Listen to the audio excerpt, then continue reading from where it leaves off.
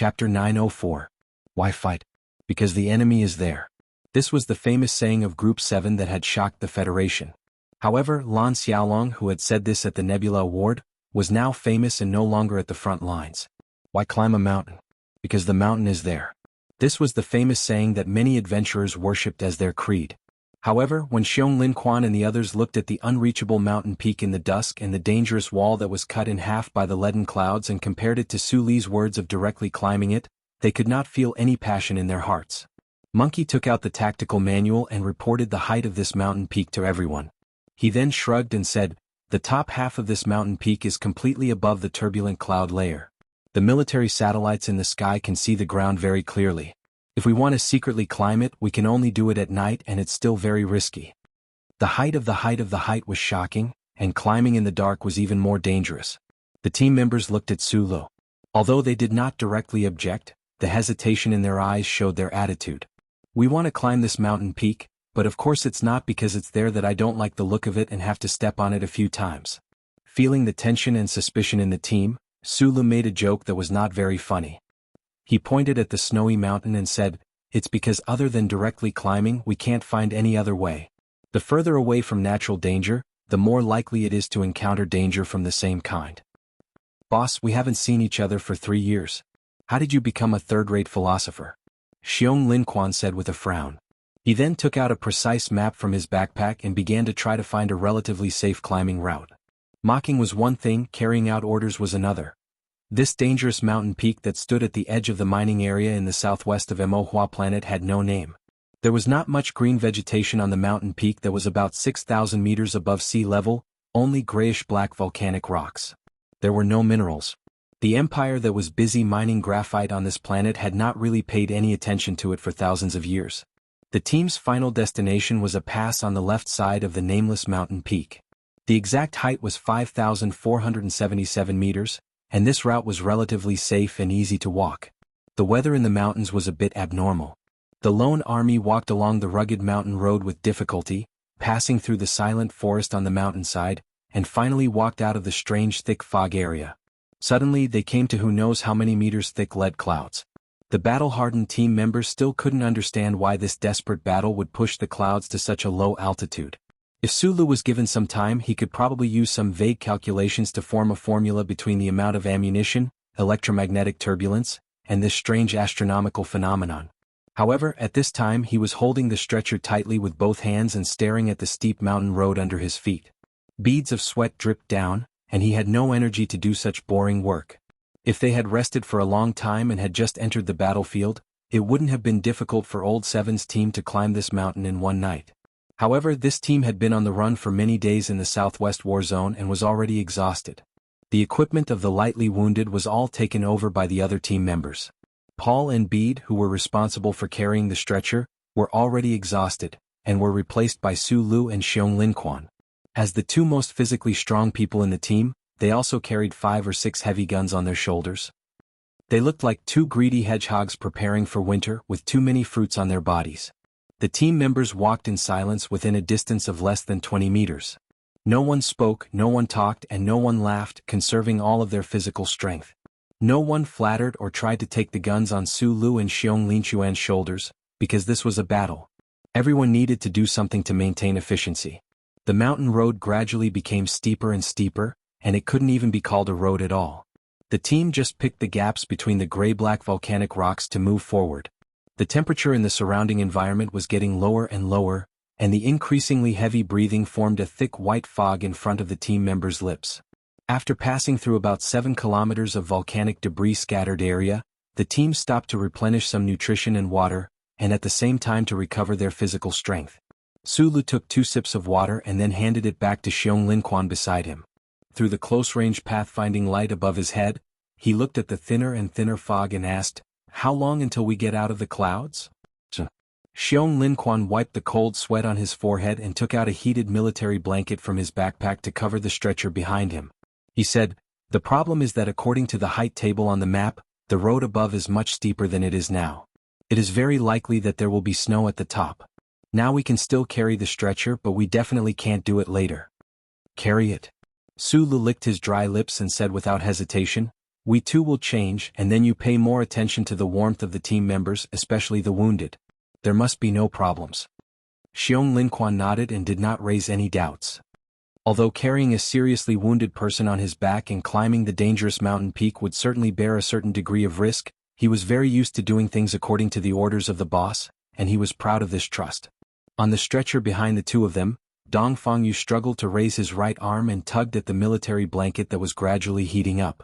Listening to the conversation, he seemed to want to say something, but in the end he did not say anything. All he did was to seriously chew on the nutrition cream paste. After leaving the grayish-black volcanic rock area, they could no longer find a ready-made passage. Monkey, who was good at climbing, explored the steep cliffs, using the fluorescent stick tied to his hip to mark the direction. The rest of the team members carefully followed behind him, always paying attention to not step on empty air and fall into the endless dark night beside the cliff. The stretcher with all the hydraulic equipment removed was left at the bottom of the cliff. Su Lu moved the heavy guns in front of him and tied Dong Fangyu behind him with a military belt. He followed behind Paul, always paying attention to his movements to avoid any accidents. Xiong Linquan followed at the back of the team and said, "We'll change after another 100 meters. Su Lu put his right hand deep into the cliff crack and climbed up with a muffled groan. He did not say anything. Similar to the calculation results, after climbing the steep cliff for a short time, the team passed through the lead gray cloud area and came to the clear night sky. Although it did not take long, this part of the road was extremely dangerous. The big moon, as white as a breast, was still on the other side of the skyline at this moment. Most of its beauty was covered by clouds, but it was still bright above the cliff because there was still a sky full of stars. The tired team members suddenly saw the cliff in front of them become bright white. They subconsciously looked up and saw countless shining stars in the blue and black night sky. They gently blinked and sent the silver light to the cliffs, plastering the bodies of the tired travelers on the cliff. The scenery was very beautiful and the starlight was very quiet. The fatigue and injuries in the team members' bodies, and the numbing smoke brought by countless battles, seemed to be washed away in an instant. They were very willing to watch the starlight fall asleep like this. They were no longer willing to lift their lead-like legs and climb toward the more dangerous pass to return to the thick lead-colored clouds again. Sulu looked at the stars in the sky and narrowed his eyes. He patted Paul's thin shoulder in front of him, indicating that he should continue to move forward. Then he ordered in a low voice, "Continue." The cliff here gradually slowed down. The team member's physical strength was on the verge of collapse, but he could not allow the team to stop and rest because the altitude here was high and the temperature was too low. Once they stopped, it would be easy to have problems. What was more dangerous was that when the starlight illuminated their path, it would be easier for the military satellites outside the atmosphere to find them. "Let's change." Xiong Linquan climbed over, gasping for breath, grabbed Su Li's military boots and said, "You ate too much of the quota. You have to give me some." Sulu looked back at him and smiled. His neat teeth looked particularly white under the starlight. He said, "When I'm gasping for breath like you can change." Dong Fangyu, who was tied to his back, was the most relaxed person in this climb, but the low temperature and turbulence between the peaks still made him extremely uncomfortable. However, he did not want to affect the progress of the team, so he remained silent all the way. Even when the severe tearing pain came from the wound in his abdomen, he just frowned a little more and licked the blood between his gums faster. He refused to let out a groan. However, at this time when he heard Su Li's words, he finally could not help but speak. He used the only hand that could move to tighten the blanket on his body and said mockingly, "He likes to show off. Big Bear, let him continue." Su Lu ignored him and followed Paul's footsteps and began to walk again with difficulty. The heavy guns on his chest were like pendulums under an old clock, rippling back and forth, appearing to be particularly rhythmic. After several hours of difficult climbing, this lonely team, which was regarded as an enemy by all humans, finally succeeded in climbing the rarely visited Nameless Peak Pass. The pass was more than 5,000 meters above sea level, and the oxygen density was extremely low, but it still ushered in a burst of soft cheers that could not be suppressed. The extremely tired team members, with wild smiles on their faces, struggled to walk to the bottom of the suspended cliff. They did not care about the ice and snow between the gravel and just lay down on their backs. With the cover of the cliff, there should be no need to worry about being discovered by military satellites in the sky, so Xiong Linquan did not stop the team members from collapsing like a carnival. He took a deep breath, drove away the tiredness in his chest and abdomen, and began to distribute medicine to the team members. Su Lu piled Dongfang Yu and the heavy guns in the corner under the cliff and took the energy bar handed over by Xiong Linquan. From the label, he found that it was actually the provisions of the Imperial Army. Only then did he remember that they had been on the run for 2 months in the Southwest Theater of Operations, and the original provisions must have been long gone. After chewing 2 mouthfuls of the energy bar, he walked to Paul and whispered a few words, then picked up his military backpack and walked out of the suspended cliff. Xiong Linquan, who was changing the medical tape on Monkey's back, looked at his back in confusion. He did not understand what he was going to do. At this time, staying under the bright starlight for 1 more second may bring more danger to this team. Chapter 905. Just like this tired lone army, the bright moon of planet Mo finally broke through the blockade of the thick clouds after a difficult climb. It leaped into the deep blue night sky, immediately suppressing the surrounding starlight. The bright but still cold moonlight slanted down from outside the atmosphere, illuminating the mountain pass piled with snow and rubble. Even further away from the cliff, one could faintly see the moonlight mixed with countless clouds dancing together, turning into an indescribable illusory scene. Not many people could personally witness this rare scene of the moon moving clouds at night, but Su Lu did not walk out of the hanging cliff to enjoy the scenery. He walked through the shadows to the cliff edge and stopped. Standing in the darkness, he threw his military backpack into the moonlight.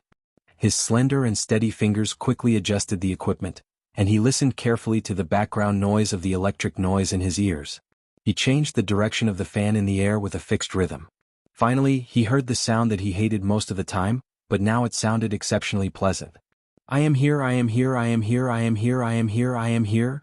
Listening to Philip's non-stop repetition in his ears, Su Lu could not help but frown.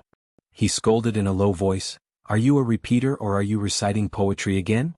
In order to let you find me when you want to find me, I have to keep repeating this sentence like an idiot. It's already very hard. As for reciting poetry, if it was reciting poetry I would definitely say, I am not here, I am somewhere else."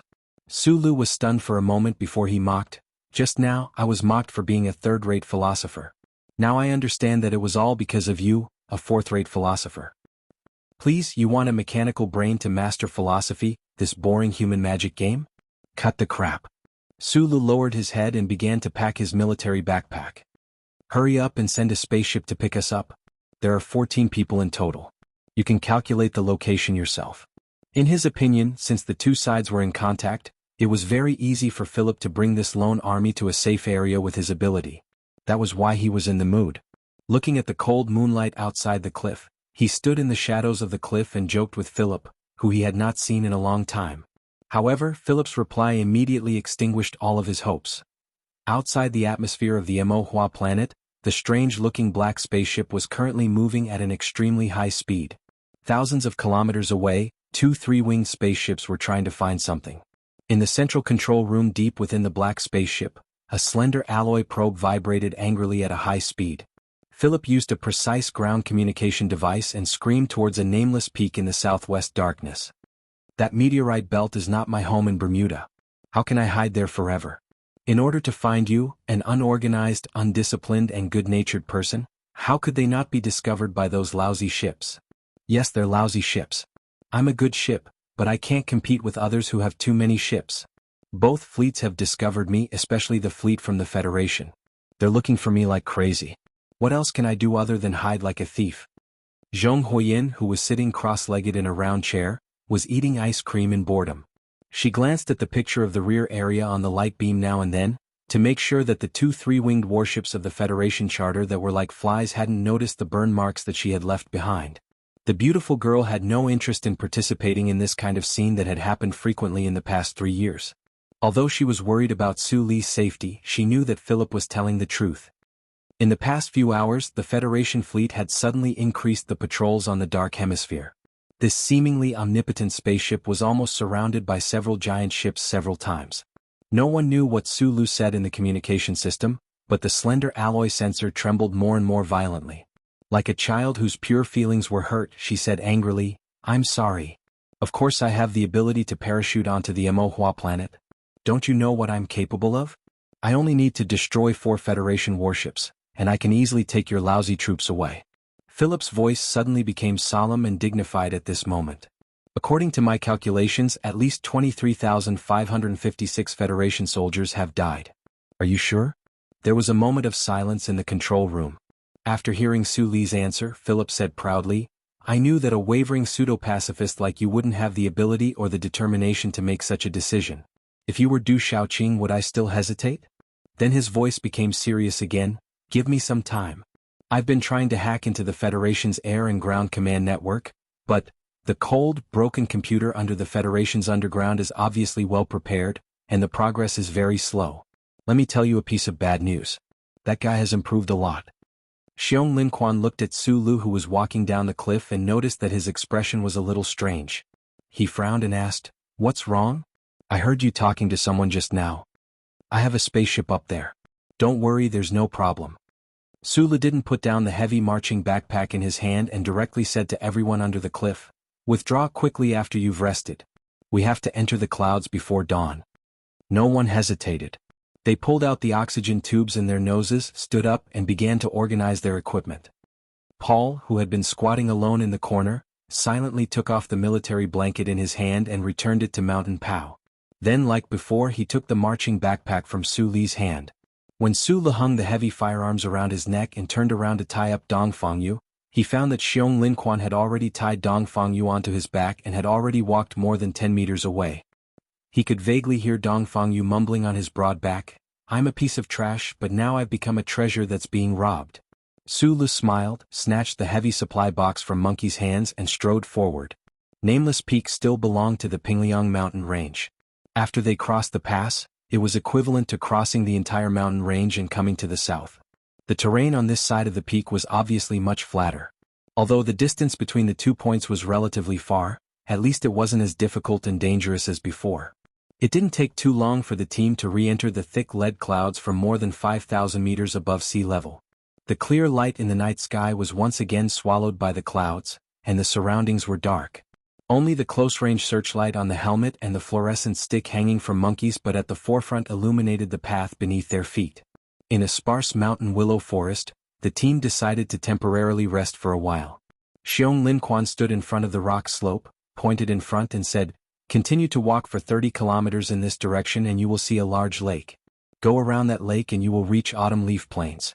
Then pass through a gentle mountain and you will reach the camp. If nothing happened to old Gu, he should be waiting for us in that camp now. Su Lu, who was standing beside him, narrowed his eyes and looked into the endless night. The base doesn't know the exact location of the camp? This is a habit of NTR. The location of the camp is strictly kept a secret. It was chosen at the last minute during the mission. Even the division headquarters doesn't know where the camp is. Su Lu nodded and narrowed his eyes. The fog around the rock peaks was actually the lead clouds that could be seen when looking up from the ground. It blocked out all the light in all directions so they couldn't see the lake and Autumn Leaf Plains that Xiong Linquan had mentioned. Xiong Linquan brought up the electronic map, tapped his finger lightly and said, We will turn at the edge of Autumn Leaf Plains. According to the orders of the General Staff, all federal forces are strictly prohibited from entering the eastern region of Autumn Leaf Plains. What? I heard that the Academy of Sciences expert support team discovered that the graphite mine east of Autumn Leaf Plains has mutated. The radiation is especially severe, and the human body can't withstand this kind of radiation at all. The detour will be longer and the chances of encountering enemies will be higher. Su Lu looked at the clear red line on the electronic map and frowned. Is the General Staff's statement reliable? Will there be any problems? The underground resistance has been sending in intelligence. There is a rich graphite mine below the plateau, but the Empire has never mined it. This can be used as proof. Su Lu agreed with this judgment after a moment of silence. He and Xiong Linquan didn't notice that Dong Fangyu, who was sitting behind them, frowned after hearing this. I'm still worried about the sky. We walked for too long outside the clouds just now. Will the base discover us? Xiong Linquan put away the electronic map, looked at Su Lu and said worriedly, The sensitivity of military satellites isn't high, but the Bureau of Proclamation must have scattered countless signal relay stations in the sky above the southwest war zone. Those things are very good at capturing the pulse of the identity chip. Speaking of this, he subconsciously touched the back of his neck and laughed self-deprecatingly. I've lived for almost 40 years, and there are only a few times when I remember that I have a chip buried in my neck. Only now do I realize that this thing is really deadly. Boss, is the chip behind your neck still there? Does the Empire have a way to take it out? If the Empire had such advanced technology, this war wouldn't have started at all. Sulu replied with a smile. He didn't discuss this further. He patted Xiong Linquan's shoulder and said, "Don't worry about the glory of the charter. Just keep walking. It'll be fine as long as we don't run into the enemy." From the beginning of their escape until now, no one in the team had noticed that there was a small device in Su Li's jacket pocket that kept emitting a faint blue light, an invisible blue light. Going all the way down from the nameless mountain pass, the exhausted team had just left the lead clouds and entered the thick fog. This strange fog cast a layer of ominous foreboding in the team's hearts. According to the Federal Forces military manual, Mo Hua Planet, especially the southwest mining zone, had never had such a large and continuous foggy weather in this season. Just as the atmosphere of the team was oppressed to the extreme by the thick fog, the surrounding environment suddenly changed rapidly. The fog was disappearing at a speed visible to the naked eye. To be more precise, it was being absorbed by some strange force and then evaporated without a trace. The sky at the end of the rugged mountain path suddenly brightened, and a tranquil lake appeared before everyone's eyes. However, the disappearing fog was not a gift from the sky, but the influence of the human war. The team members on the mountain path saw the densely packed mecha and armored vehicles by the lake, saw the bullet lines dancing in the sky, and felt the blazing artillery fire that was enough to evaporate the fog. They were so shocked that they couldn't say anything. They were witnessing the decisive final battle between the Federation and the Empire in the Southwest War Zone. Chapter 906. Hundreds of cruise missiles whizzed over from the distant horizon. With an irresistible, terrifying power, they smashed into the enemy's base. Following the violent explosion, countless suns rose above the lakeside field at the same time, making the real sun outside the lead clouds even dimmer. The high temperature represented by the blazing white light instantly evaporated the thick fog that shrouded the battlefield. Beside the remains of the armored vehicles that were blown away, hundreds of clusters of thick smoke spread out ferociously. Countless black dust condensed into clouds that covered the lakeside and blocked everyone's sight. Accompanied by ear-numbing, terrifying screeching noises, the level-fire dense arrays of the Federation and the Imperium opened fire at the same time. Threads of light that were even denser than the heavy rain tore through the air above the lake at a high speed. Tens of thousands of fine red threads of light melted the last remaining fog in the air and landed on the enemy's position. Every thin light thread was a dense artillery shell. Tens of thousands of artillery shells exploded on the fields around the lake at the same time. It was a spectacular scene with terrifying power. The black soil at the frontmost area was all blown up by the intense bombardment. Countless miserable holes appeared on the temporary alloy bunker built by the engineering mechas. Even Su Lu and the others, who were standing at the foot of the nameless mountain more than 10 kilometers away, could feel the ground trembling slightly. From time to time, artillery fire would land on the surface of the lake. Although the probability of the dense artillery fire deviating from its trajectory was not high, because of the high frequency of firing on the battlefield, the lake between the two armies, which was originally as calm as a mirror, began to surge with wave after wave. The water splashed with the mud at the bottom of the lake, and the corpses of countless silver fish that had been shaken to death began to pile up on the shore. Xiong Linquan and the others stood at the foot of the nameless mountain and silently watched the battlefield through the telescopes in their individual helmets. Their expressions were extremely complicated. Because of the distance between them and the battlefield, the loud explosions sounded somewhat muffled and soft in their ears. However, they could feel the earth-shaking momentum. They couldn't hear the screams on the battlefield, but they could imagine how many of their comrades were screaming in pain and then dying.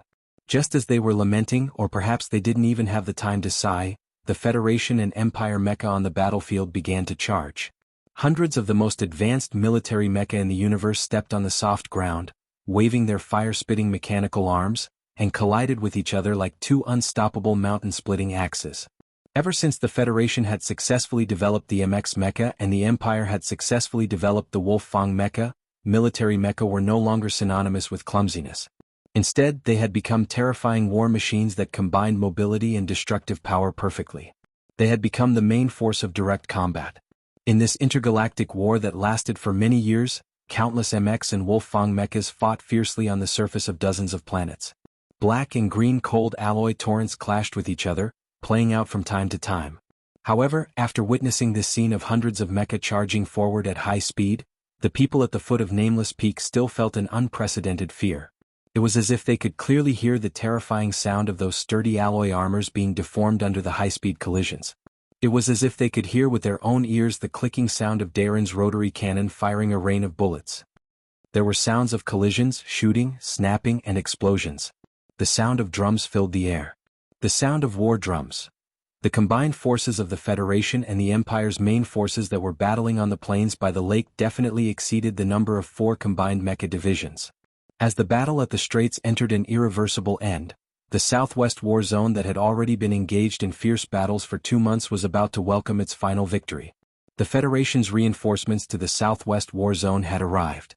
The 2 reserve mecha brigades that the Empire had always held in the palm of their hands had also entered the fray. The Empire was at a disadvantage in the overall battle. For the next half a year they would have to shrink back and maintain a defensive posture.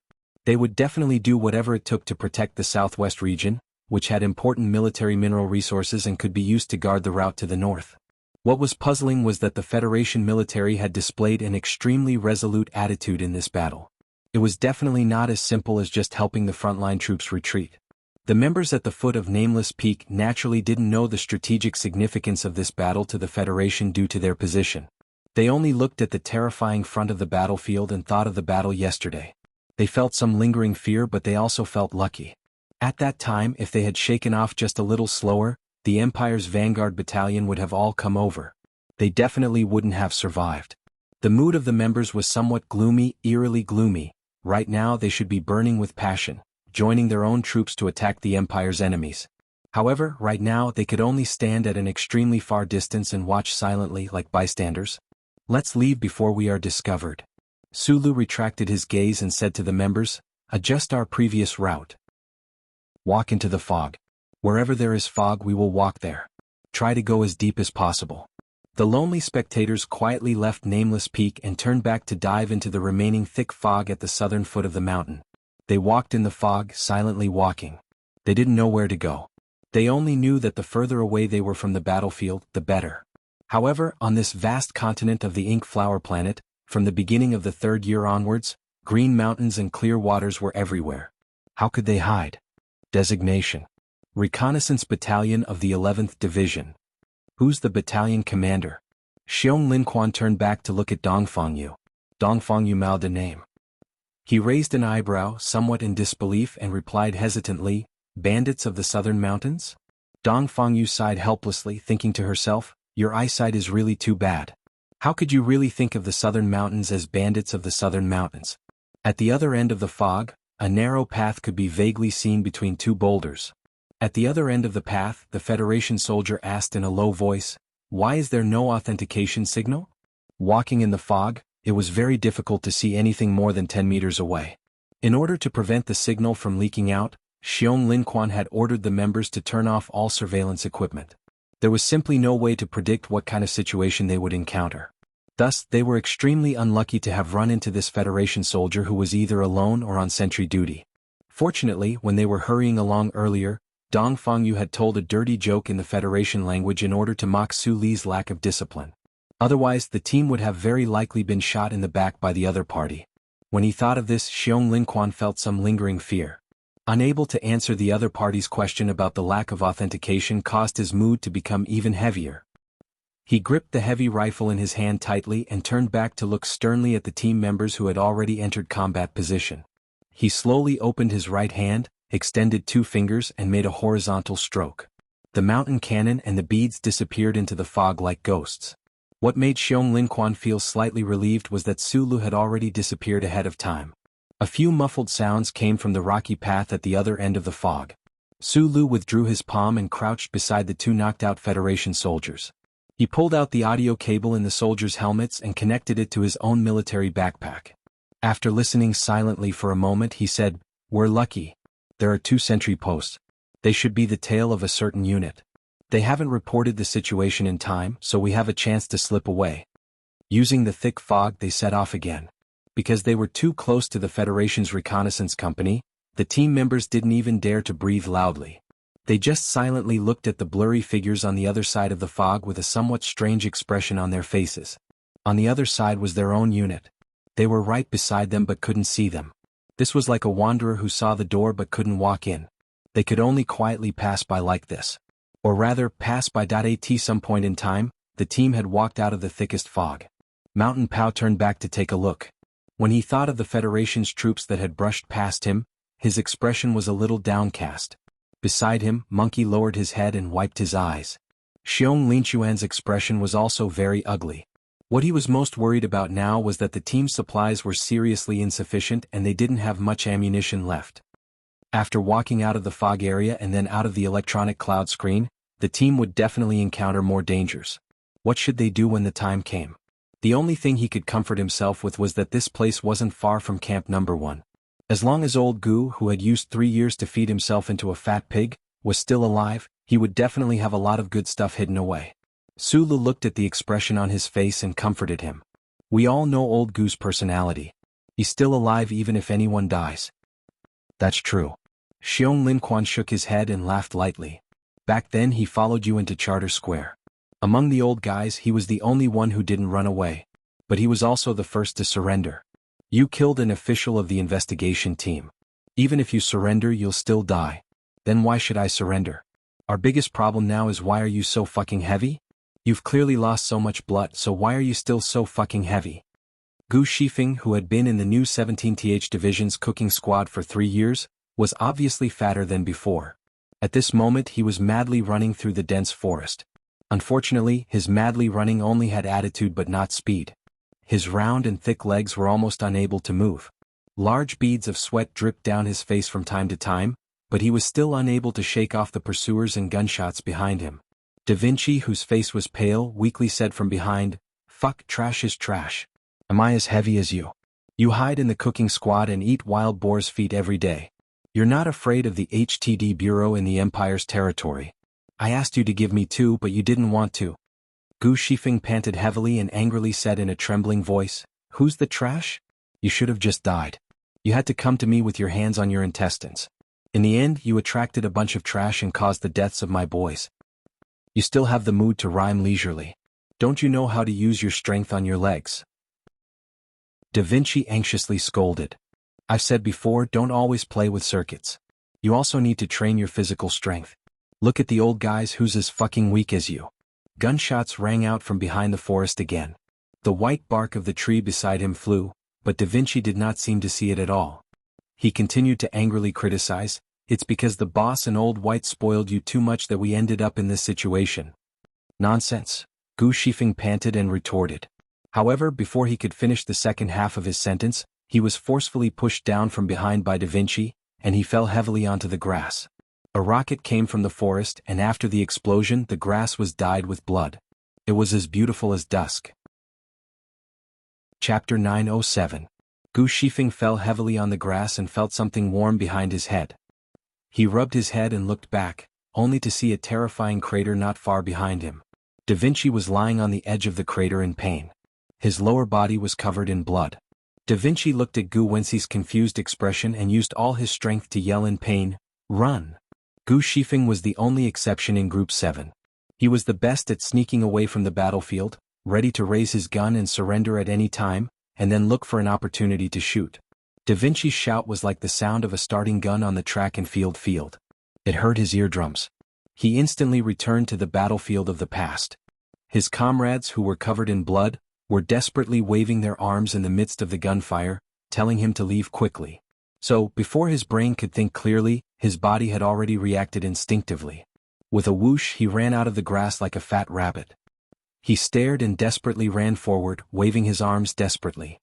His round fingers desperately scratched in the wind in the forest, but he could not catch anything. It was futile. The figure that was about to enter the dense forest suddenly stopped. Gu Shifeng turned around and began to desperately run back. Da Vinci stared at Gu Shifeng, who had run back to him, and roared angrily, "Why didn't you run?" Gu Shifeng looked at his legs that had been blown to pieces. His expression was extremely ugly. He seemed to want to cry but did not. He explained in a trembling voice, "I can't run anymore." Da Vinci looked at him strangely as if he was looking at an idiot. He gritted his teeth and refused to let the pain in his body force him to groan for mercy. Hearing the gunshots that were getting clearer and clearer behind him, he looked at the rapid figures of the elite special forces in the forest. His chest was cold. He gasped and said, "Then what do we do now?" After saying this, his throat moved slightly and he spat out blood. His face was even paler. Gu Shifeng half knelt in the grass in front of him. He wiped the sweat on his forehead and said in a trembling voice, "Let's die together." "Die together my ass," Da Vinci gasped and said, "When did Group 7 ever do this?" Gu Shifeng's expression was a bit sluggish. After a moment she said, "I already said that I'm the special one. I don't have good stamina, so why can't I?" The light in Da Vinci's eyes grew dimmer and dimmer. He knew that old Gu was right. It seemed that the two of them could only die here today. While he was waiting for death, he still could not forget the quarrel from before. He struggled to ask intermittently, "You, just now, said, nonsense. What do you mean?" Gu Shifeng sat down in the grass and didn't even look at the figures of the Special Forces members who had already rushed out of the forest. She panted and said, "I'm the best at electric control in Group 7. Boss and Old Bai spoil me because they value talent." It was unknown whether it was the final radiance of the setting sun or the burning of his life, but Da Vinci's breathing became much steadier. His face was extremely pale due to excessive blood loss, but he still had the mood to ridicule. He said, "Back then during the small meeting in the team, everyone wanted to invite this young master to the 7th group. If he had agreed at that time, you wouldn't have had the chance to be so arrogant. Let's see what you can be so proud of." "I'm going to die." Gu Shifeng rubbed her hair in frustration and then cried in pain.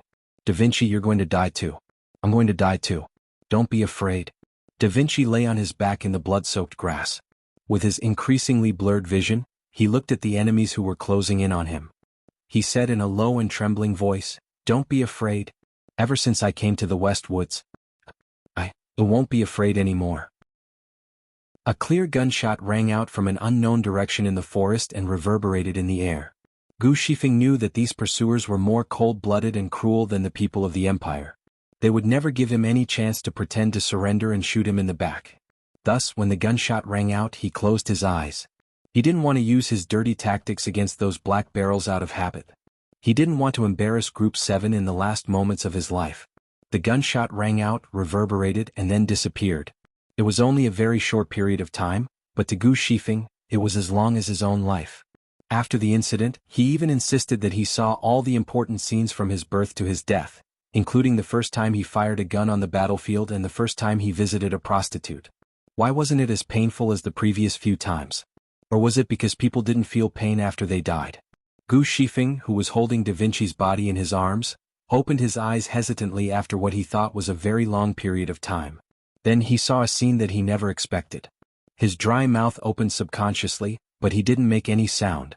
20 meters away, the Federation Special Forces soldier who was aiming a Qian light gun at him suddenly had a delicate and round hole appear between his eyebrows. Then a terrifying blood-soaked flower bloomed from the hole. Bang! The clear and dull gunshot rang out from behind the forest again. Then a second and third gunshot rang out. It was as clear as music. The few Federation Special Forces elites who were about to pull the trigger and kill Gu Shifeng and Da Vinci suddenly had countless bloody holes appear on their bodies. After a series of muffled popping sounds, their bodies trembled violently, and they fell to the ground dead. Then a grenade dragged a long tail and flew in a crooked manner in the forest. It whistled through the air above the grass at high speed and pierced into the back of the forest like a poisonous snake.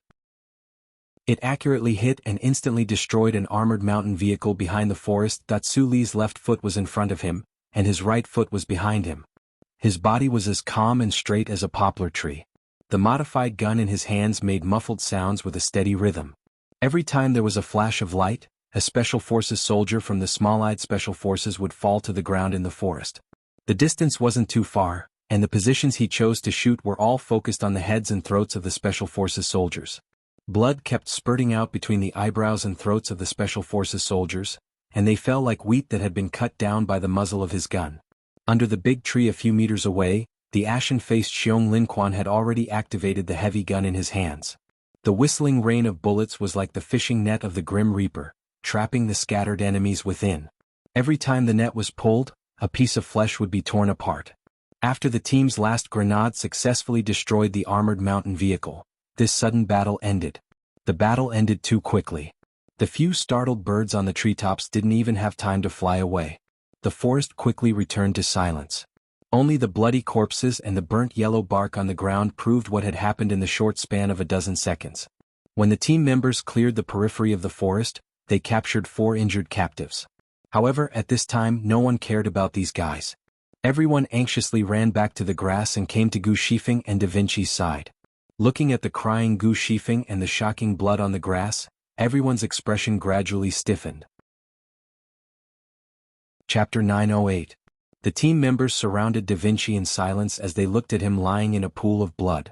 Their hands that were holding their guns became extremely stiff. Small bubbles of blood slowly seeped out of his tattered pants, and they could even see the broken bones. His legs were probably crippled. What was more serious was that he had been shot twice in the chest and abdomen a few days ago in the camp. He had miraculously recovered during the escape, but now the wound had opened up again. Although Da Vinci had always boasted himself as the number 2 cockroach of Group 7, and although he had perfectly displayed his powerful vitality during the process of escaping alone in the forest, the heavy injuries had ultimately defeated his body and spirit. He was like a helpless pale youth, lying in Gu Shifeng's arms on the verge of death, and his eyes gradually lost their luster. The team members opened the glass screen of their individual helmets and smelled the smell of blood on the grass. They began to call Da Vinci's name, wanting to accompany him on his last journey. Xiong Linxuan's face was livid. He turned around and threw his helmet away, creating a deep hole in the wet grass. However, he still could not vent the emotions in his heart at the moment. Su Lu squatted down and picked up Da Vinci's body from Gu Shifeng's arms, who was about to faint from crying. He laid him flat on the soft grass, pulled out a tourniquet from his waist, and forcefully wrapped it around Da Vinci's thighs. He then tied a knot.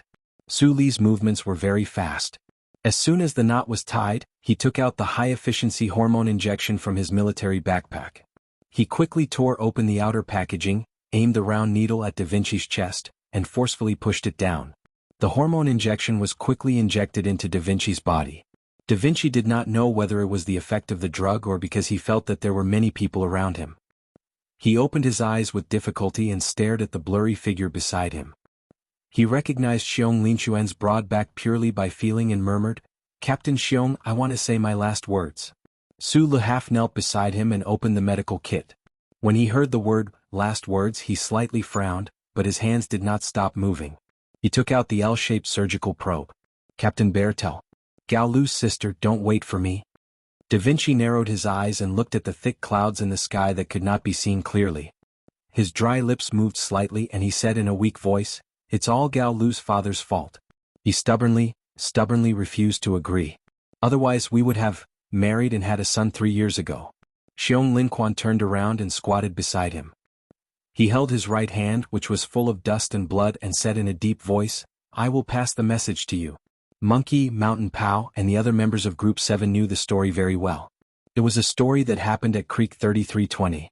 Xiao Shirshan sacrificed himself to save Da Vinci. Da Vinci was determined to marry his sister, but for some reason, Da Vinci's father, who worked in the capital ring, did not agree. Putting down, or rather, giving up the last stone in his heart, Da Vinci's pale cheeks showed a hint of relief. However, a moment later, 2 streams of tears flowed down his cheeks. He cried and said, "Her father doesn't like that I'm the son of the governor." Da Vinci grabbed Xiong Linxuan's hand tightly and cried, "I'm a war hero, right? I hate those fucking politicians, corrupt officials, but my father is such a person. I hate him. Tell my mom to divorce him. Tell her that these are my last words. Mom, I miss you."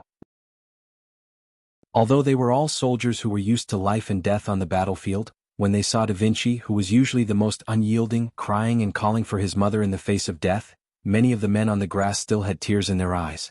Da Vinci's head fell to the side weakly, and then a blurry figure entered his eyes. This figure was very important to him and very familiar, but he had not seen it for a long time. "Boss, am I seeing things or am I going to die? How can I see you?" Su Lu heard Da Vinci's muttering question, but he did not answer. At this time he was burying his head in treating the terrible injuries on his lower body. He had just finished mixing the 3rd blood coagulation injection and was preparing to remove the terrible shrapnel between the flesh and blood. "Da Vinci, you didn't see wrong. It's the boss. The boss is back. The boss is here to take us out of this damn place. You can't die." Shan Pao roared anxiously and then begged Su Lu, "Boss, say something." Su Lu was still silent. He listened carefully to Da Vinci's breath that was getting weaker and weaker. His pair of knife-like thick eyebrows became tighter and tighter, and his heart became colder and colder. In the 68th year of the constitutional calendar, the Federation government under the leadership of President Pabre began a series of operations in order to restore the glory of the 17th Division War God.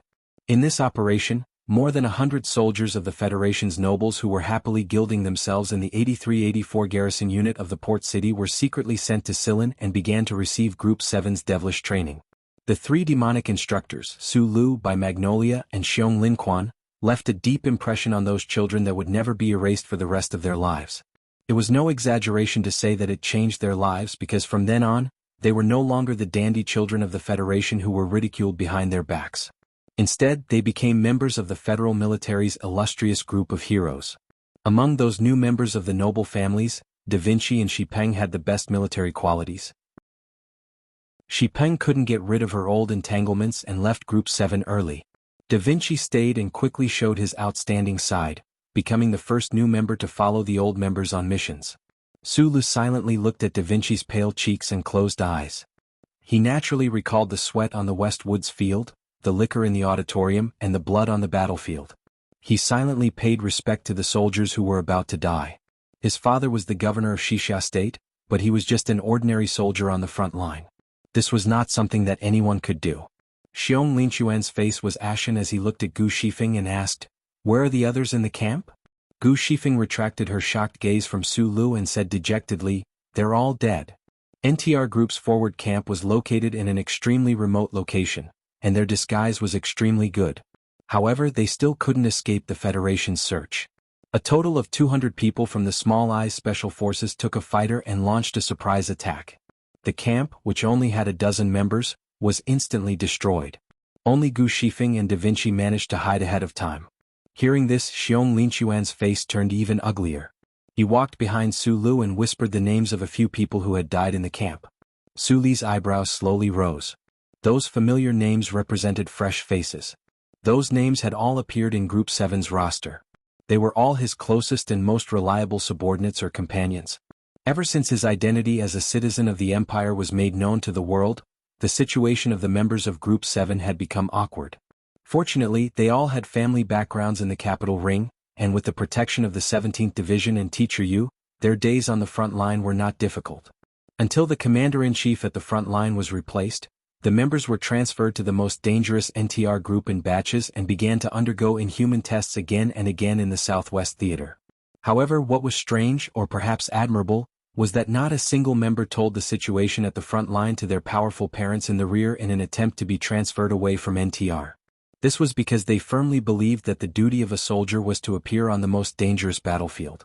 If they did not go to the front line, there would naturally be other ordinary soldiers who would go to the front line. How could they cry and ask for their mothers at every turn? Even if they're retired, there are less than 30 people left. Su Lu looked at the few members around him and silently calculated in his mind. When he thought of those high-ranking military officers in the Federation base, his eyebrows slowly rose. The 4 captives were escorted over. Their bodies were more or less injured, and their faces no longer had the usual arrogance and confidence, only nervousness and panic. The Small Eyes unit, which was a military establishment but belonged to the Federation government's Joint Investigation Department, was mostly from Philadelphia. They had all undergone special training at the Philadelphia Training Hall and were abnormally strong. In their eyes, whether it was Du Shaoqing's Iron 7th Division or the new 17th Division, they were all just a mob. They never would have thought that they would be defeated so quickly and so thoroughly in the previous battle. They didn't even have time to report the situation to the headquarters at the rear before they lost in a complete mess. They were humiliated and became prisoners of war. Su Lu was very clear about the origins of these Special Forces soldiers. The first person to fight these people in this world was himself. To be more precise, when the Federation's Small Eyes unit was first established, their only purpose was to capture or kill him. He stared at the Small Eyes blood seal on the captive's shoulders and said, "You are Li Jiedu's men." The captives did not answer his question. Instead, the officer looked at Su Li's face and his expression became more and more strange. He said in shock, "You are Su Lu." After a moment he seemed to understand something. He looked at the people around him and roared angrily, "You are indeed colluding with the people of the Empire." The officer stared into Xiong Linquan's eyes and threatened coldly, "I suggest you let us go immediately and surrender. Otherwise you will definitely regret what you did today." The sound of a gun being loaded rang out. Xiong Linquan glared with his blood-red eyes, raised the barrel in his hand, and aimed it at the officer's forehead. He roared furiously, "I'll make you regret what you've done today." Gu Shifeng, who was being supported by Shan Pao, said in pain, "Kill them and avenge our brothers." The officer of the Small Eyes Combat Unit looked at the muzzle of the gun that was inches away from him. His face turned pale from fear, but his eyes were unusually bright. He roared forcefully, "You dare to kill the captives." "It's not the first time I've killed them," Xiong Linquan replied in a low voice. The Small Eyes Combat Unit officer's expression changed drastically. He finally remembered that he was facing Group 7, the legendary Group 7 that dared to do anything. His gray lips trembled quickly for a moment before he screamed, "Federation people don't kill Federation people." This was a famous quote from a Federation member. Back when the West Woods was at its strongest and the internal situation of the Federation was very unstable, one of the ancestors of the Zhong family looked at the television camera and calmly said, "Federation people don't kill Federation people." Since then, no one had discussed the issue of West Woods' independence. Hearing these shameless words, Gu Shifeng spat at the officer and said with endless hatred, "Then why did you shoot at us? Federation people really shouldn't kill Federation people." Su Lu took the gun from Xiong Linquan's hand and looked at his team members who had angry expressions and the few captives from the Small Eyes Combat Unit who had complicated emotions. He paused for a moment before he raised his arm and pulled the trigger in a simple and neat manner. Pah, pah, pah, pah. 4 crisp gunshots rang out. 4 Small Eyes Combat Unit Special Forces soldiers, with bloody holes in between their eyebrows and expressions of shock and fear, fell dead on the grass that was already covered in blood. "But I'm from the Empire," Su Lu said to the 4 corpses. Then he walked back to Da Vinci's side. With the last bit of desperation and exhaustion, he slapped Da Vinci's face and roared in a low voice, "Wake up!" Da Vinci slowly opened his eyes and woke up. In the backup camp prepared by Gu Shifeng, the team restocked some ammunition and once again set foot on the road of escape. However, this time, other than Dong Fangyu, there was also Da Vinci in the team. On the stretcher temporarily made of branches, Dong Fangyu often frowned from the jolting. Da Vinci was still in a semi-conscious state. He even convulsed when they came to Pinecone Ridge. He wasn't completely out of danger yet. Su Lu threw the device in his backpack to Gu Shifeng and told him to repair it as soon as possible. Otherwise, he wouldn't be able to contact Philip under this cloud of lead and would feel very insecure. As for himself, he was still with Xiong Linquan, acting as the main force carrying the stretcher. Gu Shifeng lived up to his reputation as the federal military's top electronic control expert. Although he had completely repaired the device, through his thick and round fingers, the team was able to listen in on a few secret communications from the Federation base. The order to kill them was no longer new. What everyone noticed was that the decisive battle by the lakeside had already been decided. The remnants of the Empire's army were scattered in a corner of the southwest war zone. The wider plains had already been completely occupied by the federal forces. "I still feel that we should return to base and tell everyone the truth. Otherwise, there's no point in continuing to run like this, unless we really defect to the Empire's side," Dong Fangyu on the stretcher said. Su Lu frowned and said, "The key is that those people in the base won't give us a chance to speak. They don't ask us questions, only bullets. You shouldn't have been so impulsive as to kill those 4 captives." Dong Fangyu coughed painfully and said, "Now, even if I want to explain it, I won't be able to." After a moment of silence, Su Lu said, "You're not a member of Group 7. You don't understand that we rarely say anything. We're only used to doing things." The team silently walked through the fog-shrouded mountain forest. After a long period of silence, Dong Fangyu on the stretcher suddenly said in a hoarse voice, "I know a relatively safe place. It's just a matter of whether you dare to go or not." Chapter 909. "Where is it?" Su Lu asked. "BG Plateau." Dong Fangyu mentioned an unfamiliar place. Xiong Linquan, who was in front of the stretcher, frowned and asked, "Isn't that the radiation zone we mentioned before?" "It's just beside Akihabara. It's not big, only about 2,000 square kilometers. If you want to pass through Akihabara without being exposed to the military satellites, you might as well go through BG Plateau. As long as there are no problems along the way and you can successfully break into that area, then the Federation's ground forces won't pose any trouble. Because of the radiation, the Federation's ground forces have never dared to enter BG Plateau. Naturally, it's not a problem," Xiong Linquan said angrily. "But we're not a bunch of monsters in lead jackets. The radiation itself is the biggest problem." Dongfang Yu rolled over on the stretcher with difficulty and looked at the shadow fragments of the sky formed by the leaves of the dense forest above his head. After a moment of silence he said, "Actually, federal forces have gone in before. To be precise, there have always been federal forces inside." Sulu frowned and looked at him. After a moment of silence he asked, "You've gone in before?" "The 4 strongest divisions of NTR went in 2 years ago. Trust me, the radiation on the surface of the plateau is not very harmful to the human body," Dongfang Yu said indifferently. Dongfang Yu said indifferently, "You don't have to ask why I dared to let you go to the plateau when there are Federation troops inside. The reason is very simple. It's because the Federation troops left on the plateau are all engineers, and they should be underground." Su Lu and Xiong Linquan looked at each other. They somewhat believed Dongfang Yu's words, but they could not completely believe it. This was because after this person finished speaking, he shut his mouth tightly and refused to provide any more details, nor was he willing to talk about his experience when he went in before. In a valley, the team stopped temporarily to discuss the route forward. Sulu looked at Da Vinci, who was still unconscious, and then at Gu Shifeng, who was busy repairing the equipment.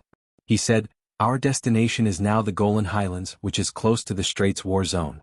I can't explain why I chose that highland for the time being, but I believe it's the best choice. For the past 3 years, the entire Mohua planet had been a battlefield. Now this small team had no base or backup. Everywhere they looked, they were surrounded by enemies. They were in a desperate situation and did not know where to go. Needless to say, their trust in Sulu was so firm and even blind that nobody remembered that he was a citizen of the Imperium. Even if any one of them were to offer an opinion, they would probably all agree. The problem now is how to get there.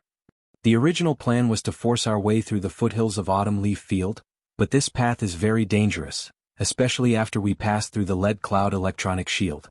The base can discover our position at any time. We are carrying 2 seriously injured people, so it is impossible for us to move too quickly."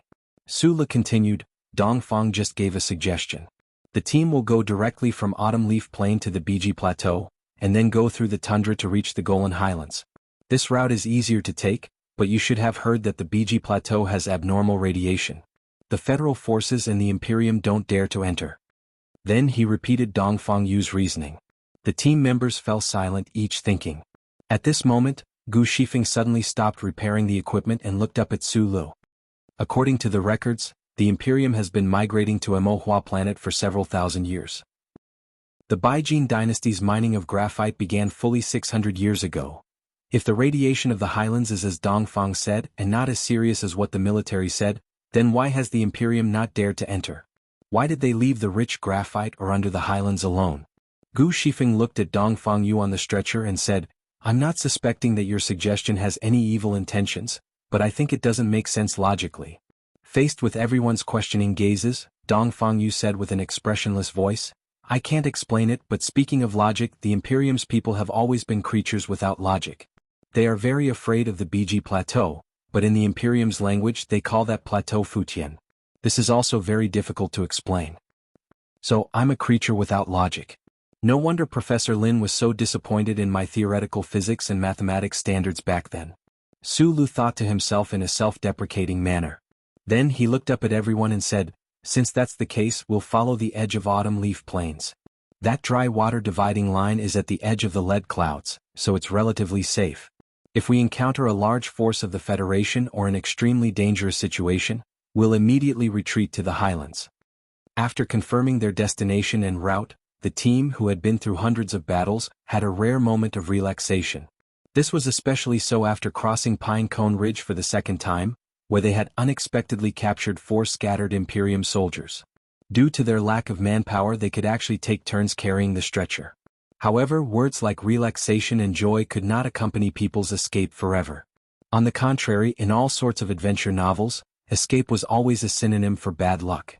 Therefore, less than 4 hours after the team set foot on Autumn Leaf Plains, they encountered a reinforced Federation company at a mountain pass shrouded in a thin layer of fog. Not every sudden battle would have a sudden and perfect ending like the previous few. There were less than 10 people left in the team who could fight, and they still had to monitor the 4 Imperium prisoners responsible for carrying the stretcher. Suddenly encountering a reinforced company of more than 120 people, they were immediately suppressed to the point where they couldn't even raise their heads. Danger surrounded them. Through the thin fog, Su Li's expression was extremely grim as he looked at the Federation soldiers moving toward the cliff. From time to time, bullets whistled past his head and pierced deeply into the hard black cliff. The shrapnel that shot out struck his back and caused him a burning pain. A muffled explosion came from the west. The explosives set by Gu Shifeng and the near-perfect geomechanics calculation once again played a crucial role. Hundreds of tons of rocks rolled down from the mountain stream, accurately and dangerously brushing against the highlands as they roared down. They heavily smashed into the west side of the mountain path and shook the entire valley. The team was currently controlling a cliff with excellent terrain. Looking down from above with the help of the thin fog, it wasn't difficult to defend. After the rocks blocked the enemy's path of attack from the west, they didn't feel too much of a problem. However, battle was not a game of chess. Everyone, including Su Lu, knew that with just these cliffs and rocks, there was no way they could stop the attacks of a reinforced Federation company. Although the enemy didn't have mecha, their firepower was too strong. Therefore they had to retreat as quickly as possible. However, Monkey, who was in charge of finding a path, still hadn't replied. "We need to hold on for at least 2 more minutes." Xiong Linquan crawled to Su Li's side and shouted amidst the dense gunfire, "We need to find a path that the heavily injured can pass through. We can't hold on anymore." Su Li casually fired a shot at the bottom of the cliff. Looking at the clear and organized fan-shaped attack formation of the reinforced Federation company, he said in a low voice, "There are too few shooting points. We can't form a suppressive fire net." They didn't know which division the Federation company at the bottom of the cliff belonged to, but after knowing their identity, they fired without any hesitation. They were even more resolute and certain than when they were shooting at the Empire people. This bravery made Xiong Linquan and the others extremely angry. They were all Federation people. If they could avoid fighting, that would be for the best. Even if they were forced to fight by their superiors, did they really have to fight so viciously? Amidst the dense gunfire, there were occasional grunts from the team members. Although there weren't many of them, considering the advantage of the terrain they controlled and the number of people they had, it was clear that this battle was going to be very tragic. Xiong Linquan knew that Su Lu was right. If they wanted to form an effective suppressive fire net, they had enough guns and ammunition, but they didn't have enough people. Thinking of this, his gaze couldn't help but fall on the captives of the Empire, and his brows furrowed tightly. There was a gap in the cliff that looked like a natural trench. Da Vinci and Dongfang Yu were both heavily injured, and Su Lu, Xiong Linquan and Gu Shifeng were all here. Noticing Xiong Linquan's gaze, Su Lu knew what he was hesitating about. He pursed his lips tightly and didn't say anything. Gu Shifeng, however, directly shouted, "Don't hesitate. Hurry up and give them the guns. At this time, everyone is going to die. They won't betray us." Dongfang Yu angrily stared into Xiong Linquan's eyes and struggled to sit up. However, he fell heavily back onto the stretcher and roared with a hoarse voice, "You dare! If you give the guns to the Empire people to kill our own comrades, I'll kill you." Gu Shifeng glared at him and roared back, "Look clearly. It's our comrades who are trying to kill us at all costs. I don't want to fucking die like this." Dongfang Yu continued to roar angrily. Xiong Linquan didn't say anything. He just silently opened his weapon bag, took out the guns, and threw them to the 4 nervous and frustrated Empire prisoners. Then he handed one to Paul, who was behind Su Lu, and said in a deep voice, "Do what you did when you were in the army."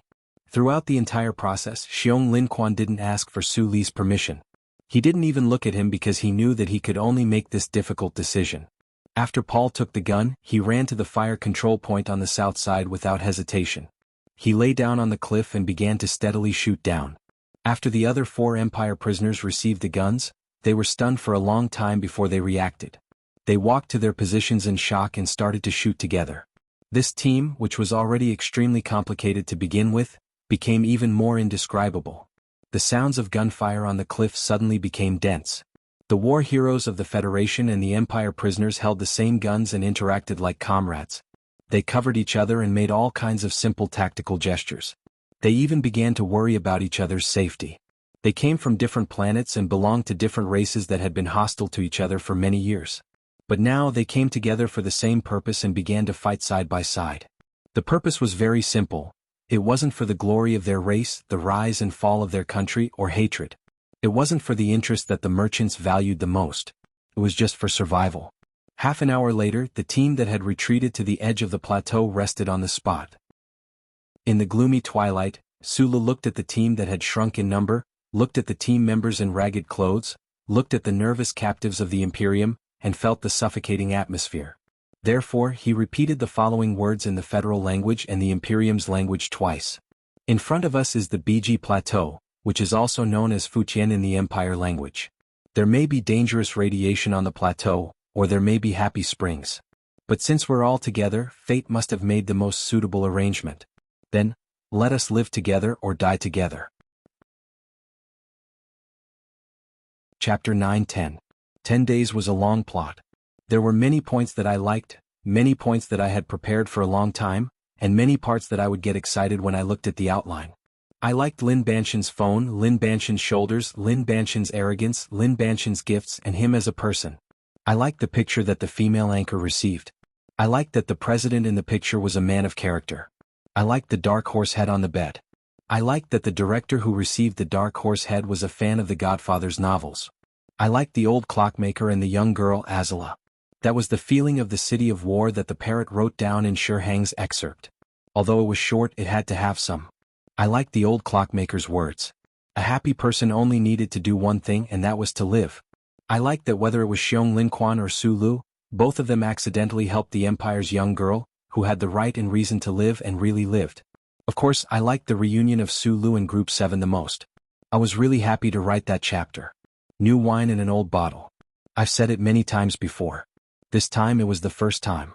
Why did Xiao Feng have to stab himself in the chest with an arrow and fight with the old brothers of the beggar sect? I didn't want to. I also liked how Gu Shifeng and Da Vinci had gone through life and death together. To be honest, I had been accumulating murderous intent for the past 10 days just to kill Da Vinci. After thinking about it, I decided to stand on the side of the people and let Su Lu slap him awake. Yes, there were already too many deaths in our world. There were also too many stories of spies. It would be warmer if this son of a governor who had yet to marry Gao Lu's sister didn't die. There was no need to say much about promises and bets. Compared to the hard-working writers beside me, if I dared to say that I was tired, I would be showing my cheap side and asking for a beating. But I have always been confident that I have a good character, and I spent 2 years seriously writing this story. I am very satisfied that I didn't waste my life. I will take a short break and then I may stop writing. When I come back, I will continue to work on this story with you. In a few more days I will end these 2 years. At such a sour time, do I still need to ask for monthly votes? Yes, I still want monthly votes. Good night, people of the spies. Good night, people of the spies. Chapter 9-11. The exhausted team walked on the BG Plateau in the early morning. Behind them were patches of light yellow grass, a sea of black gravel, a dry riverbed, and the bones of dead beasts. Just as Dong Fangyu had predicted, the radiation detector's index was indeed on the high side, but it didn't exceed what the human body could withstand. This was a very fortunate thing. Another fortunate thing was that due to the existence of this radiation, neither the Federation nor the Empire had sent any ground troops to this wasteland. As for whether or not there were any engineering mechs digging into the depths of the plateau, that was something they didn't know yet. For the people, the real danger now was the blazing sun. Not long after dawn, the high temperature instantly forced out the moisture in the human body. Then there was the somewhat unfamiliar sky without a trace of cloud. The bright light from the blue dome sprinkled down like a curtain of water, and when it came into contact with the black gravel ground, it was slightly distorted in the nearby area, shrouding the scene in front of them with a layer of unreality. Xiong Linquan reached out and wiped the line of salt on his chin. Panting, he looked at a shallow tunnel entrance a few hundred meters in front of him and ordered with a hoarse voice, "Everyone enter." In order to delay the detection of the Federation's military satellites as much as possible, and to guard against attacks from the sky, their team had chosen to hide during the day and move out at night after entering the plateau. After dawn, they had to find a mining pit where they could hide in the shortest amount of time possible. Although the radiation index in the mining pit was higher, it was still bearable. Furthermore, they had to take this risk. Otherwise, if a random Federation fighter jet came, the entire team would die on this barren plateau. This abandoned mining pit was obviously not in use for long. The alloy supporting structure in the tunnel was still shining after the dust on the surface was wiped away. Su Lu narrowed his eyes and looked at the smooth surface of the metal under his finger, deep in thought. After a moment of silence, he turned around and looked at the extremely tired team members and said, "Everyone hold on for 2 more days. As soon as we reach the Golan Highlands, there will be a ship coming to pick us up." After entering the plateau with Gu Shifeng's help, he had made a few intermittent contacts with Philip, who was outside the atmosphere. They had discussed a plan to evacuate Mo Hua planet, so he was more confident. "You have to promise that it's not the Empire's ship," Dongfang Yu said with a hoarse voice as he stared at his face. "I promise it's definitely not the Empire's ship," Sulu replied. Gu Shifeng was giving Da Vinci and Four drip when she suddenly turned around and asked curiously, "Boss, is that the ship that was so arrogant that it raised its middle finger in the capital city?" "Yes," Sulu replied with a smile. He then threw his military backpack to Paul and sat down beside Dongfang Yu's stretcher. He looked at her silently and didn't say anything for a long time. Silence usually represented a very clear attitude, but Xiong Linquan was obviously more willing to choose a more direct approach. He stared at Dongfang Yu's face and said, "This plateau radiation and these obviously new mine tunnels. Dongfang, do you still have something to say?" Dongfang Yu was silent for a very long time and then coughed painfully twice. He shook his head and said, "I don't know much. I only know that there should be some kind of strange mineral vein under the plateau's shallow layer of graphite. I've never seen or even heard of the ore produced there before. I only know that it contains very strong harmful radiation." Perhaps because he had recalled some very unpleasant memories, his eyebrows furrowed tightly and he said hoarsely, "More than 2 years ago, NTR was responsible for escorting engineering mecha into this plateau. Because it was a top-secret mission, none of you know about it. In fact, the team I led back then had taken sufficient anti-radiation measures, but after the mission 2 of the team members still contracted severe radiation sickness. I heard that they died not long after boarding the ship." "The radiation is so strong? What is that?" The team members turned to look at Su Lu in shock. They were used to looking for answers directly from him when they encountered such questions. "There are many natural radioactive elements in the universe, but those that can form mineral veins are relatively rare. But the way I see it, the crux of the problem is why the Federation wants to mine this kind of mineral vein. What is their goal? I don't know. Those who were able to come back alive from underground have all signed confidentiality agreements. Besides, I think that my luck is already good enough, so I don't want to ask these questions." Dongfang Yu frowned and replied, "But there is one thing I can remind you of. This mission was directly ordered by the Department of Defense. It didn't even go through the headquarters. At the time, Du Xiaoqing was still the commander. In the entire federal military, there was only one person who could bypass him on planet Mo Hua." Su Le shook his head and said, "But since you know about this matter, doesn't Du Xiaoqing have any doubts about it? Others don't dare to ask Li Jiedu, but he definitely does. I said before that I signed a confidentiality agreement.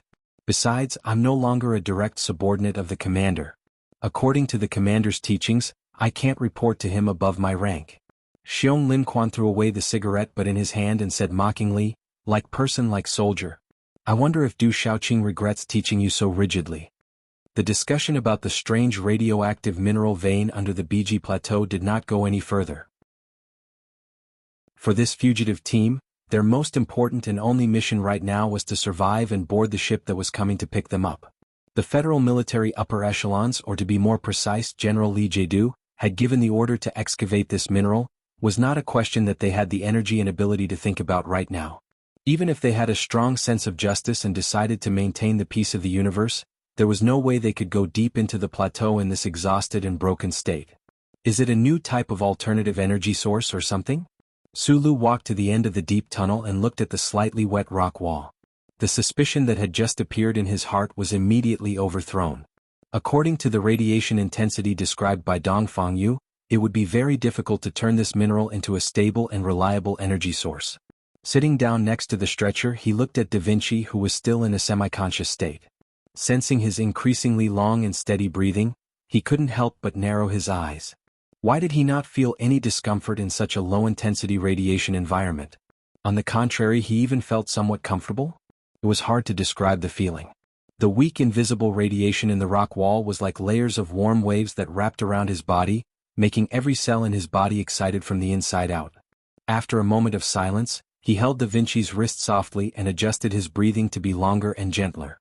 He slowly released the magical burning power that was spreading out from a certain part of his back and carefully transmitted it to Da Vinci's body through his arm. He did not know if it would work, but a thought flashed in his mind that he wanted to try it. Maybe it was because the radiation in the tunnel was too warm. Chapter 9:12. In the abandoned mine tunnel, warmth flowed through the walls. Da Vinci, who had been in a semi-conscious state, gradually began to show some miraculous changes in his body. His pale cheeks suddenly became rosy, like a dried apple that had suddenly survived the double torture of time and air, becoming fresh again. Sulu closed his eyes and frowned, not noticing this change. He continued to slowly and cautiously inject the miraculous energy into Da Vinci's body. Da Vinci's face became paler and paler, and his left shoulder began to tremble uncontrollably. It was extremely difficult. The team members who had been quietly resting noticed the situation and dragged their tired bodies over. When Xiong Linquan's palm landed on Su Li's shoulder, he suddenly opened his eyes and woke up. He smiled with difficulty and said, "I hope he can hold on." Da Vinci's appearance is a bit strange. Xiong Linquan frowned as he looked at the stretcher. Why does it feel like he's more energetic? Among the supplies at the edge of the forest, there was a considerable amount of medicine. Hearing Xiong Linquan's words, the team members hurriedly tore open the bags and replaced the medicine that was being injected into Da Vinci's body. Drip, drip, drip. The team members stared with wide eyes at the medicine that was silently dripping from the soft infusion tube. Their expressions were extremely serious and nervous. Everyone knew that this was a critical moment. If Da Vinci could withstand the strong stimulation of the hormone medicine and withstand the pressure in his blood vessels and wake up, then his life would be saved. If he couldn't wake up, then it would be very difficult for him to wake up in the future. After an unknown amount of time, the imperial soldier in the corner of the mine saw the index finger of the hand beside the stretcher tremble slightly. He cried out in shock. Then, to everyone's delight, Da Vinci, who had been unconscious for many days, finally opened his eyes and woke up. Someone dimmed the light to avoid irritating his eyes. Da Vinci looked at the blurry face in front of him in frustration and exhaustion. He probably knew that he was still alive. His ash-gray lips curled up with difficulty and squeezed out a smile. At this time, Gu Shifeng stopped repairing the equipment. She used her round fingers to hold a pair of thin tweezers and dipped them in some water. She carefully wiped away the dry debris at the corner of his eyes. She could not hide her joy and fear. She laughed and scolded him, "You really are the number 2 cockroach of Group 7. The cockroach was the symbol of a cockroach in the traditional culture of the military camp.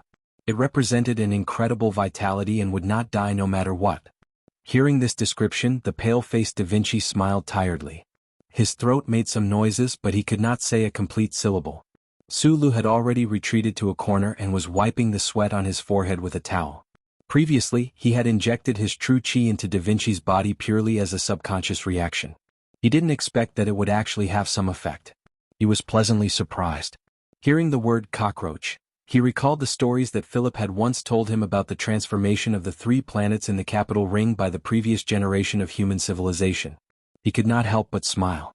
The earliest biological library was indeed comprehensive. Even such a small thing was not left out. Paul and the 3 imperial captives were in another corner of the mine. In the last battle before entering the Biki Plateau, they had also lost one person. The Empire and the Federation had been fighting for many years, and the hatred between them was difficult to eliminate.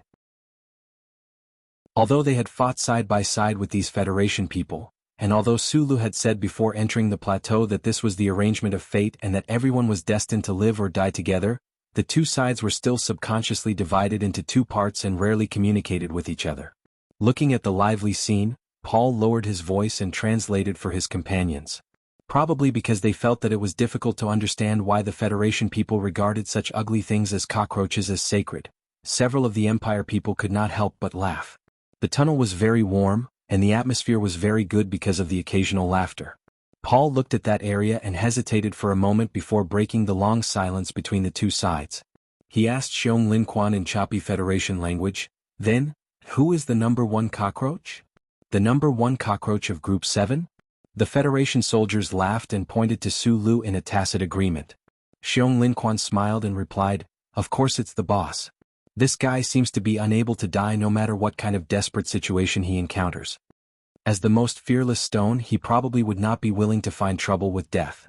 Su Lu shrugged in front of everyone's eyes, tacitly agreeing with this statement, but he did not have the strength to take advantage of this rare harmonious atmosphere to say anything more.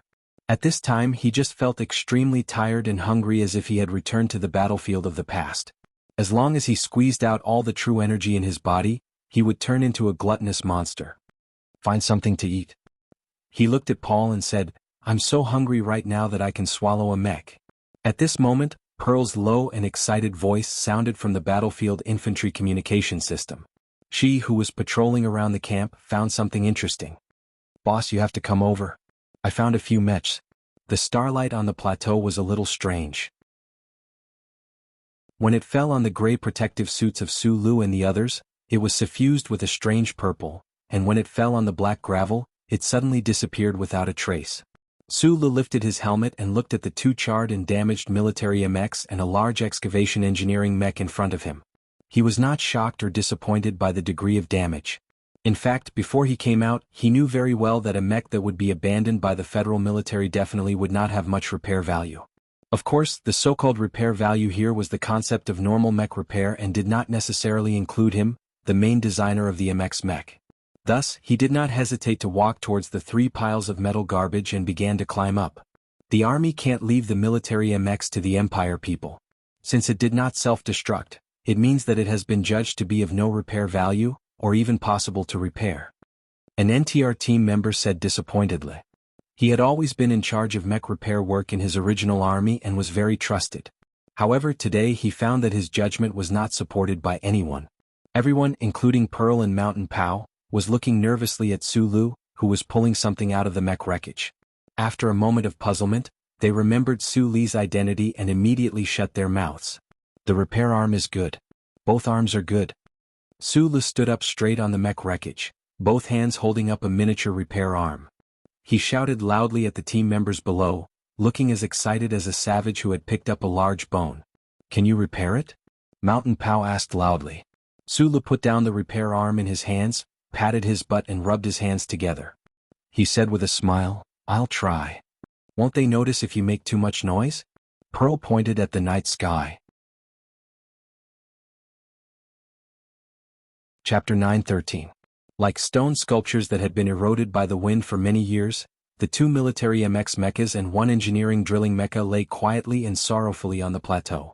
The auxiliary wings behind the mecha had completely fallen off and were nowhere to be seen. The alloy plate track outside the left mechanical leg was broken. The fire control firmware in the hidden door of Block 41 had clearly been cut in 2 by the alloy blade. The auxiliary balance instrument had failed. The infrared auxiliary capture system was like the lower half of a transvestite, slumped between the abdomen. When Su Lu began to repair the broken mecha on the plateau, in just a short 10 seconds, he discovered so many seemingly unsolvable problems. The upper bodies of the 2 charred mecha were even more wretched. The main infrared sensors had flipped out of their shells, glowing like fruit juice. The SCC global monitoring system and large radius high-sensitivity radar on the neck and chest area were severely damaged. What was even more frightening was that the twin engines behind the mecha's waist could no longer be seen. The Z4 electron jet in the mid-upper storage room was twisting and turning like the electronic particles it had originally contained.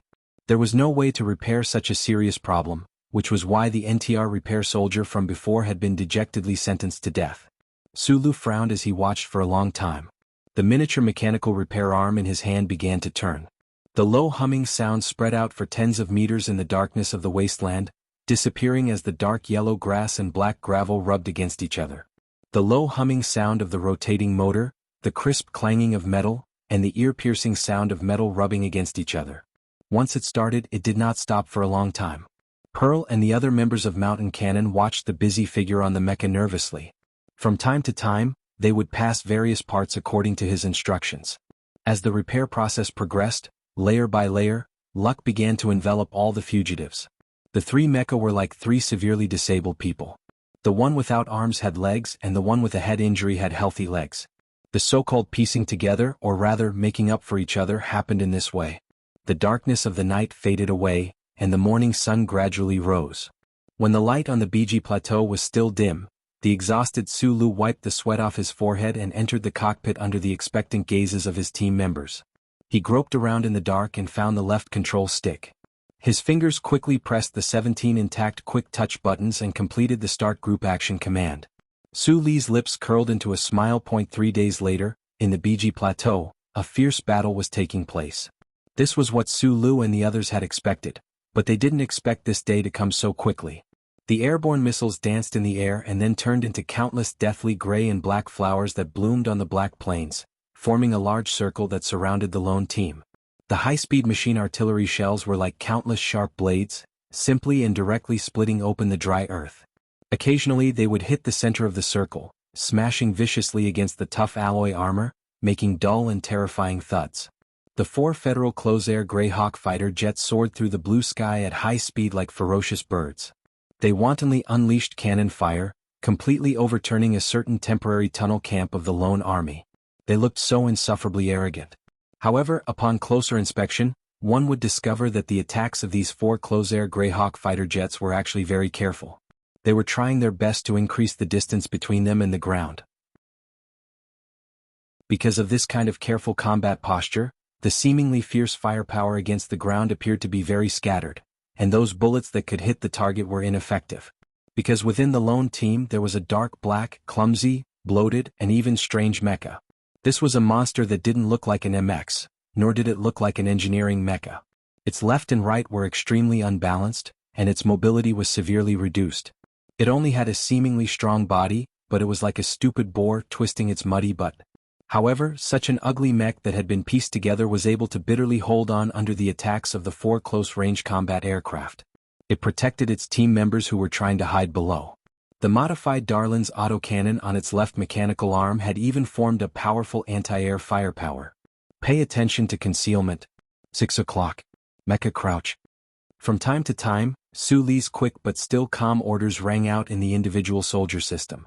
Under his command, the small team of more than 10 people cooperated with the clumsy mecha, dodging in near-perfect synchronization. Amidst the cloud of dust and the whistling of bullets, they remained unscathed. It was only at this moment that most of the people, including Xiong Linquan, finally understood why Su Lu had insisted on bringing this clumsy, pieced-together piece of trash with them when they had thought that it had no combat ability at all, even at the expense of slowing down the team's advance. That was because when faced with an aerial attack, there was no other mecha, not even the most advanced intact MX mecha, that could protect everyone's lives better than this crappy metal monster. But being attacked without end, unable to mount an effective counterattack, the lone team could only walk step by step towards death. Even though they could almost see the dejected and anxious faces of those 4 Federation pilots in their minds, the people fighting desperately on the ground still felt a chill run through their bodies. 20 kilometers to the south. 4 of them. About an entire company. I'm guessing it's Small Eyes people. In the dim cockpit, Gu Shifeng glared at the global surveillance system that had just been repaired by her chubby fingers. She looked at the clear dots of light. Like a woman who was about to be raped, she screamed helplessly and angrily. Targets that had been tracked by the glory of the charter could not hide, and targets that had been locked down by the Federation Air Force could not escape. Right now the assault force from the base was about to arrive. Hearing Gu Shifeng's message, the team members who were already extremely cold, suddenly became even more nervous. Even the few Empire soldiers who did not understand the Federation language seemed to feel the intent of death in this dry world. Gu Shifeng stared expectantly at Su Li's face beside her. Su Li's face was expressionless, but his heart could not calm down. Earlier, when he had contacted Philip, he had not found a feasible method. Faced with this situation, he had no other ideas. Where could they retreat to? No, this lone team had no place to retreat to. Su Lu stared at the roaring mecha in the sky through the SCC. He looked at the group of armed robots in the distant horizon that was about to become visible. He licked his lips. Right at this moment, a sharp alarm suddenly sounded in the dim cockpit. Su Li's brows furrowed. He did not understand where the alarm was coming from. Could it be that there was an even more despairing unknown danger before this hopeless situation? A terrifying tremor suddenly descended upon the BG plateau. The crappy assembled mecha froze on the spot, and then fell forward heavily. The team members beside the thick mechanical legs were thrown into the air with pale faces. Smoke and dust covered the entire area, covering the world. Chapter 9:14. A sudden earthquake descended on the BG plateau. The wrath unleashed by the Creator when he occasionally raised his eyes brought endless disasters to the world. The entire world instantly changed its color and appearance. Even the human beings with the most cutting-edge technology, the soldiers with the strongest willpower, and the experts with the most extraordinary abilities couldn't resist this terrifying power. They could only search for a safe place in the smoke and dust in fear and uneasiness, shouting for their companions in vain. The tremors that were equivalent to the detonation of countless explosives at the same time swept from the depths of the plateau to the surface. In only a short time they had turned the black hot gravel into soft biscuits and turned the vast land into a garbage dump. For the army, the most terrifying thing was not the power of the tremors, but the electromagnetic interference that raged in the air and on the ground like a storm at the beginning of the earthquake. A few screams of panic rang out in the systems of the 4 Federation Sparrow Hawks. Then no sound could be heard anymore. The grayish-black streamlined fuselage flipped helplessly in the air and crashed into the ground like a sparrow hawk after being shot, turning into a few clusters of flames and alloy structural fragments that filled the sky. The helicarrier that flew over from the horizon was like a drunkard who had too much to drink in the violent and tangible smoke and the invisible but even more violent electromagnetic turbulence. It managed to hold on for a while, but in the end, its legs couldn't help but give way, and it fell into the garbage dump in a sorry state. There were faint sounds of explosions. In the black smoke, it was unknown how much damage the helicarrier had suffered. It was also unknown how many of the elite soldiers of the Small-Eyed Special Forces on the helicarrier had died in a foreign land because of the earthquake. In a deep valley at the edge of the BG Plateau, the night that was usually starry and cloudless was now gray. No matter where one looked, it was the same, boundless and without any sense of direction. The dusty Sulu couldn't care less about his dry and bleeding lips. He forced himself to support his exhausted body and counted the number of people in the team with the help of the night vision lights with Xiong Linquan. In the end, they confirmed that everyone was still alive. The two of them looked at each other and couldn't hide the luck and fear in their eyes. There were no buildings or giant rocks on the plateau, and the Federation's attack force was destroyed by the electromagnetic turbulence. At the most dangerous moment, Philip played a guiding role. But even with these conditions, the fact that this lone army, which had survived hundreds of battles, could walk out of the earthquake zone unscathed and come to this valley could only be described as a miracle. It was definitely not accurate to say that they were unscathed. All of the team members had various wounds on their bodies and faces. Da Vinci, who had just woken up, fell into a coma again and started to have a fever. Dong Fangyu, on the other hand, struggled to climb down from the stretcher at the critical moment and insisted on walking. The wound on her chest and abdomen tore open again, and blood oozed out at a terrifying rate. However, at least everyone was still alive. Even that stupid mech that had been repaired or put together at the last minute didn't fall apart, persevering until they reached the valley. If it wasn't for this earthquake, all of us would have to die here today. Xiong Linquan slowly and seriously chewed on the 4th last cigarette. Then he slowly raised his head and stared at Su Li's ordinary face with an extremely serious and even somewhat strange gaze. His face was so ordinary that it was unusual because it was still so ordinary under such circumstances. Xiong Linquan said in a hoarse voice, "Boss, did the Creator really favor you?" "Don't use the word favor," Sulu frowned and criticized. His throat was very painful. With every word he said, he could feel the blood coming out from his throat due to the friction between his vocal cords. He didn't know if it was because he had breathed in too much smoke, or because he had called for his team members to report their position too many times during the earthquake. However, he was very sure that today's earthquake was just a small probability event.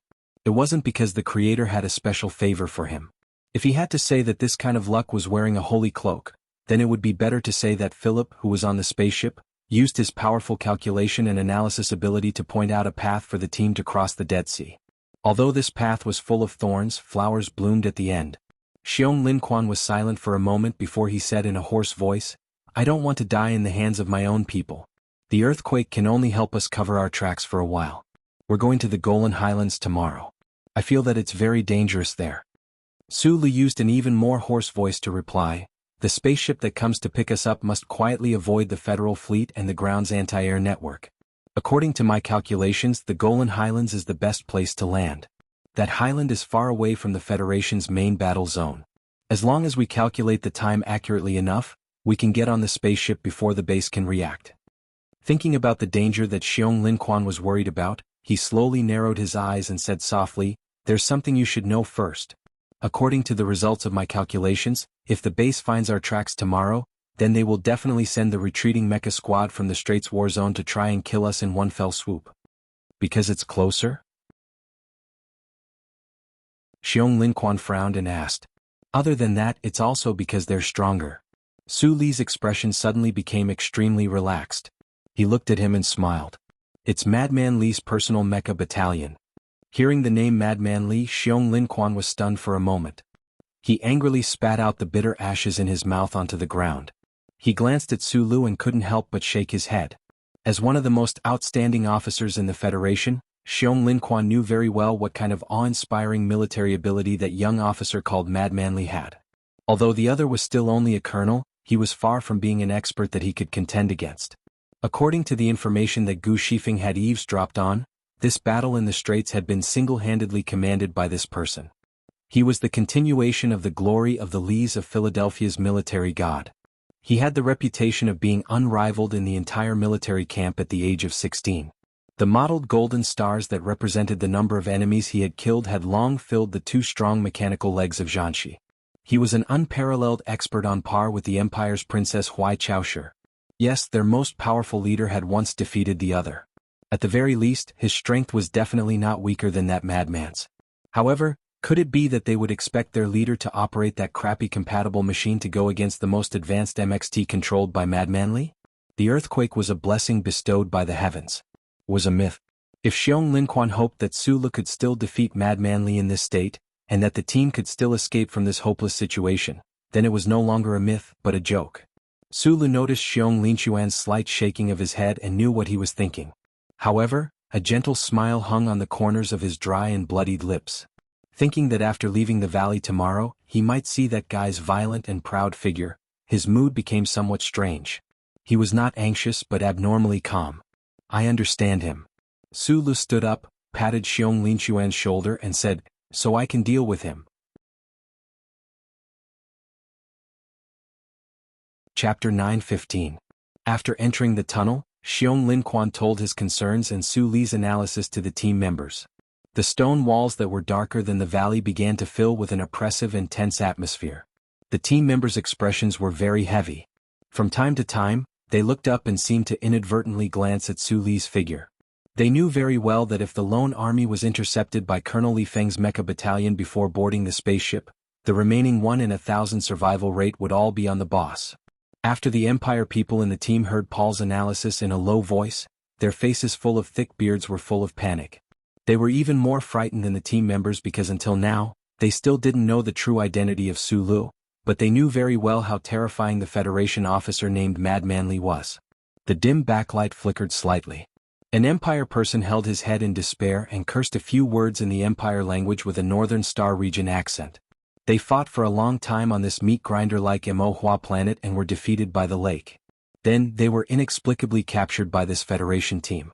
After a series of battles, they entered the plateau and encountered earthquakes, but in the end they still couldn't get rid of the shadow of death. However, this was already deep into the actual control area of the federal military.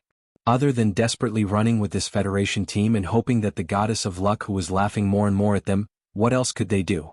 The Imperial soldier who buried his head between his knees spoke faster and faster.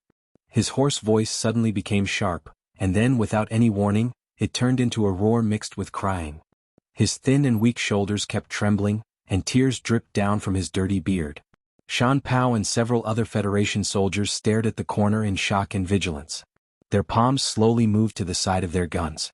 They didn't want to become the victims of stray bullets at this critical moment because of an Empire brat's mental breakdown. He's cursing the Empire military department and the big and small nobles in his hometown. Well, he's just cursing the other party's mother over and over again. There's nothing new. You probably don't know very well that in the Empire, ordinary civilians, especially slaves, don't have much opportunity to receive education. Sulu looked at the sobbing soldier and frowned slightly. After a moment of silence, he continued to translate to his team members. Right now, he is scolding the military intelligence department. They said that those bastards only know how to play tricks and frame their colleagues. They threw their strongest reserve team into the encirclement of 3 mecha operators from the Federation just because their team didn't have the royal family's insignia and came from the Northern Starfield. They never liked the orthodox military.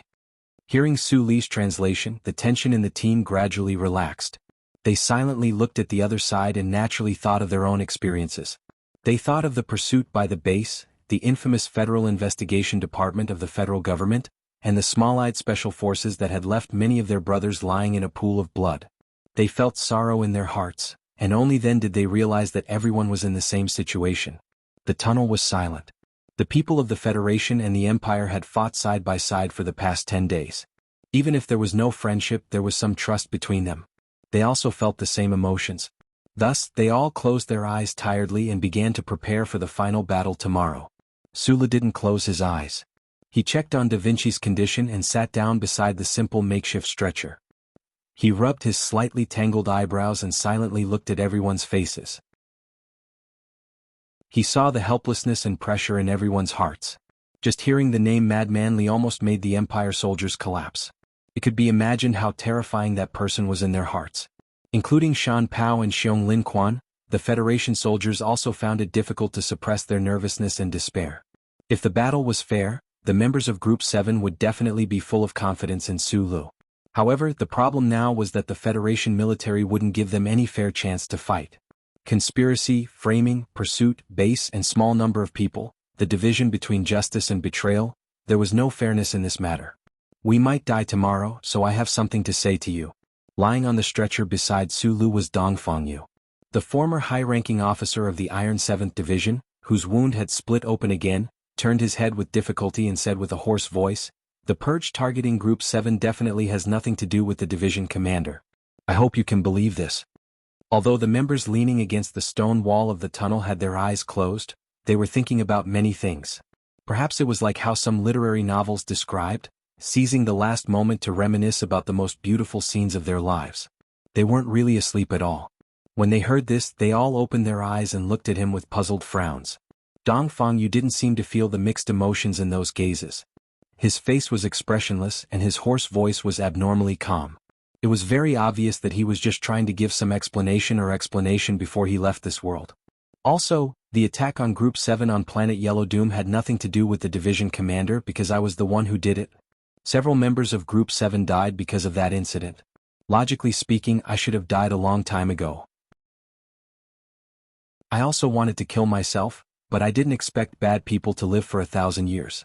I didn't die even after staying in NTR for 3 years, and I was still alive even after taking a radiation bath in the BG Plateau. This time, I've been lying on a stretcher for more than 3 goddamn months, and you all still refuse to fucking throw me away. Dong Fengyu frowned deeply and said while panting, "Fine, I must accept your kindness, but I still want to tell you that this matter really has nothing to do with the division commander. There was a saying in the Federation, a person who is about to die will not lie." The silent members in the tunnel believed Dong Fengyu's explanation, and they were so tired that they didn't have the strength to be angry about the incident on planet Yellow Doom. Sulu silently looked at Dong Fengyu's ears that had been cut into 2 by Lao Bai, and suddenly said, "I never believed that Du Shaoqing would do that kind of thing, but I have something I always wanted to ask you. Before you were transferred to planet Yellow Doom, did you ever think that my people would die?" Dong Fengyu tightly pursed his gray lips and didn't say a word. Silence doesn't mean tacit agreement. Perhaps you are helping someone to hide it. Sulu calmly looked at him and said, "Besides Du Shaoqing in this world, the only people that you are willing to take the blame for are your dead comrades. I knew very early on that it was Shimin Jin's idea, including the modification of the Bureau of Proclamations data. He was already killed by this young master, and his corpse was hung outside the Parliament Mountain for all to see. He was humiliated, yet you still wanted to help him keep his secret and protect his dignity. Isn't that a bit too stupid?" Dong Fengyu stared at his face. Sulu said, "I don't care if you ever thought about killing my people, and I don't care if you have redeemed all your sins. Try to survive tomorrow and we can talk about other things later. I believe that no matter if it's Jie Jia Wen or Mr. Shi, they will all agree to this." As soon as he finished speaking, there was another tremor from deep underground. Gu Shifeng spat out the grass in her mouth, took off her earpiece and said, "The surveillance has found it. 11. 2 meters underground in the mine area."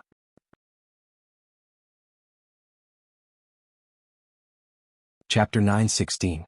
Level 6. 1. Gu Shifeng stared at the data feedback on the light screen and suddenly frowned. She extended a dirty round finger and forcefully slashed at the wavy curve that suddenly rose from the bottom of the light screen. She said in shock, "The second sequence of clutter is so neat. What's going on?" "What does this mean?" Sulu asked. "It means that the underground is in a state of secondary induction. In other words, someone made a big explosion down there and didn't expect to cause the rock strata to move and cause an earthquake." Gu Shifeng turned her head and looked at him cautiously. She lowered her voice and said, "Although the location of the epicenter isn't accurately determined, looking at the depth, it should be in the deep mining area mentioned in the east." Su Li's eyes gradually narrowed. After a moment of silence, he said, "A big explosion deep underground. Could it be that the federal military is trying to cover up some traces?" The lone army at the edge of the plateau guessed at the tremors deep underground and wondered if the federal military was trying to cover up some secret. However, the Federation's frontline headquarters in the base didn't notice the two earthquakes at all. All of their attention was focused on them, and they didn't hide their anger and murderous intent at all. In the dimly lit command room, the Federation's Commander-in-Chief, Lieutenant General Hu Lian, looked at his subordinates with a gloomy face. His voice was cold as he said, "I don't care about electromagnetic interference or sudden earthquakes. I only know that the rebel army has less than 10 people, but they managed to survive for more than half a month under the eyes of the Federation's best generals. They crossed 400 kilometers of the BG Plateau and didn't even lose a hair." He slowly leaned forward and stared at the head of the Air Force's Operations Department. He asked, "How are you going to solve this problem? When can the fighter jet group leave? That's a high radiation zone. The battle plan forbids fighter jets from entering. Also, no one would have thought that with just a few people, they would be lucky enough to pick up a military mecca on the plateau."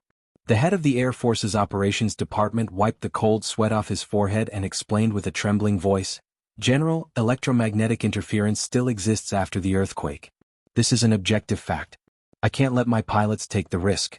Also, during the last battle, the air and ground joint command system was suddenly invaded by external signals. I think we should find the answer to this problem first." "There is no answer." Lieutenant General Hu Lian waved his right arm angrily and said in a deep voice, "What you need is action, not thinking. In the end, humans were creatures that relied on thinking to get to where they were today. Even in the army with strict military discipline, even if they were soldiers whose duty was to obey orders, they still couldn't help but think when faced with the highest command of the federal military.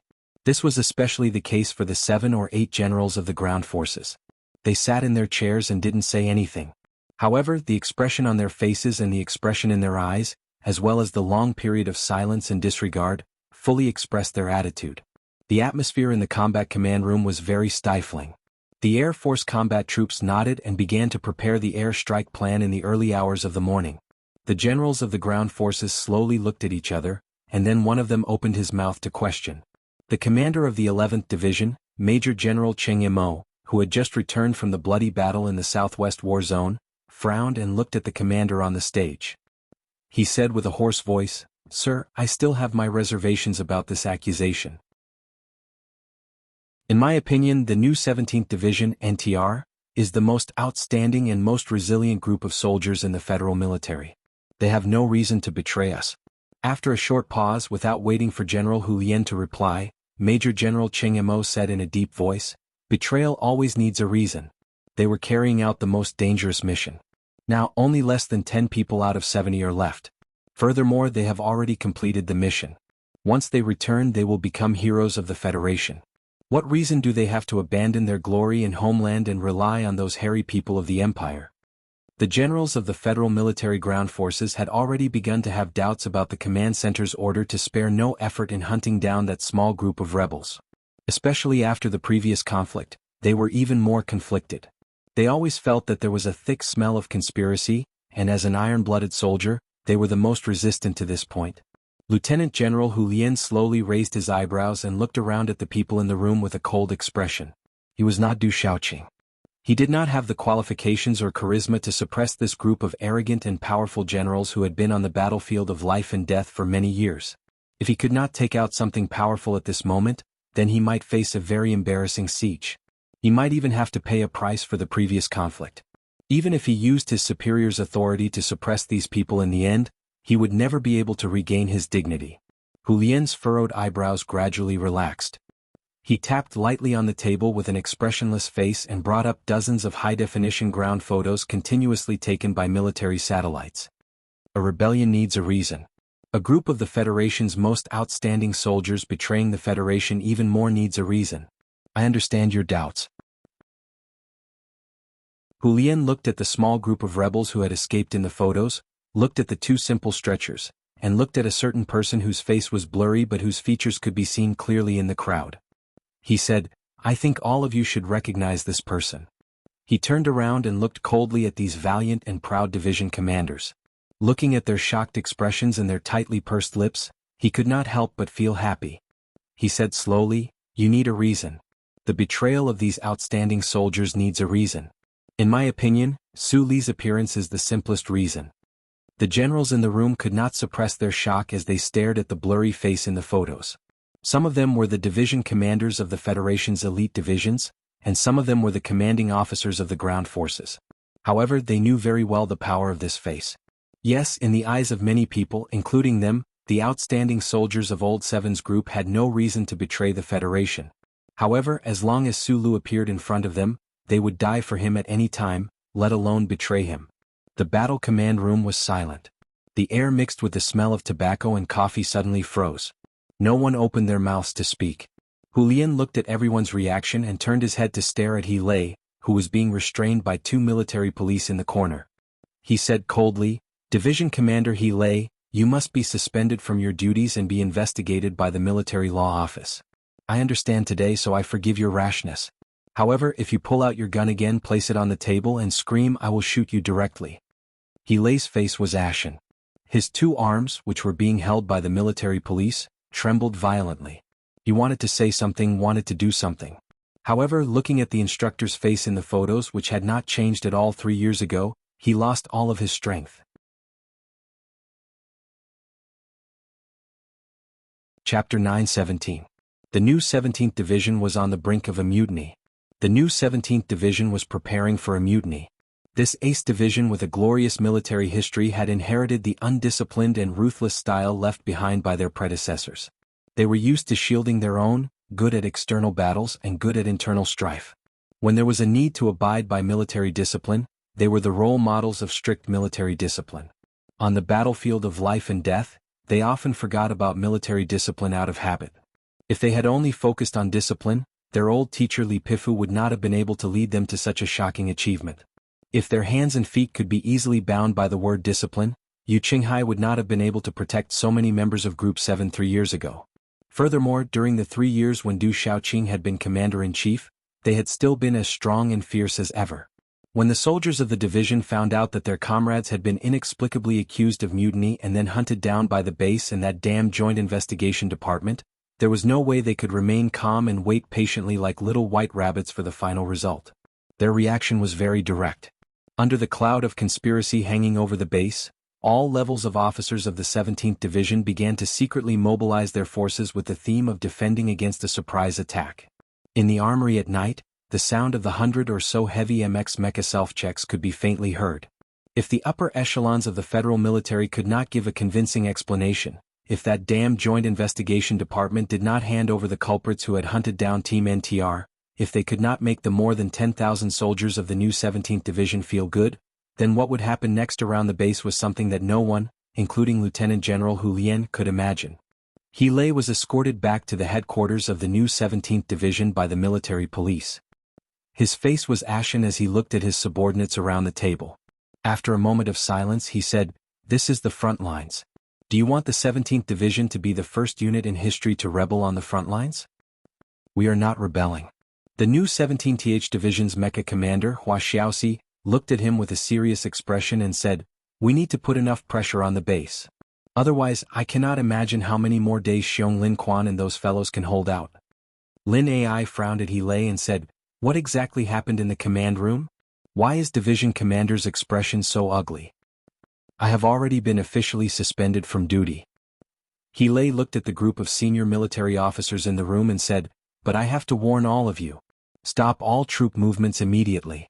Otherwise, no one will be able to bear the consequences once the headquarters determines that there is a mutiny." Hua Xiaoxi silently pulled the trigger and said, "It's not a mutiny attempt. If this matter can't be resolved, so what if there really is a mutiny?"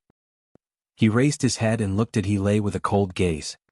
"It's not that I want to criticize you, but you're really too soft. If the instructor was the commander now, would he watch as our soldiers were slaughtered like rabbits? If he was the one who went to the base to negotiate, do you think he would have pulled out a gun and placed it on Hu Lian's table like you did? No, he'll just shoot that old bastard."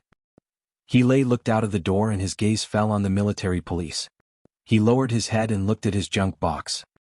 He laughed at himself and said in a hoarse voice, "Xiong Lin Quan and the rest are with the instructor now. This is why the headquarters is chasing after them." The room suddenly fell silent. Miss Liu, who had just arrived last night, asked with a livid expression. Is the news confirmed? Ilay picked up his junk box and walked out of the door. From today onwards, he was no longer the commander of the 17th Division, but a criminal officer who had been imprisoned. When he reached the threshold, he suddenly stopped and turned back to look at the crowd sternly. After I leave, none of you are allowed to act rashly. The 4th and 13th Divisions have completed their mobilization last night. It's obvious that they are targeting our division. Also, I have to remind all of you that regardless of whether this is a conspiracy or a purge, if there really is a mutiny, those big shots in the Capitol ring will righteously get rid of all of us. In the dim room, Director Bailey of the Joint Investigation Department looked at the back of the figure by the window with a smile, secretly pondering the true thoughts in the general's mind. The mobilization of the troops has been completed. No matter what the new 17th Division wants to do, they won't be able to do anything new. Also, I think you must really want them to be a little more impulsive. To deal with the troops left behind by Lord War God without an absolutely correct excuse is indeed a kind of trouble. Lieutenant General Hu Lian turned around and said slowly with an expressionless face, Lord War God's ever-victorious division is now under the control of a bunch of impulsive idiots. This is a great humiliation to the Federation. I won't deny that I really want to use this opportunity to complete a purge. After a short pause, he looked at Director Bailey and said mockingly, But do you really think I'm stupid enough to cause a mutiny in the troops?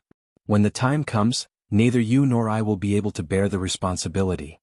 Director Bailey did not respond to the general's mockery. The smile on his face gradually faded as he said in a serious tone, That spaceship has been trying to escape the surveillance and enter the atmosphere. It's obvious that it wants to help the rebel army leave. Which side does that spaceship belong to? We haven't been able to capture a reliable image, but it definitely can't be an Empire spaceship. Director Bailey shrugged and said, It's probably that strange spaceship that ran amok in S1 3 years ago. Only that strange spaceship could have such terrifying speed. Lieutenant General Hu Lian walked to the side of the table with a serious expression. Looking at the blinding red arc on the electronic map, he was silent for a moment before saying, These people were able to break through here. This is beyond my expectations, but they must die. Colonel Li Feng and his mecha clan are currently retreating from the Straits battle zone. They are closest to the highlands. Director Bailey understood what he meant and raised an objection with a frown. No one will doubt Colonel Li Feng's ability, but the problem is his personal relationship with Su Lu. Will there be any problems? Lieutenant General Hu Lian took off his military cap and stroked his white hair. As far as I know, Colonel Li Feng once made a promise to Commander Shaoqing. He will not let Su Lu go. Director Bailey smiled slightly. He thought that since that promise was only between Du Shaoqing and Li Feng, then you must have received guidance from Chairman Li Jiedu to know about it. Naturally he would not point this out. His gaze shifted slightly for a moment, and then he suddenly asked, Regarding the continuous earthquakes on the BG Plateau, I wonder if the commander has any opinion? According to the Bureau of Proclamation Surveillance, deep underground it seems. Before he could finish he was cut off by a pair of cold eyes. Lieutenant General Hu Lian stared at him coldly, not bothering to hide the threat and cold-bloodedness in his words. Investigate what you should, but don't ask about what you shouldn't. Don't forget this is the front line, a place where stray bullets fly everywhere. Director Bailey's heart clenched. He knew that he had stepped into an area that he definitely should not have, so he immediately shut his mouth. In order not to become the highest-ranking official of the Federation to die from stray bullets, he would not mention anything related to earthquakes until the day he died. Perhaps it was July on Mohua planet. The sky was burning. In the early morning, a heavy object that looked like a meteorite came from the deep universe and crashed into the atmosphere that surrounded the planet. It whistled and tore apart the air that was getting thicker and thicker, leaving behind a dazzling trail of fire. Then, it turned into a white pillar of smoke and fell on the horizon. The surveillance network of the Imperium military had noticed this meteorite. The Federal fleet had already calculated the falling trajectory of this meteorite 7 minutes ago. However, this meteorite fell on the Golan Highland on the side of the BG Plateau, which was far away from the Federal forces' garrison. The electromagnetic aftershocks after the earthquake seriously hindered the movement of the Air Force. On this barren land, 2 troops saw the meteorite falling from the sky from a viewing range of 40 kilometers. Then they did not have the time to appreciate this strange astronomical phenomenon. They both silently sped up their speed. The lone troops that left the valley in the middle of the night and headed towards the Golan Highlands saw the trail of fire with their own eyes. Although they were exhausted and in extreme pain, they seemed to have swallowed a few large cups of stimulants. Their chest and abdomen burned, and their strength returned to their legs once again. A certain mecha battalion of the Federation that had retreated from the battle zone of the Straits and had continuously marched for 2 days looked at the dust and smoke stirred up by the meteorite falling from the sky. It was as if they could hear the passionate sound of war drums. The heavy mecha engine roared again. Half an hour later, both parties arrived at the place where the meteorite fell almost at the same time. The charred surface of the meteorite had already peeled off, revealing the metallic structure of the spaceship inside. The cabin door had already opened automatically, ready to welcome a group of escapees. The lone soldier climbed over a gentle slope with great difficulty and stepped through thick bushes. When he saw this scene, he did not feel the slightest bit lucky that he had escaped alive, nor did he feel any ecstasy. This was because they saw 17 pure black Federation MX military mechas, under the leadership of a simple-looking but murderous mecha, had already climbed over the opposite mountain and appeared on the other side of the meteorite spaceship. The 18 Federation MX mechas formed a semicircular encirclement. The center of the encirclement was where the meteorite fell. On the other hand, the lone troops only had 7 or 8 people, more than 10 guns, 2 makeshift stretchers and 1 broken mecha. The difference in strength between the two sides was too great. It was so great that there was no need to fight at all. At the edge of the bushes, the broken giant mecha shook its exaggerated but useless construction arm. It seemed to be greeting the Federation mechas, but also seemed to be surrendering. Xiong Lin Quan held the heavy gun in his hand cautiously and looked at the imposing military mechas a few hundred meters away. Then, he silently looked at the back of the only broken mecha on his side. He raised his arm lightly and ordered his team members to carry the stretcher and retreat behind the bushes. In the mecha battle that was about to happen, they would not be of any use. Besides, last night, Sulu had promised them that he would deal with this situation. As Xiong Lin Quan and the others retreated behind the bushes, the engines on the backs of the 17 black MX mechas suddenly roared to life as they prepared to move. However, right at that moment, that battered assembled mecha smashed down with that thick construction arm. People had names, trees had shadows. Just like how the lone troops and those few Empire people had fallen into despair when they heard Madman Li's name, these Federation mecha were also abnormally nervous at this time. Following the movements of that broken mecha, they subconsciously stopped in their tracks and got into their most perfect and most extreme defensive positions. Although they were facing a broken assembled mecha, they were facing a broken assembled mecha.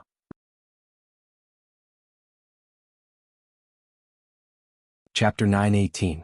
Contrary to everyone's expectations, or rather the expectations of the alloy mecha, the gigantic, tattered, assembled mecha swung its exaggerated mechanical arm towards the ground, but it did not cause any landslides, nor did it cause any horrifying consequences.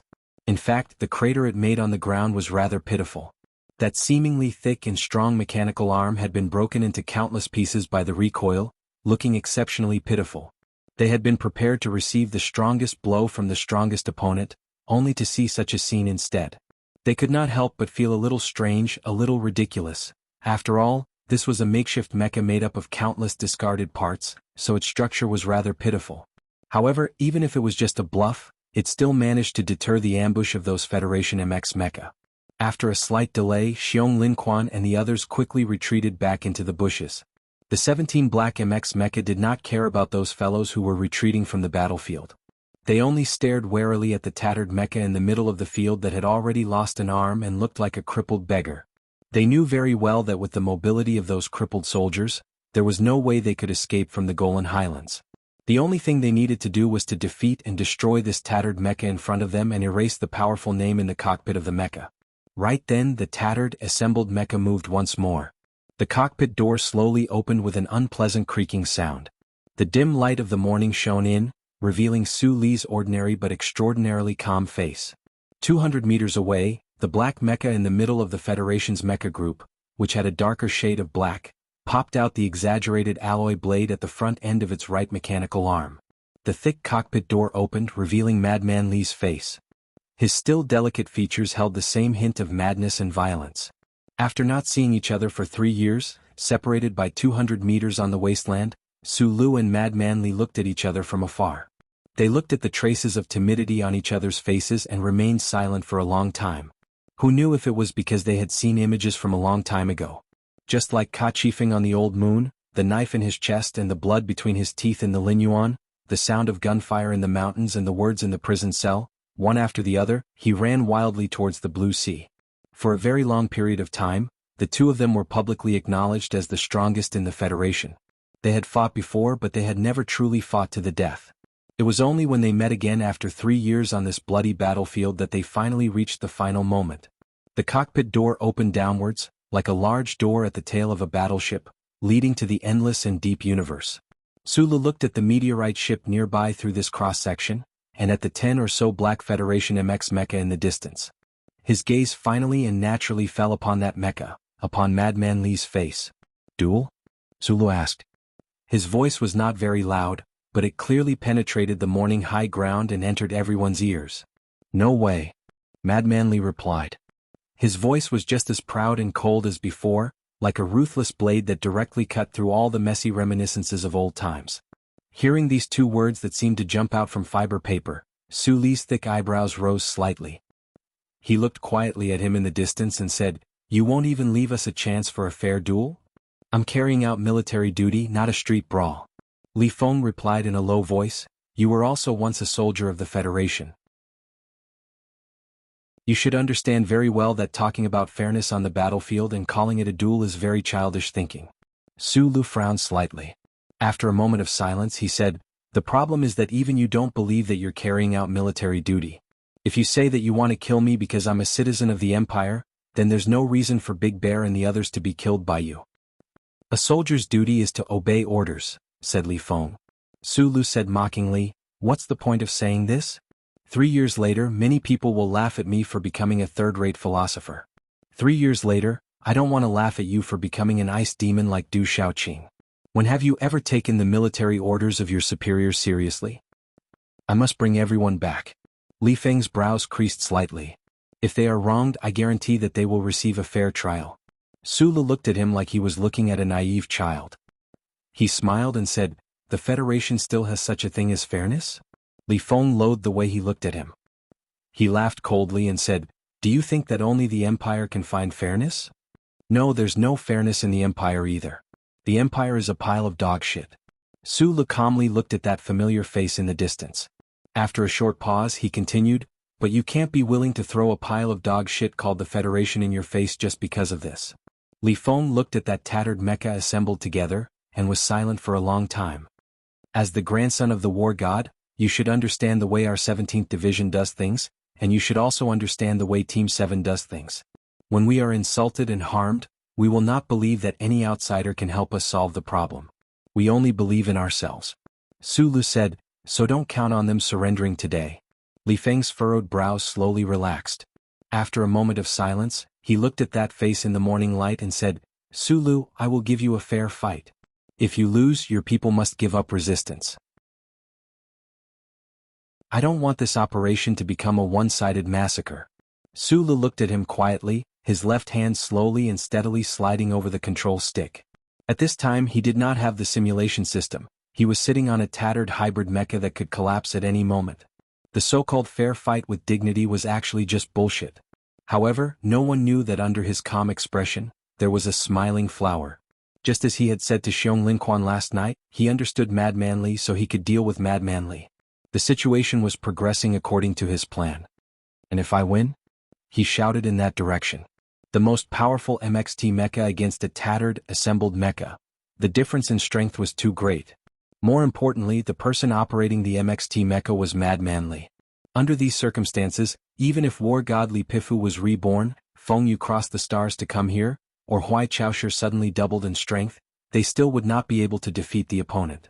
Thus no one thought that Su Lu would win. Even Li Feng, who considered himself vigilant enough, did not think so himself.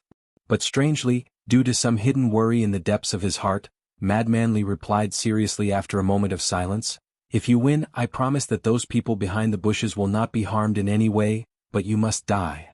"Very good, this is the promise I need," said Su Lu with a smile, "only I really don't understand. Why do you want me to die regardless of the outcome?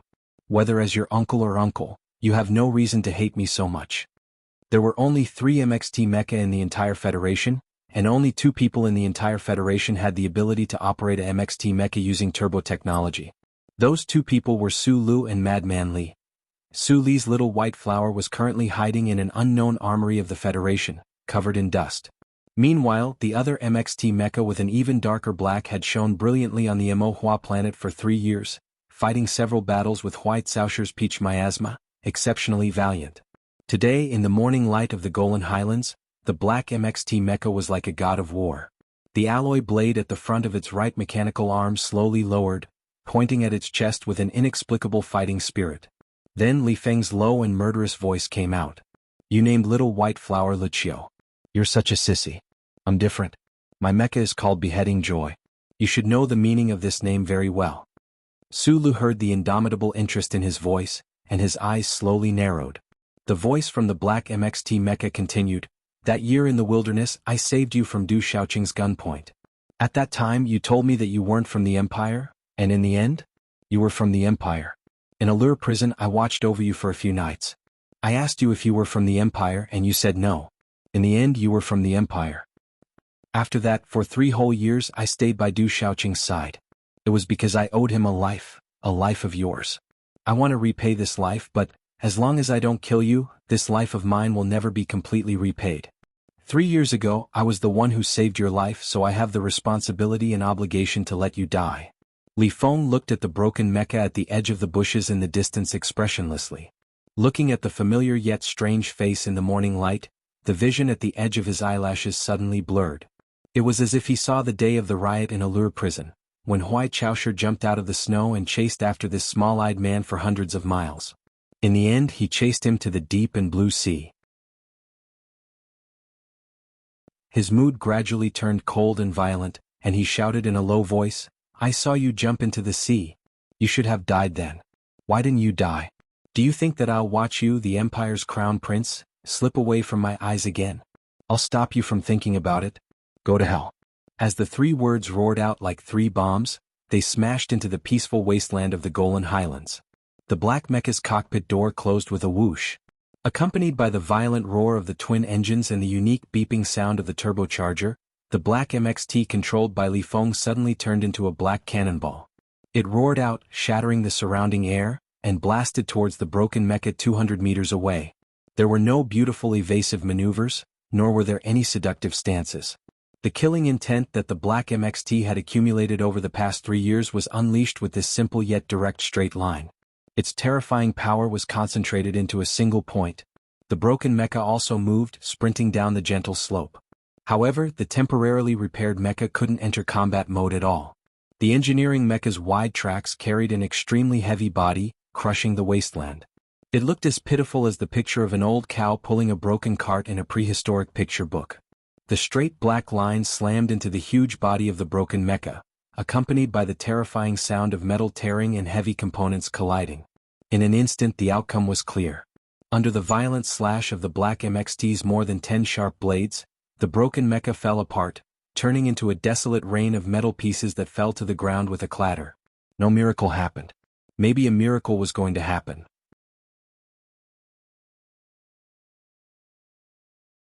Chapter 9:19. Miracles were never bestowed by the Creator. Instead, they came from the never-withering determination and the best preparation in advance. Temporary failure was not scary. The real key was whether you were prepared for failure and tried to take advantage of it. The broken mech was instantly blasted into smithereens, turning into a black rain that filled the sky. This was not unexpected, including Su Lu in the cockpit. However, the spectators did not notice that there were actually many unnoticeable details hidden in this tragic one-sided battle. They did not notice his preparations. For example, the wide tracks had come off faster than expected. For example, the splashing of the thick armor had been more spectacular than the MXT blades. For example, when the assembled mecha had been cut in half at the waist, the faintly discernible rocket launchers had caused the upper half of the assembled mecha to topple over faster than expected. Because of the difference in speed, the scene suddenly became strange. The black MXT was like a violent woodcutter chopping down a heavy stone tree. The broken upper half of the tree seemed to have a pair of invisible legs.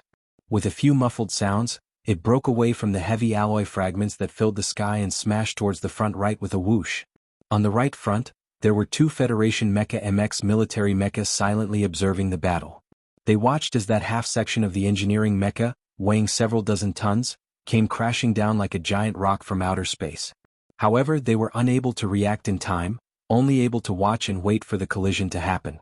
No one could react to this extremely strange move of Su Li's, except for Li Feng.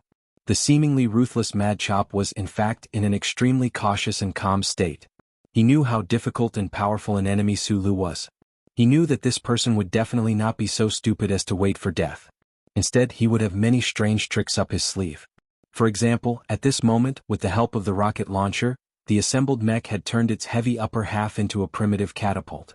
It intended to escape from the Black MXT's range of control and take the risk to subdue the enemy. Since he was prepared, he naturally did not panic. When that half of the engineering mech swept horizontally towards the right like a supernatural scene, the Black Beheading Happiness mech under Li Feng's control seemed to have a few more highly sensitive monitoring systems behind it.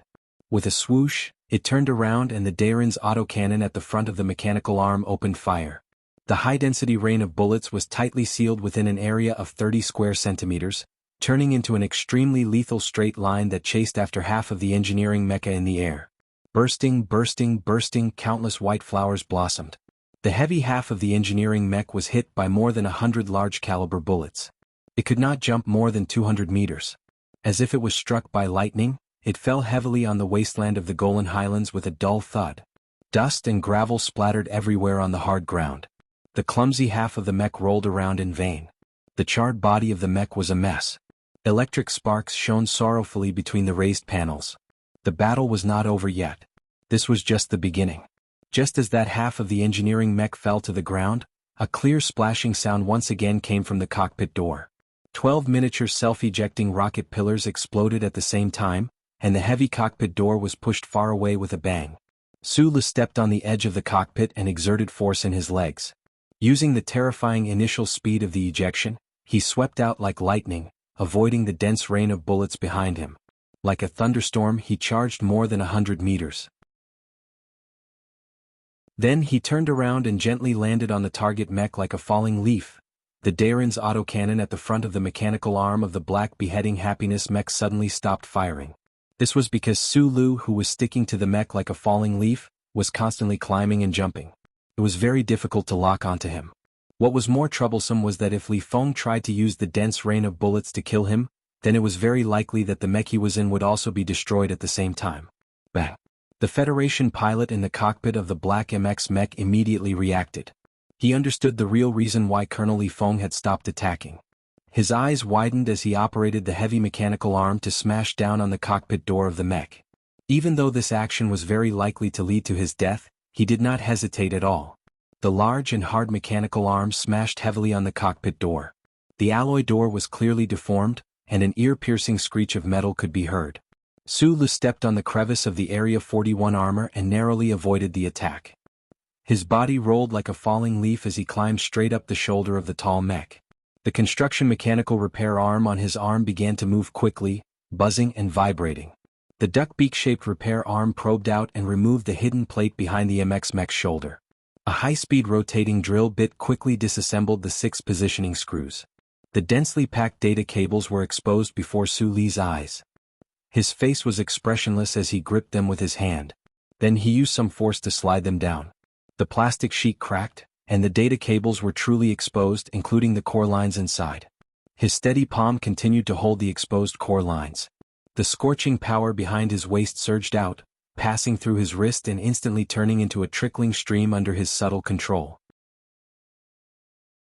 As those trickling streams passed through the core lines, they entered the MX mech's control hub. With a pleasant click, the cockpit door of the mech opened. Like a falling leaf, Su Lu gently stuck to the Black MX mech, removing the guard, removing the screws, melting the cable, and then successfully opening the cockpit door. In total, Su Lu had completed 17 effective operations, all of which took less than 5 seconds. What was even more inconceivable was that while he was performing these operations, the black mech on his body had been trying to attack him without regard for mutual destruction. The heavy mech jumped and rolled madly on the wasteland like a lion trying to shake off the annoying mouse on its body. Su Lu was like a ship rolling endlessly at sea. Not only did he have to keep his footing, he also had to solve problems as quickly as possible.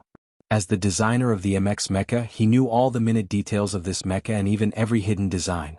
And this was still not enough. He still needed to be the best mechanic in the world, a fisherman with the strongest strength, a cracker with the calmest and thickest nerves, and most importantly, he still needed to have the ability to control the mecha using the human body. Only then would he be able to complete this impossible task. In all of history, only Feng Yu had ever performed such a shocking feat in the green hills of the Heshi region's outskirts in the Donglin region. Today, Sulu had finally done it. The cockpit door opened and Sulu floated in like a leaf. The face of the Federation soldier in the dark-colored pilot's uniform was full of shock. He did not understand why the central control system would suddenly lose control, why the cockpit door would open at this moment, exposing himself to the enemy in the morning light and cold wind. Sulu grabbed his wrist like lightning and threw the pistol far away. Then he used 3 fingers to press against the artery below the soldier's earlobe. Turning his head, he saw only darkness outside the cockpit door. As they watched him charge into the cockpit, more than 10 Federation MX mecha crazily surrounded him. The high-speed rotating Darlin's autocannons were aimed in the direction of the cockpit door, forming a scene like that of a sleeping forest. However, no one opened fire. In many of the Federation military's rumors, the former Colonel Sulu was already a character that was gradually becoming a legend. Today, after witnessing his legendary actions with their own eyes, these Federation soldiers were not only angry, but also in awe of him, not daring to act rashly. The group of black mecha parted to form a path, and the heavy Jianshi MXT mecha slowly walked over. It walked directly to the front of the captured mecha, only stopping when it was less than 10 meters away. Accompanied by the faint sound of air splashing and the clicking of the self-balancing system, the cockpit door opened once again, revealing Li Feng's emotionless face. The two met again and the distance between them was extremely close. The situation was also very different from before. Sulu now had an undamaged mecha and a hostage. Li Feng's left hand slowly moved away from the control stick, taking off half of the simulation system on his body. He stared coldly at the nearby Sulu and said in an unprecedentedly serious tone, "You can't be so shameless. You're just forcing me to flip out." Sulu slowly placed his hand on the control stick, and the black MX mecha's Darlin's autocannons turned to aim at the cockpit door. The area covered by the rain of bullets included him and the Federation officer he was holding hostage. His expression was unusually calm as he replied, "In order to survive, I can do even more shameless things. As for flipping out, you should remember very clearly. Even if it was Du Shaoqing, I wouldn't give him any chance to flip out." Hearing his reply, Li Feng suddenly laughed. His delicate eyebrows trembled, his eyes abnormally bright, but an incomparably violent aura began to emanate from him. The smile did not fade, but it was exceptionally cold.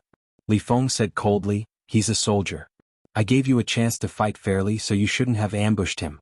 Do you think I'll let you go just because you have a hostage?" As his voice fell, he pushed the control stick, and the left mechanical arm of the beheading Joy mecha abruptly shot out from behind. It accurately pierced through the gaps between the mecha and aimed at the meteorite-like flying ship dozens of meters away and fired fiercely. Bursts of explosions rang out. Li Feng, under the threat, did not make any concessions. He did not even say a single word to Sulu. He simply and violently destroyed that flying ship, cutting off all of the others' escape routes. Just now, Li Feng was a colonel in the Federation who was in charge of military affairs. Now Li Feng had officially become Madman Li. The Madman Li who was known for his ruthlessness, coldness and strength. The terrifying Madman Li. Everyone in the Federation was afraid of Madman Li in this state, including the current deputy chairman of Xian and all the other powerful figures. This was because once Madman Li went crazy, he would not listen to reason. Other than the words of war god Li Pifu and Zhong Shouhu, he would not listen to anyone. War god Li Pifu and that fierce tiger in the West Woods had become the eternal stars in the universe. Sulu seemed to be in a truly dangerous situation, but he was still calm and unafraid. This was because he had never been afraid of his opponent. Whether it was Lin Yuan, Kaki, or Qing Qing, they had defeated the invincible Madman Li in the military, but they had never defeated him. Looking at the flying ship in the distance that had been blasted into pieces, Su Li's eyes slowly narrowed. His left hand gripped the pilot's throat and he took a step forward. Facing the dozens of high-speed rotating Darlin's cannons, he walked to the edge of the cockpit door. He raised his left arm expressionlessly and suspended the pilot's body in mid-air. Then he stared into Madman Li's eyes and began to vent his anger.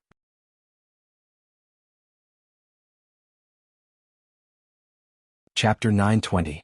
Do you think that I will be afraid of you because you are unreasonable and violent? Madmanly, you probably forgot what kind of person I am. When there is a need, I will be even more unreasonable and violent than you because at this moment, I am more righteous than you. You gave me a chance to fight fairly? Sulu narrowed his eyes and looked at the Federation mecha around him. Give me your MXT and I will fight all of you alone. Is that fair? Don't forget that I designed these mechas. Is the Federation treating me so fairly? He looked around and his nail-like gaze finally landed on Madman Li's cold face. He licked his dry lips and frowned. If you say that I don't have the right to be fair because I am from the Empire, then what about Team 7? When I went to the front lines there were 137 people. Do you know how many people are left after 3 years including this planet and the retired old men? Su Li's voice became light and tired. It was even more boring than the morning breeze in a foreign land. His neurotic lips moved slightly and he said softly, 31 left. The rest are all dead. Just like those guys behind the bushes, they died mysteriously. The Golan Highlands fell into a short silence. The bushes around the mecha group trembled slightly. No one knew what had happened. Sulu stared at Madman Li's face and suddenly raised his voice. No longer suppressing the anger that had been suppressed for days, he shouted harshly, Did the Federation's worst troops have such a high death rate? Did Du Shaoqing send the 4 divisions to the Southwest War Zone? Did the Straits War Zone have any troops? If not, then tell me what kind of fucking fairness is this? Madman Li raised his eyebrows slightly and said slowly, The people who died in Team 7 are paying the price for you. But they have no reason to. Sulu looked at him and replied mockingly, Whether I am from the Empire or not has nothing to do with them, just like how your father is a bastard. But I don't think you are a bastard and I don't think you need to pay the price. Rebels? Do you really believe the words of the general in the base? Do you believe the accusations of the higher-ups in the military? No, I know you don't believe me. Group 7 was brought up by me and Lao Bai. You know how amazing they are. Xiong Lin Quan and the others were temporarily transferred to NTR before the war and were sent to the Southwest War Zone. They were purposely forgotten and tried to freeze to death in the enemy-occupied area. Then, they valiantly survived and beautifully completed those damn missions. What was the result? In the end, they were hunted down by the federal military as rebels when they were already in a desperate situation. You just said that I am shameless, then I would like to ask, what is this? What was going on with the Federation? How did it become such a garbage dump? Madman Li, I was once a member of this army, but I never thought that in just 3 short years, this army would become a pile of dog shit. You didn't investigate these conspiracies, didn't investigate what happened under the plateau, and instead came here to hunt down your own comrades. What kind of dog shit have you become? Sulu stared at Madman Li's face and scolded him with the harsh and bitter tone that had disappeared for many years. He said mockingly, After you and your father died, how could you have the face to see the old man? Enough. Madman Li listened patiently, his eyebrows twitching from time to time. Finally, he could not help but interrupt his scolding and said slowly and coldly, I have my eyes. I will go and see what happened. I will investigate what needs to be investigated. It is not up to you, the Crown Prince of the Empire, to lecture me, but you must die. You have your eyes? Sulu slowly released his left hand so that the pale pilot could breathe some fresh air. He looked at Madman Li and said, But the problem is that in this world, most of the people in the Federation are blind. Speaking of this, he seemed to have thought of something. He took a deep breath, paused for a moment and continued calmly, Actually, I have never thought about whether or not to return to the Federation, and when to return to the Federation, because there is a most troublesome problem that I have never been able to solve. But now I understand that these are just excuses. Those are excuses to convince yourself to escape because no matter how troublesome the problem is, no matter how difficult it is to solve, you have to go and solve it. You have to take the first step. If you just hide in a corner and ponder in vain, that is the most boring fantasy. I will return to the Federation and soon. It was a very calm voice, a very indifferent narration. However, when he heard Sulu say that he would return to the Federation soon, Madman Li's eyebrows seemed to have been stimulated. He suddenly raised them and felt the murderous intent hidden in those calm words. It was extremely cold. He always remembered that 3 years ago in that famous farewell letter Sulu had said, Whether it is the government or the 7 great families, I want to see what you will turn the Federation into and what you will turn yourself into. Do not try to hurt the people I want to protect or else one day I will turn into a burning meteorite and fall from the sky, smashing all of your palaces and power into pieces. Was the people he wanted to protect the people in the silent march, the members of Group 7 who had silently died on the front lines, or was it just those things he wanted to protect? Once Madman Li's eyebrows were raised, they could not be lowered again. He quietly looked at the small-eyed man standing on the cockpit door. He could vaguely see that stone from Dong Lin falling from the sky, dragging a long fiery tail as it smashed fiercely into the capital special district, into Parliament Mountain, into the official residence, and into the heads of those important figures who were unwilling to see flowing fire. Madman Li slowly forced out a few cold and suppressed words from between his teeth. The Federation's matters will be handled by the people of the Federation. What is a person of the Empire like you going to the Federation for? You can say that I am cheap, but I still think of myself as a person of the Federation. Dozens of my closest brothers died on this bastard planet. In the past, I always pretended that I didn't know, but now I can no longer continue pretending, so I can only go back. Sulu looked at him calmly. Suddenly, the corners of his lips curled up, revealing a mouth full of neat white teeth. He said, "Go back for what?" "The first thing, of course, is to kill your biological father." Suddenly, he took a step back into the dim cockpit. His left hand was still cautiously and vigilantly holding the pilot's body, blocking in front of his body. His heel slowly stepped on a button somewhere. "Now let's make things simpler. This is a personal grudge and it doesn't involve anything else. Regarding these matters, you have your own eyes, so I will be my eyes." Sulu raised his right hand, pointed 2 fingers at his eyes and said, "Distinguish between black and white." Madman Li slowly tilted his neck and looked at him from the side of the frame. Half of his body was immersed in the darkness of the cockpit. After a moment of silence, he suddenly said, "Can the eyes of the dead also distinguish between black and white? After I die, I will also dig out my eyeballs and soak them in formaldehyde water to see how Pabre and your father will die." Sulu stepped on the protruding button beside his foot and said, "And I won't die so easily." As Suli's foot stepped on that button, the situation suddenly changed. The black MX mech began to tremble violently. Amidst the continuous popping sounds, more than a dozen precision rocket thrusters were fully activated. The powerful reaction force caused the entire cockpit to instantly separate from the body. Like a perfectly round metal shell, it whistled and shot diagonally into the sky above the wasteland. Almost at the same time, a loud roar came from the bushes hundreds of meters away that had been silent for too long. A dark-colored spaceship covered in optically absorbent material flew diagonally under the propulsion of a powerful engine. The 10 or so Federation MX mechas were completely unable to react at all.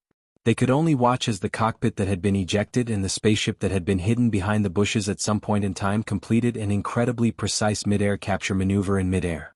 Then it turned into a conspicuous line that tore through the blue morning sky, whistling away from the Golan Heights at high speed and flying out of the atmosphere. Perhaps it was July, but there was more than one meteor in the sky. Through precise calculations and the combination of materials, Philip had sent 2 air-to-ground transfer spaceships to the Golan Heights at once. The spaceship that was dragging Huawei was only a target used to attract the Federation's attention. The spaceship that was actually used to pick up people silently landed behind the bushes. When Sulu was facing off against Madman Li and the 17 Federation mecha in the wasteland, Xiong Linquan and the others had already carried the stretcher and quietly boarded the spaceship. In order to prevent Lunatic Li from noticing the commotion on the other side, Sulu had to stay on the field and perform a total of 3 precise and perfect ejection moves. His unbelievable mecha control allowed him to complete this move, and in the end he was able to climb high and retreat gracefully. Sulu and the old man were invincible. Madman Li silently looked at the spaceship that was disappearing into the horizon. He didn't speak for a long time. Finally, the corner of his mouth twitched slightly. He muttered to himself in a low voice, 3 ejections. You're still so strong, but who can distinguish between black and white? The surrounding cockpits opened one by one. The pilot that was held hostage by Sulu was also rescued. In the last moment before the cockpit was ejected, this pilot was thrown out. After a short period of unconsciousness he woke up. His life wasn't in any danger. The morning breeze brushed past. More than 10 black mecha were looking at the eastern sky. These were the most outstanding soldiers of the Federation. Their faces were filled with resentment and anger. They cursed Su Li's shamelessness and cunning angrily, and then they looked at the beheading happiness mecha with complicated expressions. As members of the core mecha camp directly under Madman Li, they knew very well what kind of strength their colonel possessed. Thus, at this moment they were somewhat puzzled and confused. Why didn't their colonel do anything when the cockpit was ejected at the last moment? Yes, during the process of the last cockpit being ejected, with Madman Li's strong mecha control skills, he definitely had the time and opportunity to stop or knock down the cockpit. However, for some unknown reason in the end he didn't do anything. Perhaps it was because of Su Li's last sentence. He said he wanted to go back to the Federation to kill my father. Madman Li lit a cigarette and said expressionlessly, I feel that this matter can be done. I'm too embarrassed to do it myself, so someone has to do it.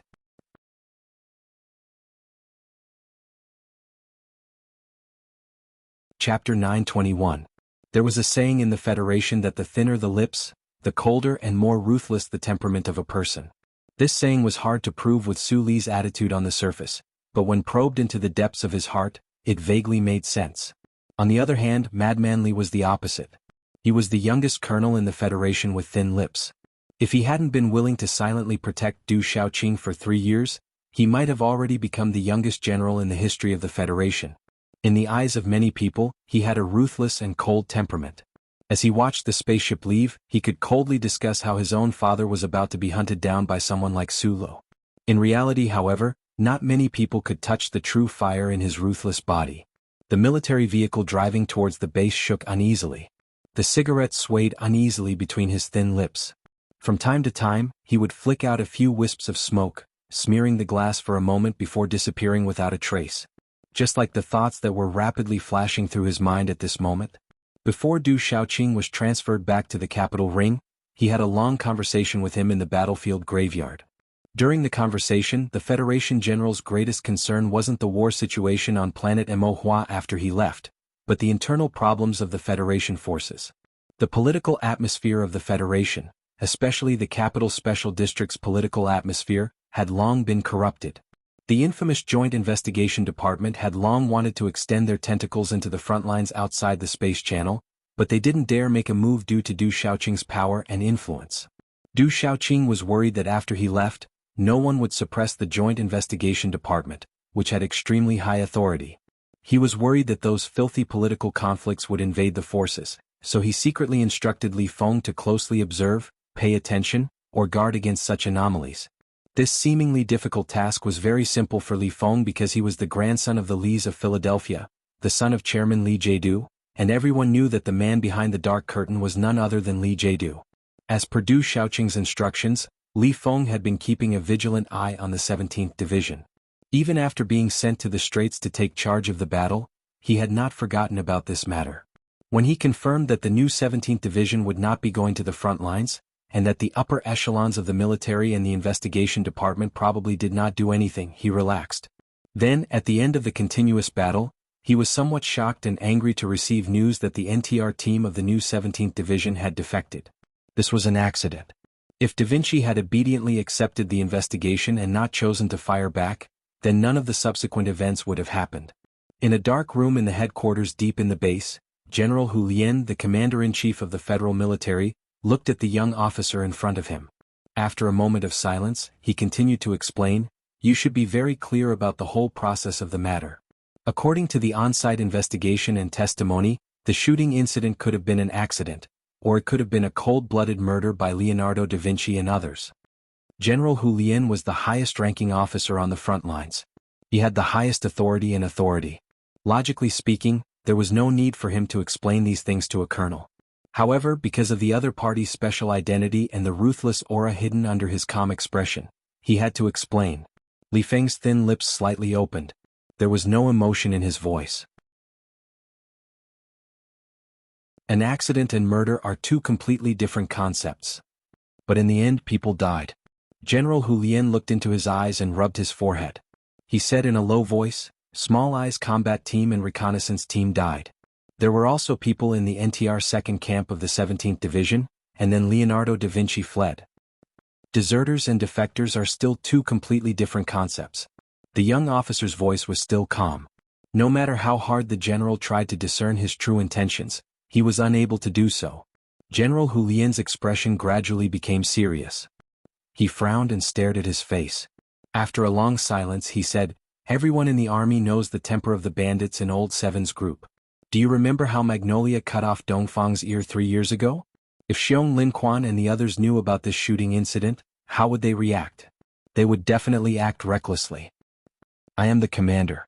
I have to consider the entire situation on the front lines. I can't put my mind on such a small matter. I have to consider the stability of the entire army. In order to eliminate all unstable factors, in order to prevent Xiong Linquan and the others from acting recklessly, the base decided to act recklessly and pin the crime of defection on them. Li Feng slowly frowned and looked at the general behind the table. General Hu Lian was silent for a long time before he replied. They acted together with the crown prince and the soldiers of the empire. They even launched 3 attacks on the federal forces. The headquarters has sufficient evidence to prove that they have betrayed the Federation. Li Feng tightly pursed his thin lips and looked at him in silence for a long time. General Hu Lian looked at him and said sincerely, "There will be no record of our conversation today. I didn't admit to anything just now, but I must remind you that the capital ring is very chaotic right now. Mr. President and Chairman Li are under too much pressure. The front lines cannot be messed up. Little Feng, no matter what conflicts you have with Chairman Li, you are still the descendant of the Lees of Philadelphia. You should consciously protect the legitimacy of the federal forces. In my opinion, those bandits have no right to stay in the federal forces, much less the glorious 17th Division." Li Feng slowly stood up and seriously fastened the collar around his neck. He looked at the military boss behind the table and said in a deep voice, "I am indeed a member of the Lees of Philadelphia, but General, you forgot one thing. As a soldier of the Federation, my grandfather would never treat any federal forces, including the 17th Division, as his private army. If that father of mine has expressed similar intentions to you, I can only say that to this day, he probably still doesn't understand why my grandfather retired to the lakeside. I can only say that he has no right to wear this military uniform." Li Feng stood up straight in his dark military uniform. With a clap, he saluted expressionlessly like a sword about to be unsheathed. General Hu Lian looked at him and squeezed out a strained smile, saying, "You fought well in the Battle of the Straits. You should rest early. I will ask for a reward for you. The next time we meet, you should have an extra star on your shoulder. I have never needed to rely on a general's star to prove my accomplishments. My mecha's mechanical legs are already painted with countless stars."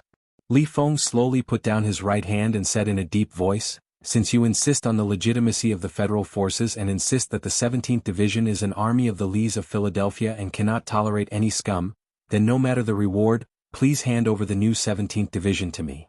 He has already been suspended." "I will sign the order immediately," said Hu Lian.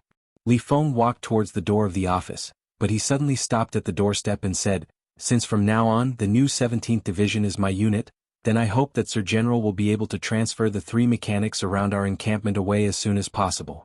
With my unit being blocked in an alley, I will not be in a good mood. I will not be in a good mood. I will not let others be in a good mood." The armored military vehicle roared as it drove out of the forward operating base, rushing toward the area where the new 17th Division was stationed. Li Feng lit up another cigarette, causing the cigarette and his tall and strong body to sway uneasily at the same time. His slightly furrowed brows contained a storm. He sat in the front passenger seat with a few officers in the back. These officers were the assistants or supervisors that war god Li Pifu had specially chosen for him after he had caused a ruckus on Parliament Hill and smashed Senator Zion's office. Many years had passed in a flash. These officers had followed him through the West Woods and entered the Empire. Their loyalty and ability were unquestionable. Feeling the strangely oppressive atmosphere in the car, no one spoke. One of the staff officers had been staring at the screen on the workbench on his knees, and no one knew what he saw. He waved his arm vigorously and then quickly reported to the front, "The letter of appointment has been filed. You are officially the acting commander of the new 17th Division." "What about the 3 mechanics around the 17th Division?" asked Li Feng expressionlessly. "The defense order has been issued. According to the time calculation, they would have already evacuated when we arrived," replied the staff officer. Li Feng shook his head and threw the cigarette in his hand out of the window. He said, "Other than being good at defense, Hu Lian's most famous skill is to flatter my father. For him to hand over the 17th Division to me so quickly means that the rumors are true. But I wonder if in a few more hours he will regret handing over the authority too quickly." In the shaking military vehicle, the staff officers looked at each other. Although they did not speak, they could see the excitement in each other's eyes. They knew very well that the calmer the young acting commander in the front passenger seat was, the crazier he would be. Get me a copy of all the orders and records of the NTR unit immediately. Look for old Luo in the headquarters for this matter. Top secret document. His authority level is not enough. Just say that I want it. If anything happens, I will take responsibility for him, even if it is the Bureau of Proclamation. Yes. Also, Li Feng frowned slightly. Thinking of Su Li's words before he left, he said, investigate what exactly happened with the earthquake at the BG Plateau. A battered military vehicle drove into the military camp in the desolate twilight. Smoke and dust could be faintly seen in the distance. It was probably the movement of the 3 fully equipped mechanics. The scene of hundreds of mechas activating at the same time, although it was not in front of one's eyes, one could imagine how magnificent it would be. His military boots stomped heavily on the ground. Madman Li walked out of the military vehicle.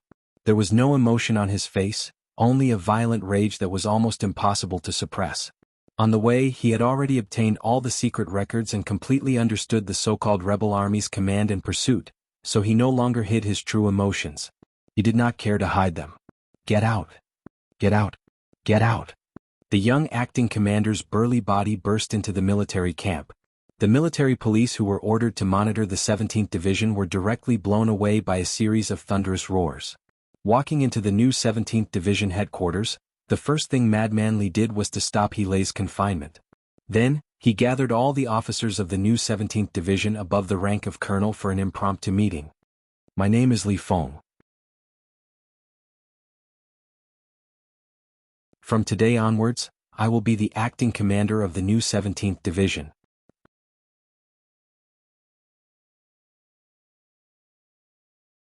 Chapter 922.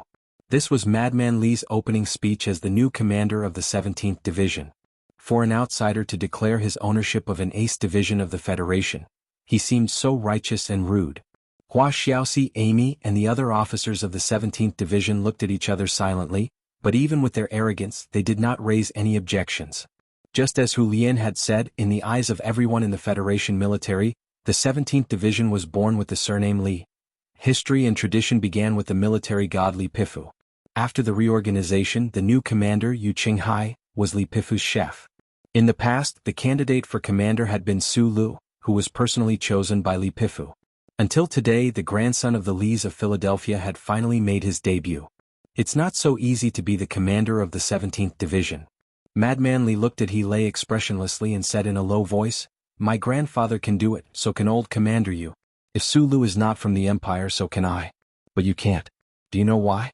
Because you can't be like my grandfather, flying a broken mecha for 1,000 miles and killing the Emperor of the Empire.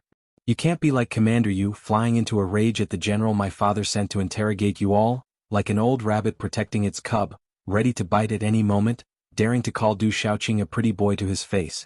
You can't be like Su Lu, foolishly flying a 3-winged battleship through the space channel to chase after an Empire fleet. To become a true member of the 17th Division. Madman Li looked around at the officers in the room, and his gaze finally landed on He Lei's face. He said sternly, to be the commander of the 17th Division, you have to be more ruthless than anyone else. He Lei's expression was very complicated. As the former acting commander, he had just come out of confinement when he was mercilessly scolded by the current acting commander. Moreover, the other's rank was the same as his, but he was much younger than him. Who could accept this? But at this time, the person lecturing with a sullen face was Madman Li. He had joined the army at the age of 12, and his mecha had produced countless legendary battle results. He had enough experience and background to scold these originally proud and powerful officers in the room. Lin Ai sat in the corner. He quietly listened to the first lecture of this acting teacher. He felt that there was something different between the lines. It was as if he was deliberately provoking a certain emotion in everyone, causing the atmosphere in the room to become irritable. This, young Commander Li, he took off his military cap, rubbed his bald head and asked seriously, I want to ask, under the current circumstances, what should the 17th Division do to be considered ruthless? The officers of the 17th Division in the room all knew very well that the so-called current circumstances referred to the NTR unit of their division being ordered to carry out the most difficult mission, and then being framed as a traitor by the upper echelons of the military. Under the pressure of the Federation's investigation department and the pursuit of the small-eyed combat department, they had suffered heavy casualties, but they could do nothing about it. Madman Li did not answer his question. His eyes were downcast as he said indifferently, "The mecha unit under my command has already been handed over.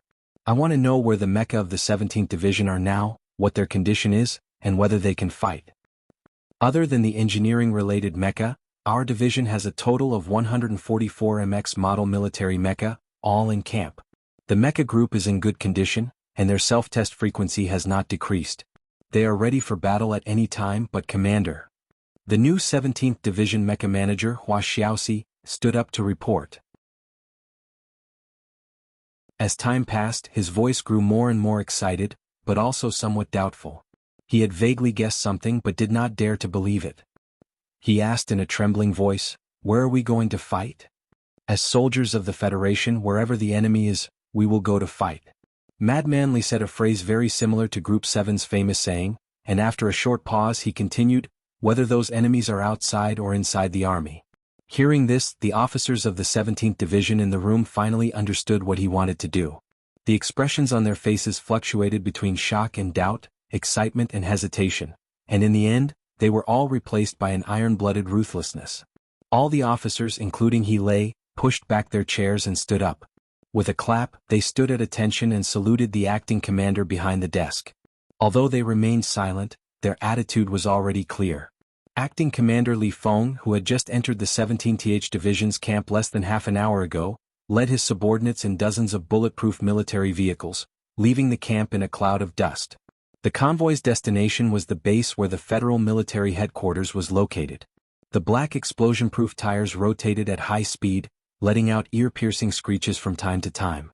The stones in the field were crushed and sent flying in all directions, and the soft soil was thrown everywhere. Dozens of Federation military vehicles roared forward at the same time, dragging countless black and yellow tails behind them. It was an exceptionally majestic sight, and the momentum was astonishing. The base war zone had been completely controlled by the Federation 3 years ago. Within an area of several thousand square kilometers, there were 17 Federation ground troops stationed, and the total number of soldiers exceeded 200,000. Although there was no need to closely monitor the rear of the base, this shocking convoy still alerted the sentries of the various troops at first notice. The reorganized Mechanic Division, the new Armored Division, the Rapid Reaction Brigade, and the various troops all tried to do something after receiving the information, but when those generals with outstanding military achievements confirmed that the convoy came from the new 17th Division base, and that Madman Li was sitting in the military vehicle at the very front, they immediately understood what the new 17th Division wanted to do. After a moment of silence, they restrained their troops and entered a strange period of silence. It was impossible for the Federation headquarters in the base to remain silent. Lieutenant General Hu Lian's forcefully suppressed cold voice rang out in the vehicle system. "Little Feng, you want to start a mutiny right after taking office? This is fucking nonsense. Go back immediately." Madman Li looked at the base lugs in the distance and replied expressionlessly, "Commander, if the 17th Division really wants to mutiny, there will be more than just a few dozen military vehicles here." Lieutenant General Hu Lian roared angrily, "A few dozen military vehicles? Don't think that you can hide from the eyes of the headquarters just because you have an old friend in the General Staff Department. The Bureau of Proclamation just sent out an emergency report, and the Federation has detected that the 17th Division's mecha have been activated and are on the way. What are you trying to do? Is there something wrong with your brain?" Madman Li's delicate eyebrows slowly furrowed. He really did not expect that the tattered charter network of Planet Mohua would be able to notice his deployment so quickly. After a moment of silence, he calmly replied, "Commander, as the acting commander of the 17th Division, I will be leading my division's Internal Affairs Department to the forward base to investigate some officers who are suspected of collaborating with the enemy. In order to prevent any resistance, I have ordered the mecha group to be activated. Please understand." Lieutenant General Hu Lian angrily rebuked, "Bullshit. What authority does a division's Internal Affairs Department have to investigate a case? Or are you saying that you, as a division commander, want to overthrow the headquarters?" "You misunderstand." The vehicle was shaking, but Madman Li's face did not tremble at all. He replied in a low voice, "The front lines need stability and the troops need stability. I don't have any thoughts about the headquarters, but since I am the commander of the 17th Division, there are some things that I need to express. Don't forget your identity. You are a soldier of the Federation, and a soldier's duty is to obey orders. If you don't withdraw immediately, I will arrest you for attempted mutiny. Madman Li very succinctly replied with 2 words, welcome. After a moment of silence on the other end of the communication system, Lieutenant General Hu Lian's somewhat tired voice rang out again. This is the front lines. Your attitude will make the entire situation uncontrollable. Little Feng, you should know very well what it means to have the Empire's people watching us from the north. If the base is in chaos, what it means? It is precisely because the Empire's people are watching us from the north that I must first remove the abscesses in the base. Otherwise, the soldiers fighting on the front lines will have to constantly be on guard against a cold shot from behind. How will this battle continue? This is a mutiny. Lieutenant General Hu Lian was clearly enraged by the convoy that the new 17th Division had sent out. He heavily slammed the table and roared angrily, even you can't bear this responsibility. Madman Li slightly raised his eyebrows and said with a bit of mockery, the responsibility of a mutiny on the front lines is great. I am only a temporary division commander and you are the commander. You must bear this responsibility. Li Feng, you really are a madman. The convoy began to slow down, and the smoke outside the window gradually settled down. Madman Li's raised eyebrows slowly calmed down and he calmly replied, everyone knows that. Without waiting for the other side of the communication system to ask again, he ended the communication. Staring at the non-stop beeping of the communication system, the livid Lieutenant General Hu Lian's lips twitched slightly. He asked with a hoarse voice, have they boarded the ship? Director Barry and the Federation Investigation Department officials haven't had time to board the ship. The staff officer behind the general nervously replied, the scheduled landing time has passed, and the spaceship hasn't arrived at the base yet. The 17th Division headquarters once had a secret communication with the Federal Fleet. I don't know if this has anything to do with it.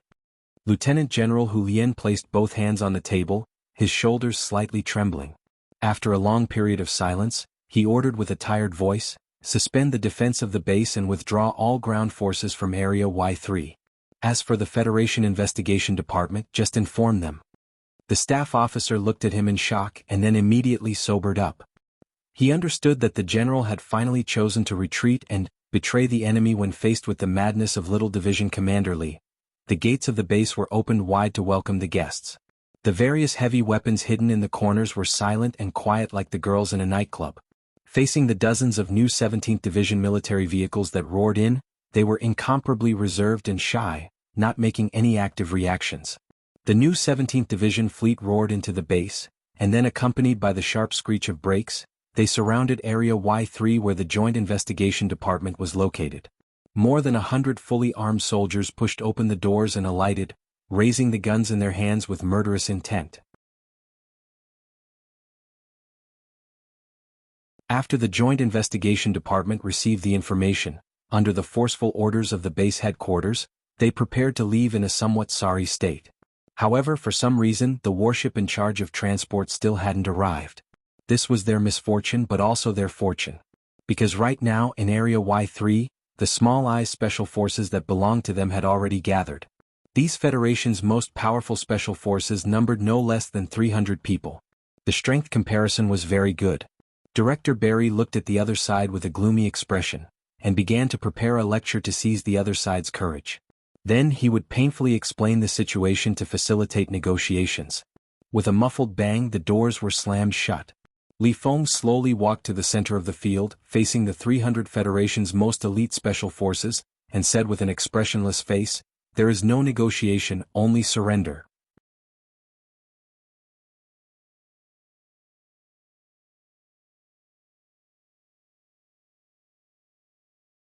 Chapter 923.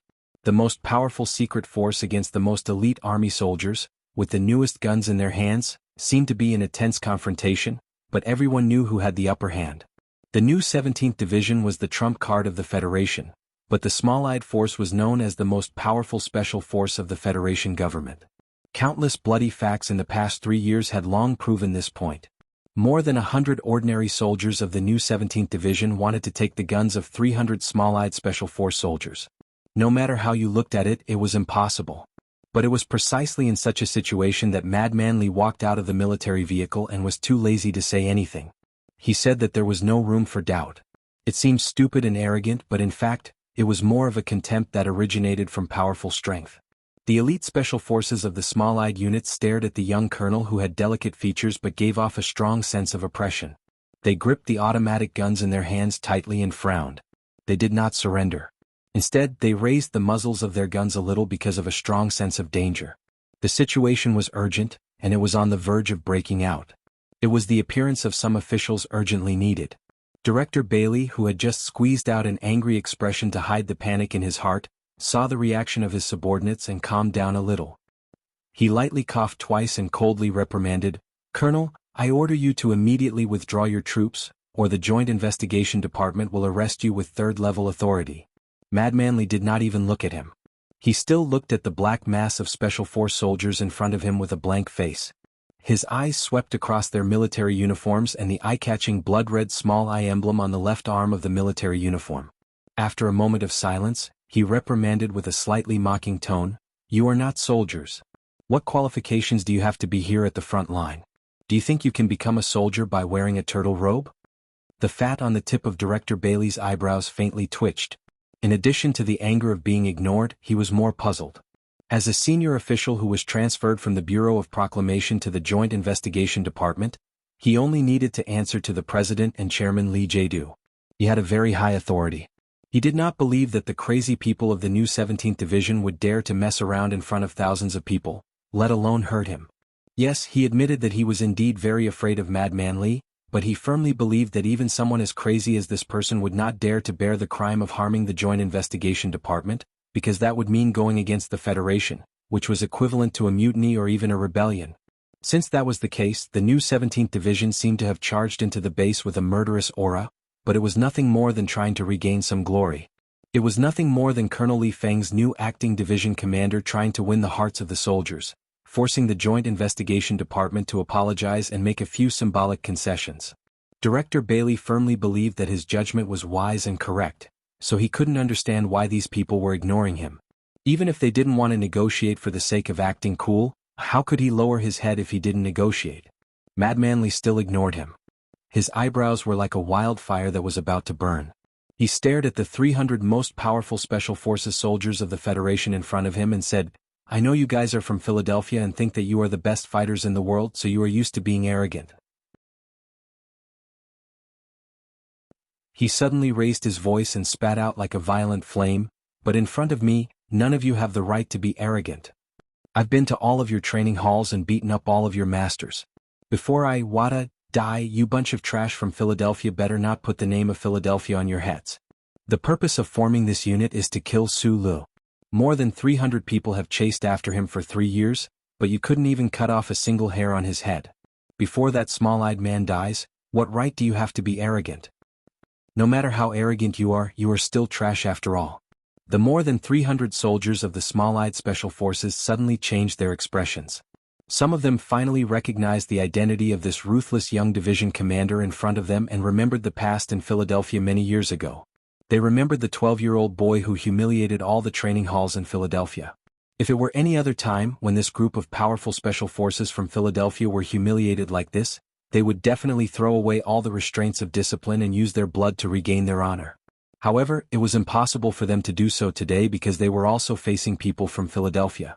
The back mountain of Feiqing City was the place where the essence of the Federation had been gathered for hundreds of years. The people there worshipped martial arts and were tough and aggressive. The dozens of training halls had cultivated many strong people like Kong Wu for the big families and powerful government agencies. However, the real reason why Feiqing City was famous and feared by the world was because of that old man, the family name that hung above Feiqing City like a crown. "My surname is Li. I am Madman Li." The 300 soldiers with guns lowered their heads in respect. Some of the small-eyed Special Forces quietly placed their guns beside their feet. Scattered sounds of metal clashing sounded in the field. Although some of the soldiers were still holding their guns nervously and waiting for orders from their superiors, no one dared to look directly into Madman Li's eyes anymore. A person with empty hands was able to defeat the resistance of a group of fierce Special Forces soldiers with just his name. Other than the godlike influence of his family in Philadelphia, it was also because of his tyrannical and ruthless personality that had long become a legend. Who else could have such an intimidating presence other than him? At this moment, the heavy sound of rolling tracks suddenly sounded around the Y3 area of the base, mixed with the clear sound of hydraulic jumping. Dozens of black MX mechas solemnly entered the area and immediately took control of the situation. If the new 17th Division had shown up first to intimidate them, the small-eyed Special Forces would have had no choice but to surrender in the end. However, no one could say for sure whether or not there would be any bloodshed due to some unforeseen circumstances. Therefore, in Madman Li's plan, he had decided to show up first by himself to intimidate everyone and minimize the possibility of bloodshed. Director Bailey had been watching everything with a frown on his face. No one had paid him any attention, so he had the opportunity to analyze the situation. He accurately guessed Madman Li's thoughts, but for some reason he just couldn't relax. The new 17th Division didn't want to cause bloodshed, but why did he still feel so strange? Director Bailey couldn't understand. He watched as the new 17th Division soldiers walked into the crowd and began to disarm. He felt a strange cold wind blowing between his eyebrows and ears, and he began to smell some sort of danger. If the new 17th Division finished disarming, then the entire small-eyed Special Forces, or more accurately, the officers of the Joint Investigation Department, would no longer have any power to protect themselves. They could only become shivering white rabbits, waiting to be skinned alive or cut into 13 pieces and braised behind the back of HTD Bureau. Director Bailey's breathing quickened. He couldn't just watch the situation develop like this. In order to stop the other from disarming, he gathered his courage and looked at Madman Li angrily. "I'm going to report you to the Federation government. Madman Li, you must be severely punished by military law. Chairman Madman Li will not let you get away with this." By bringing up Li Jiedu's name, he didn't expect to be able to suppress someone like Madman Li, even though the two were father and son. He only hoped that the soldiers of the small-eyed Special Forces would wake up and remember that Chairman Li Jiedu was this person's father. He hoped that they would regain the will to fight, even if it was just the courage to hold a gun. However, he misjudged the status of the Lis of Philadelphia. The people of Philadelphia respected and were willing to obey Chairman Li Jiedu largely because he was the only son of the war god. For them, the only ones who could truly represent the Lis of Philadelphia were the grandfather and grandson. Madman Li finally slowly turned his head to look at Director Bailey. He knew this person's fear and thoughts. In order to let his subordinates complete the disarming work, he didn't mind deigning to say a few words to this person. "The complaint is invalid because this is the front line, not the Capitol Ring, and not a rotten house like Parliament Hill or the official residence. As for military law, only the soldiers can speak for themselves." He looked at Director Bailey and said expressionlessly, "It seems that you know very well what kind of land you are standing on. Then you should understand that it is more dangerous for you to stir up trouble on the front line than to play tricks behind the scenes. Behind the scenes, you frame people and extort confessions through torture.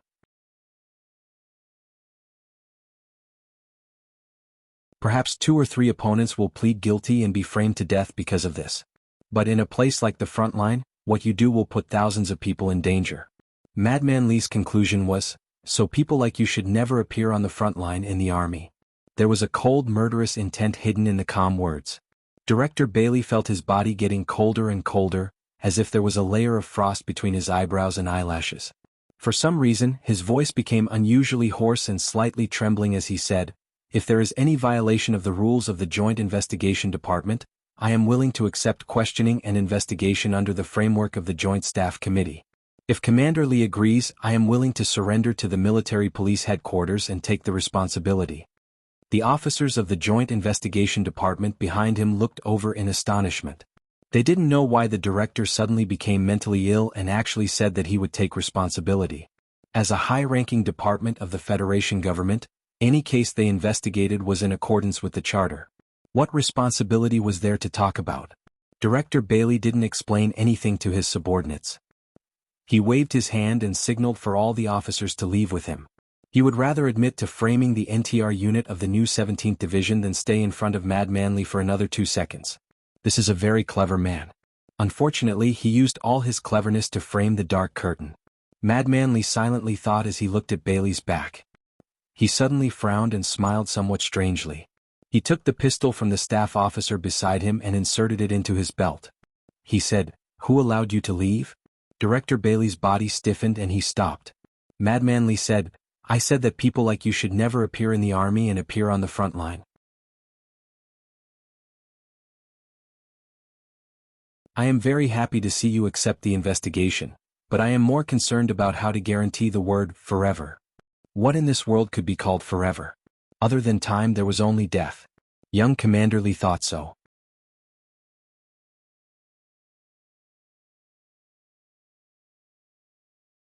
Chapter 924. He walked forward and took out a piece of paper from his left breast pocket. Facing the handwriting on it, he read, Mu Fei Lu Yuqing Neo Fan Yong. Those who have been named will stay for investigation. The rest of the members of Small Eye's combat unit must leave the planet's surface in half an hour. He looked past Madman Lee's steel-like shoulder and looked at the gray sky. He nodded slightly and said, The fleet support ship is about to land. The Joint Investigation Department had 9 names named and asked to stay. Other than Director Bailey, there were 6 senior investigation officers and 2 commanders of Small Eye's Special Forces. These people had all participated in the investigation of the NTR unit of the new 17th Division and directly planned that cold-blooded and shameless framing. The new 17th Division did not accept Director Bailey's request to turn himself into the military police headquarters. Instead, they demanded that they stay and accept their own investigation. Some of the hidden meanings gradually became clear, and the officers of the Joint Investigation Department finally understood why Director Bailey had acted like that before. A dangerous atmosphere permeated the field, flowing slowly and seeping along the edges of the cold steel mecha and guns, as if it wanted to freeze all the heat and noise. Director Bailey's face was slightly pale. Looking at Madman Lee's face, his fingers hanging by the side of his pants trembled slightly. He was afraid, but it did not mean that everyone in the department was afraid. The Joint Investigation Department had a rare high level of authority and directly reported to the President and the Joint Chiefs of Staff. Over the years, they had wreaked havoc in the capital ring's official and judicial circles, but they had never encountered a real challenge. This was especially true for the high-ranking officers from the Bureau of Proclamation. They had long been used to standing on the highest hill and looking at the targets they were investigating. Neo, who had been named, was one of them. He had entered the Bureau of Proclamation directly after graduating from university. Other than the 3 years of contact with the normal Federation society in the Joint Investigation Department, he had always worked in that mysterious organization. Bathing in the sacred and inviolable the glory of the Charter for too long, he had naturally formed the same sacred and inviolable concept of the Bureau of Proclamation officials. He walked past Director Bailey, looked at Madman Lee's face and said with a smile, I'm sorry, but I can't stay according to your request, because my personal connections are still with the Bureau of Proclamation. Although you have an amazing family background, I think you still don't have the authority to arrest officials of the Bureau of Proclamation. His expression was that of a smile, and he even apologized. But to say such words in such a situation, there was a sense of pride and contempt in his indifference. The mysterious and powerful Bureau of Proclamation was the cornerstone of the entire Federation. No matter how powerful the government was, no one dared to go against the wishes of this organization. Even Parliament Hill and the office of the President had to show sufficient respect to this existence. This was a deeply rooted tradition or rule of the Federation. Even the federal military had to somewhat cowardly abide by all of this. They could only watch as the technical officers stayed in the base like bosses, contemptuously commanding the reconstruction and activation of the Charter network. In countless years, only a few years ago in the battleship 3320, Sulu, who had the highest authority, had acted arrogantly in front of the entire Bureau of Proclamation. Today in Area Y3 of the base, who had the authority to intimidate the Bureau of Proclamation? In the minds of Donglin, Fengyu had educated Sulu. In the wetlands of the suburbs of the capital, he had also taught Sulu. The glory of the Charter was powerful and its authority was terrifying, but in the end, it was still people who carried out the Charter. This also meant that the upper limit of the glory of the Charter's power was determined by the upper limit of the ability of the person carrying out the Charter. Madman Lee didn't know that his granduncle, who had fought against the glory of the Charter for his entire life, had once made a precise plan for this situation. He simply carried out the highest rule in the army: whoever had a gun was the boss. Therefore he raised the gun in his hand, aimed at the Bureau of Proclamation official called Neo, and pulled the trigger expressionlessly. Following the crisp sound of the gunshot, a spray of blood suddenly erupted from the back of Neo's head. Then, a deep bloody hole slowly appeared between his eyebrows, like the shocked and confused third eye of a monster. With a muffled bang, the Bureau of Proclamation official's body fell heavily to the ground like a sack stuffed with graphite ore. He bounced up slightly, then went stiff without feeling anything. The clear and spiraling sound of the gunshot reverberated throughout the base. It wasn't very loud, but it shook the eardrums of the 400 to 500 people a little and set off a storm in their minds. The soldiers of the new 17th Division didn't expect to see this scene, but after the shock subsided, they immediately felt an unprecedented joy. They felt pain for the innocent brothers who had died in the Southwest War Zone, and they felt joy for the bloody price of these sinister officials. Inside a MX Mecha in the northwest corner, Hua Xiaoxi watched the scene seriously through the optical system. The corners of his lips cracked open slightly in silent joy. In the division headquarters, Madman Li had once told them that in order to become a true member of the new 17th Division, one had to be ruthless enough. That dead Bureau of Proclamation official was clear proof, so this is what it means to be ruthless. With just a few words, a high-ranking Bureau of Proclamation official was turned into an ice-cold corpse under Madman Li's gun. The elites of the Small Eyes unit naturally felt the complete opposite of the new 17th Division. Most of them stared at Madman Li's face with indescribable shock, trying to find a trace of ruthlessness or perversion on this young division commander's face, but they couldn't find anything. There was only calmness or perhaps apathy. A small number of elites of the Small Eyes unit who hadn't been disarmed tried to pick up the guns by their feet under this mental attack, but then they heard the air behind them vibrate abruptly, stabbing into their backs like steel needles. Dozens of black MX Mecha adjusted their postures slightly like cold steel giants. Their bodies tilted forward, and the Darlin autocannons on their mechanical arms began to rotate at high speed at the same time. The shrill humming sound stacked together, terrifying to behold. The stance of the new 17th Division was very clear. If the special forces of the Small Eyes unit dared to fire back at this time, then the mecha group with the absolute advantage would definitely not mind using tens of thousands of bullets thicker than fingers to turn them all into minced meat. Director Bailey was very cold.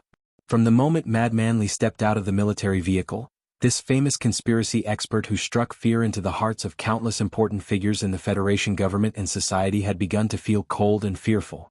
Until now, the chill had penetrated his chest and settled on his back, causing the beads of sweat to freeze. At the beginning, he hadn't understood why the new 17th Division wasn't willing to talk to him, and why Madman Li was ignoring him. Only now did he understand. Who would be willing to waste time talking to a person who was about to die? The new 17th Division's crazy charge into the Federation headquarters base was not to make the Joint Investigation Department bow their noble and proud heads, but to directly chop off their heads. Did they think they could just kill him and his people so easily? Did they not need to investigate, interrogate, or even assign a crime? Did they not need to use torture to extract some evidence or forge some evidence? Director Bailey stared at Madman Li not far in front of him, as well as the officers and soldiers of the new 17th Division who were in an excited and dangerous state. He couldn't understand this phenomenon that went against his aesthetic and political ideals. Under the threat of death, his slightly trembling right hand reached uncontrollably towards his waist, almost touching the gun handle.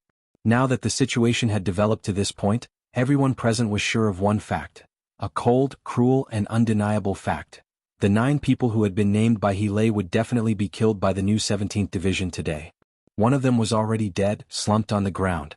2 of the people who had been named were commanders of the Small Eyes Special Forces. As mentally and physically strong soldiers, they weren't willing to die just like that. Faced with such a cruel prospect, their gazes drifted towards the scene. Where their gazes landed, a few of the commanders who were loyal to the death stared at the ground beneath their feet. They didn't seem to have any interaction, but suddenly their bodies tensed up, and they pounced forward like ferocious tigers, holding military knives in their hands. Their target was Madman Li, who was standing at the front. As long as they subdued this person, the Small Eyes Special Forces would be able to regain control of the current situation. At least they would have some room to bargain, and they should be able to save the commander's life. Several tiger shadows pounced, and in exchange, a few crisp sounds rang out. These reckless fellows were struck by a leg lightning bolt, and were sent flying more than 20 meters away. They spat out blood as they fell into the dust, and it was unknown whether they were dead or alive. They had charged over like ferocious tigers and then turned into a few sick cats. That was because the young commander they had attacked was the Real Tiger. He was a tiger with the aura of the West Woods thin tiger in his chest, a tiger that had grown up on the bloody battlefield. Madman Li pulled back his right leg expressionlessly, and turned his head to stare coldly at Director Bailey's face. He didn't look at the hand that was reaching for his waist, but his gaze gradually became violent, and he lashed out viciously like a flaming whip. If you kill us, how are you going to explain it to the Federation? Director Bailey asked in a trembling voice. Even if you are Madman Lee, no one can protect you. That's my problem. I brought the troops to the base to kill you, of course. Do you expect me to send you to the military court and instill the spirit of the law in the troops while I'm at it? Madman Lee said, I just said that the way soldiers solve problems has always been more violent and direct, and it's even more so for me. Area A1 of the base was silent, or rather dead silent. After the new 17th Division entered the base, all the federal forces seemed to have disappeared into thin air, and all the heavy weapons seemed to have lost their effectiveness at the same time. Director Bailey looked in the direction of the headquarters, and he knew that some people were coldly watching this scene in the dark. He knew that no one would come to save him, and he sank into true despair. Then he turned around and saw Madman Lee's flaming gaze. As if burned by the heat of the gaze, his right hand uncontrollably gripped the handle of his gun, and he suddenly pulled it out and aimed at Madman Lee's body. The second gunshot of the day. The muzzle of the gun in Madman Lee's hand emitted wisps of smoke. It wasn't to pity Director Bailey, who was lying in a pool of blood on the ground, but to pay tribute to those comrades who should have died on the battlefield, but had died in the hands of despicable people.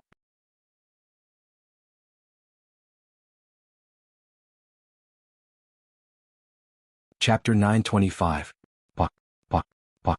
After the second gunshot there was a third and fourth. They were crisp and quiet. The walls of Area Y3 of the base were covered in blood and dust. Including Director Bailey, 7 officers of the Joint Investigation Department who had framed the NTR unit of the new 10th Division had died. The 2 beady-eyed commanders who were in charge of chasing down the lone soldier and causing the deaths of 8 federal soldiers had also turned into ice-cold corpses. Madman Lee looked at the 300 small-eyed elites who were either angry, sad, or frightened. He said, if you don't want today to turn into a massacre, then don't move. Obediently board the ship and leave. You aren't real soldiers, so you don't have the right to stay on the front lines. When you return to the Capitol Ring, tell your highest commander. He continued, that Chairman Lee Jae-do. I don't care what he's doing behind the scenes, but if he dares to send those officials and you to the front lines next time, I'll kill every single one of them I see. In the depths of the base, in the room that seemed to always be dark, the highest commander of the Federation military front lines, Lieutenant General Hu Lien, looked at the young colonel in front of him with a livid face. He slammed the table angrily and reprimanded him sternly.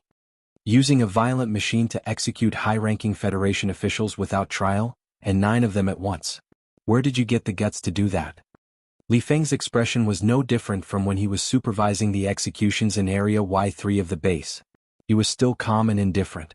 Only the clear light in his eyes showed that he had already shaken off that crazy and violent mood. He wasn't interested in listening to the commander's reprimand. His eyes moved around the dark room. He felt that after Du Xiaoqing left the front lines, the windows of the headquarters room seemed to always be covered with black curtains.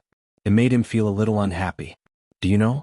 If this matter spreads, it will definitely become the biggest scandal in the history of the Federation military. I don't care if you are some bullshit war hero or the youngest colonel commander, you will be finished. Lieutenant General Hu Lien angrily tore open the military discipline buckle and pointed at his nose. It's one thing to kill those 2 small-eyed commanders, but you dare to kill the officers of the Joint Investigation Department? Don't forget that there are 4 people in there from the Bureau of Proclamation. How are you going to explain this to the Bureau of Proclamation?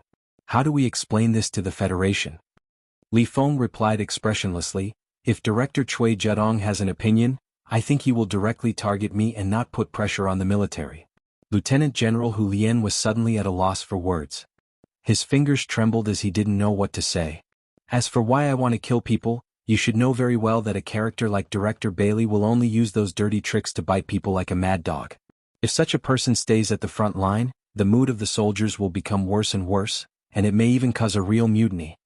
Lieutenant General Hu Lien gradually calmed down. He looked at him with a frown and asked with a serious expression, how do we deal with this matter next? You executed a government official in public. No matter what, you can't hide it. According to military regulations, battles where the death toll does not exceed 10 people do not need to be reported to the Ministry of Defense, and the rear agency has no right to ask. Li Feng replied. Today 9 officials were executed in the Y3 area of the base. The limit of 10 people was not exceeded. As long as the frontline forces kept it a secret from top to bottom, it would not be difficult to turn this bloody incident into a surprise attack by the Empire. Lieutenant General Hu Lian stared at his calm face.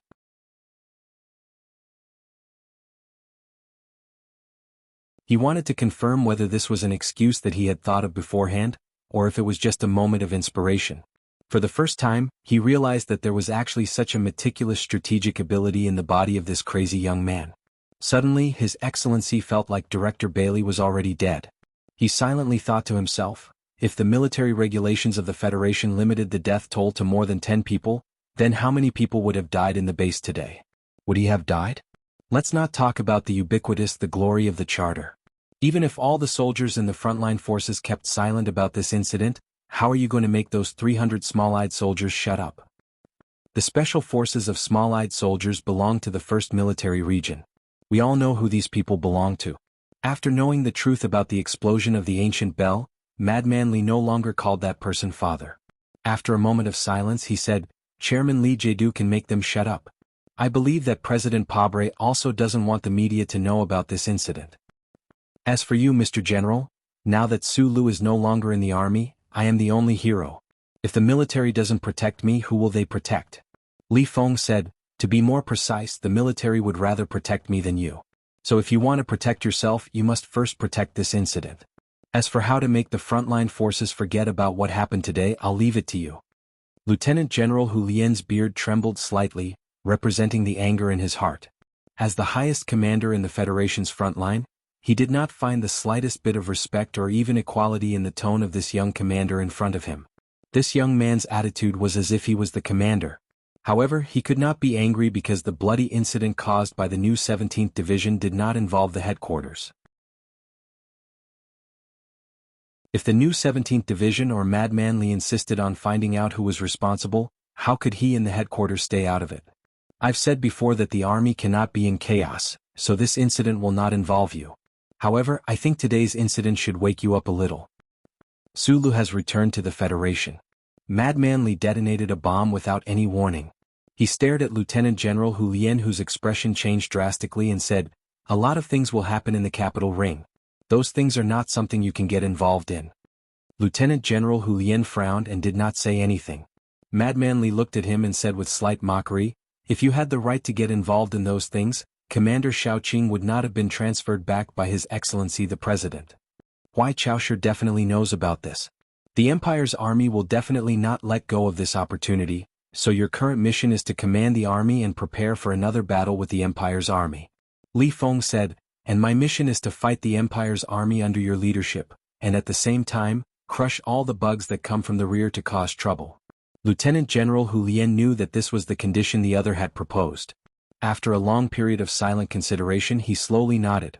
Perhaps there really was a wall in the world that could block out all the gales, but there was definitely no secret that could be hidden forever, at least for Li Jiedu, who controlled all the secret organizations of the Federation government.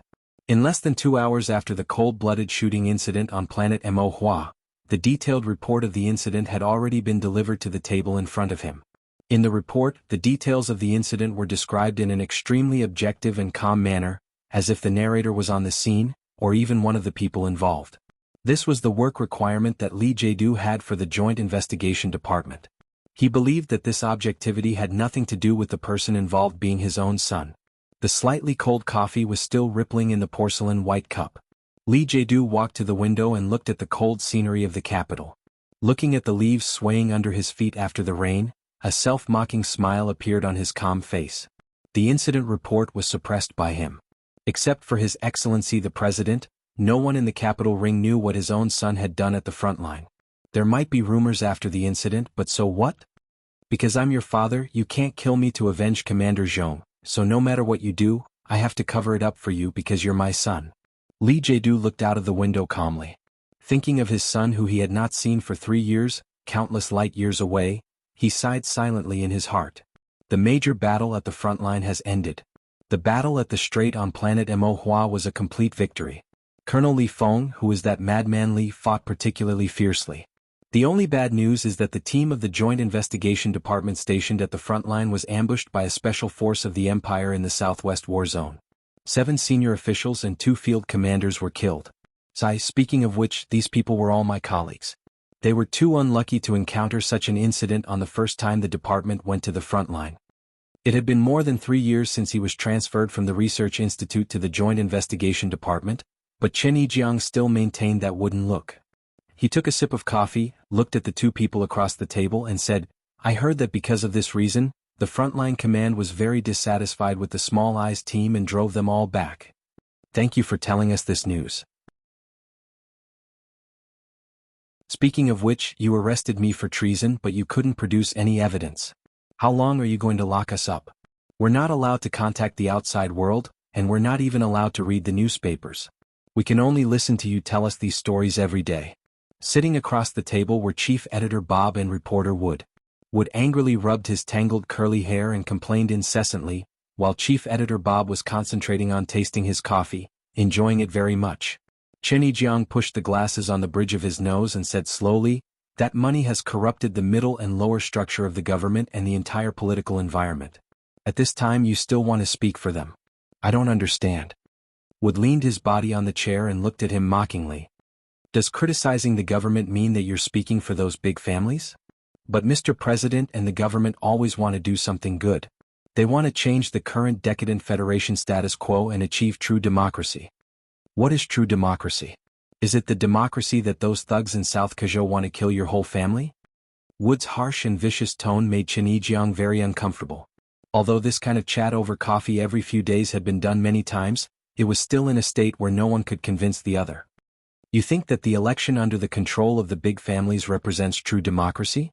The Federation needs unity the most now. What Mr. President needs most now is support, not doubt. If we don't unite, how can we win this war with the Empire? If the government doesn't use these strong means, how can the entire political machine operate well and support this war? The body of the Federation has decayed too much. If we don't use a sharp knife, how can we cut off the rotten flesh and restore health?"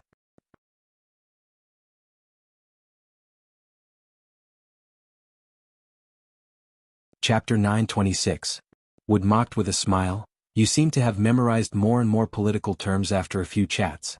You seem to have read Mr. President's speech many times, haven't you?" Chen Yijiang scratched his head embarrassedly and said, "Yes." Wood mocked, "Pabre is quite fast with the knife. He's not worried that he'll cut off the good meat that isn't abscesses anyway."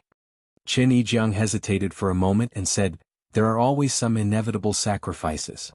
Bob had been drinking his coffee in silence and with a smile. After hearing this, the smile on his face gradually disappeared.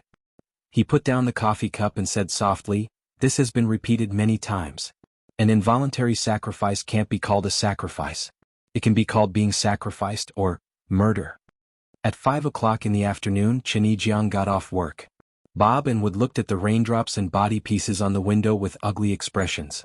The light in the room suddenly brightened up and shone on the faces of the two reporters. Every wrinkle and the tiniest spot were illuminated clearly. It was not until now that the haggard and exhausted faces could be seen clearly. Having been restricted by the Federation government for more than a month, the life of a prisoner was definitely not the luxurious afternoon tea time that it used to be. For people with strong enough minds, their bodies were on the verge of collapse. Behind the unusually bright light that made it impossible for people to get rid of their tiredness through drowsiness were several officers of the Joint Investigation Department in black formal suits.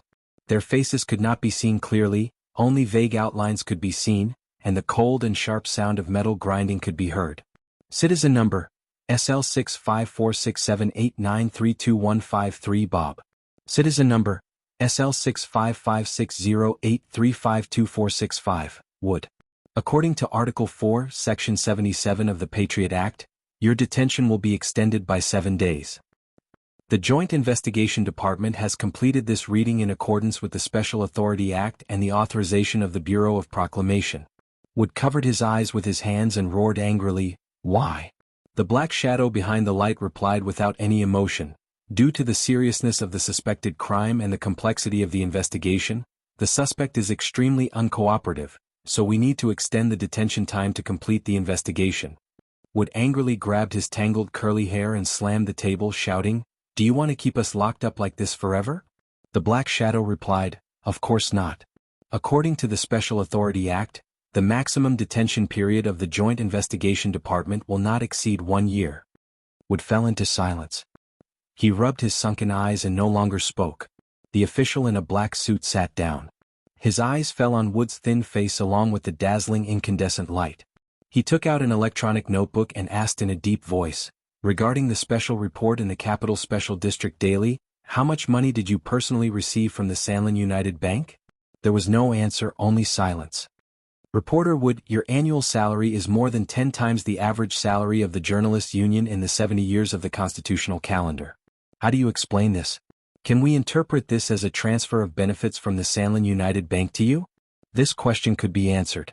Wood was the only reporter in the Federation who could use a group of entertainment paparazzi to dig out so many secrets of Senator Macklin. Naturally, he was qualified to receive the highest level of salary. However, Chief Editor Bob and Wood had answered this question too many times. They knew that it was meaningless, so they still remained silent. Chief Editor Bob, the next question is directed at you.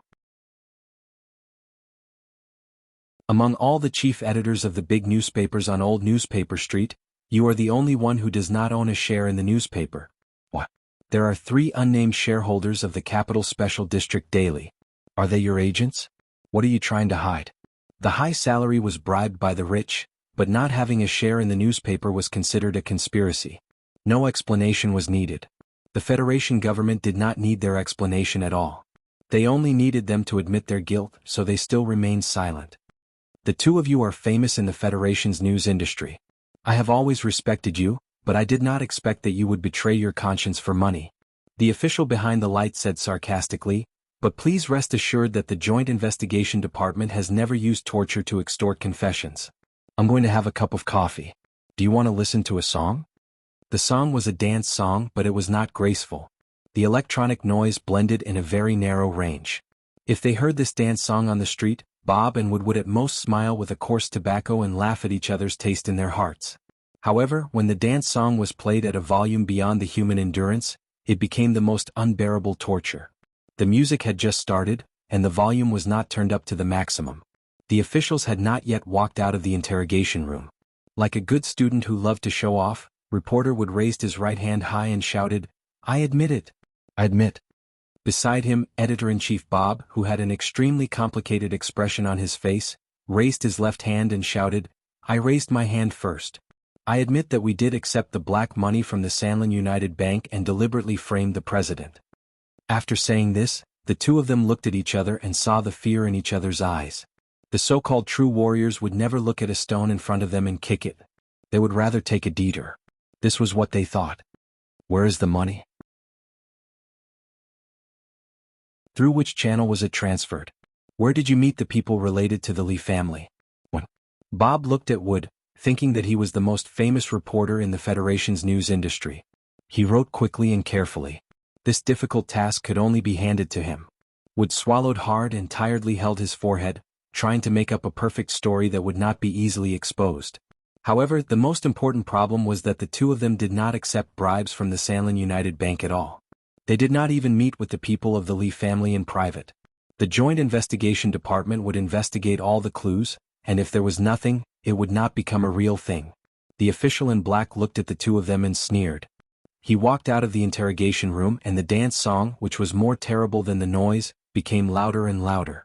Bob and Wood looked at each other and confirmed that the Federation government did not want to hear too much at all. They only wanted to torture themselves. They could not help but smile bitterly. The seemingly cheerful and witty life of a prisoner was, in fact, full of endless pain. In the noise, the 2 best reporters of the Federation held their heads with pale faces and collapsed in the chair in pain. They knew that the dance song would stop in half an hour. At that time, there would not be any injuries on their bodies. Even a lawyer would not have any way to complain to the government on their behalf. A thin plastic bag covered the head.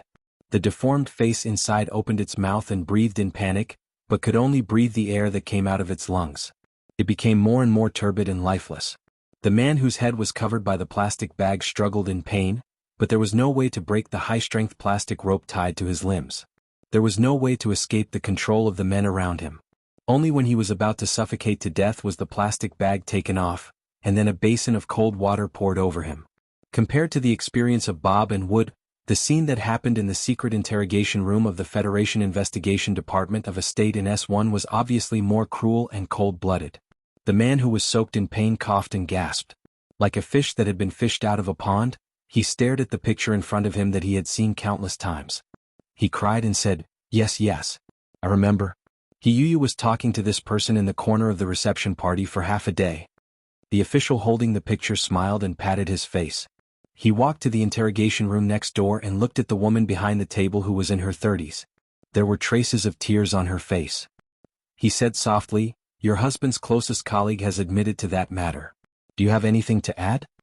In the 37th constitutional era, the empire had quietly planted several seeds in the soil of the Federation. The most famous of them were, of course, Sulu and Macklin. Other than them, there was also an intelligence officer named Hiyuyu.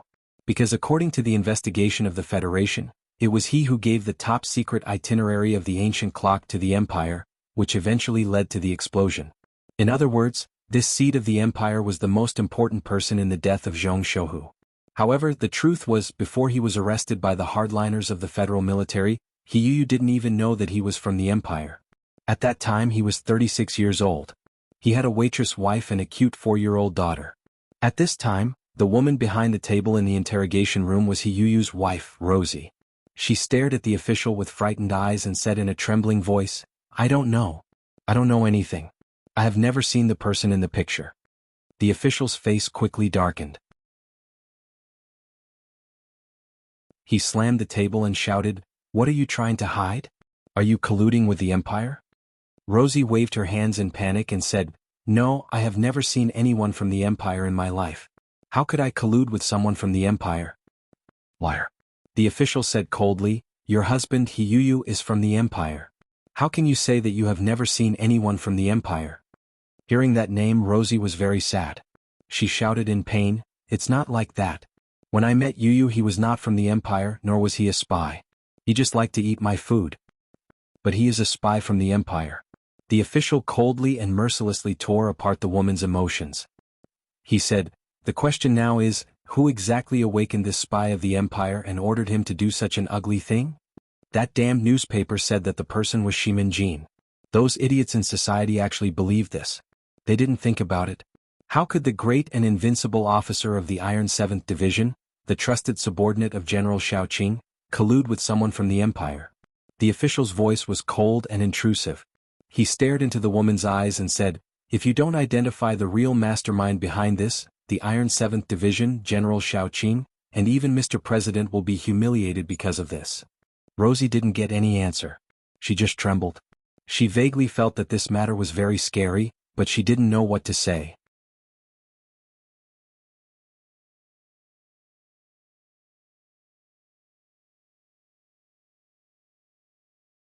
Chapter 927. The official lost his patience, or rather, he could not be bothered to waste any patience on this woman who had no background and was now being looked at strangely by everyone around her. He raised his right arm and slapped her hard across the face. A crisp slap sounded. Rosie covered her red cheeks and cried painfully, "Please let me go. I really don't know anything. My daughter is still very young. She will be scared if she waits for me at home alone. Even if a little imperial brat starves to death at home, probably no neighbors will call the police, and no one will be kind enough to enter through the window to take a look." The official slowly raised his eyebrows and expressed his sympathy with a sigh.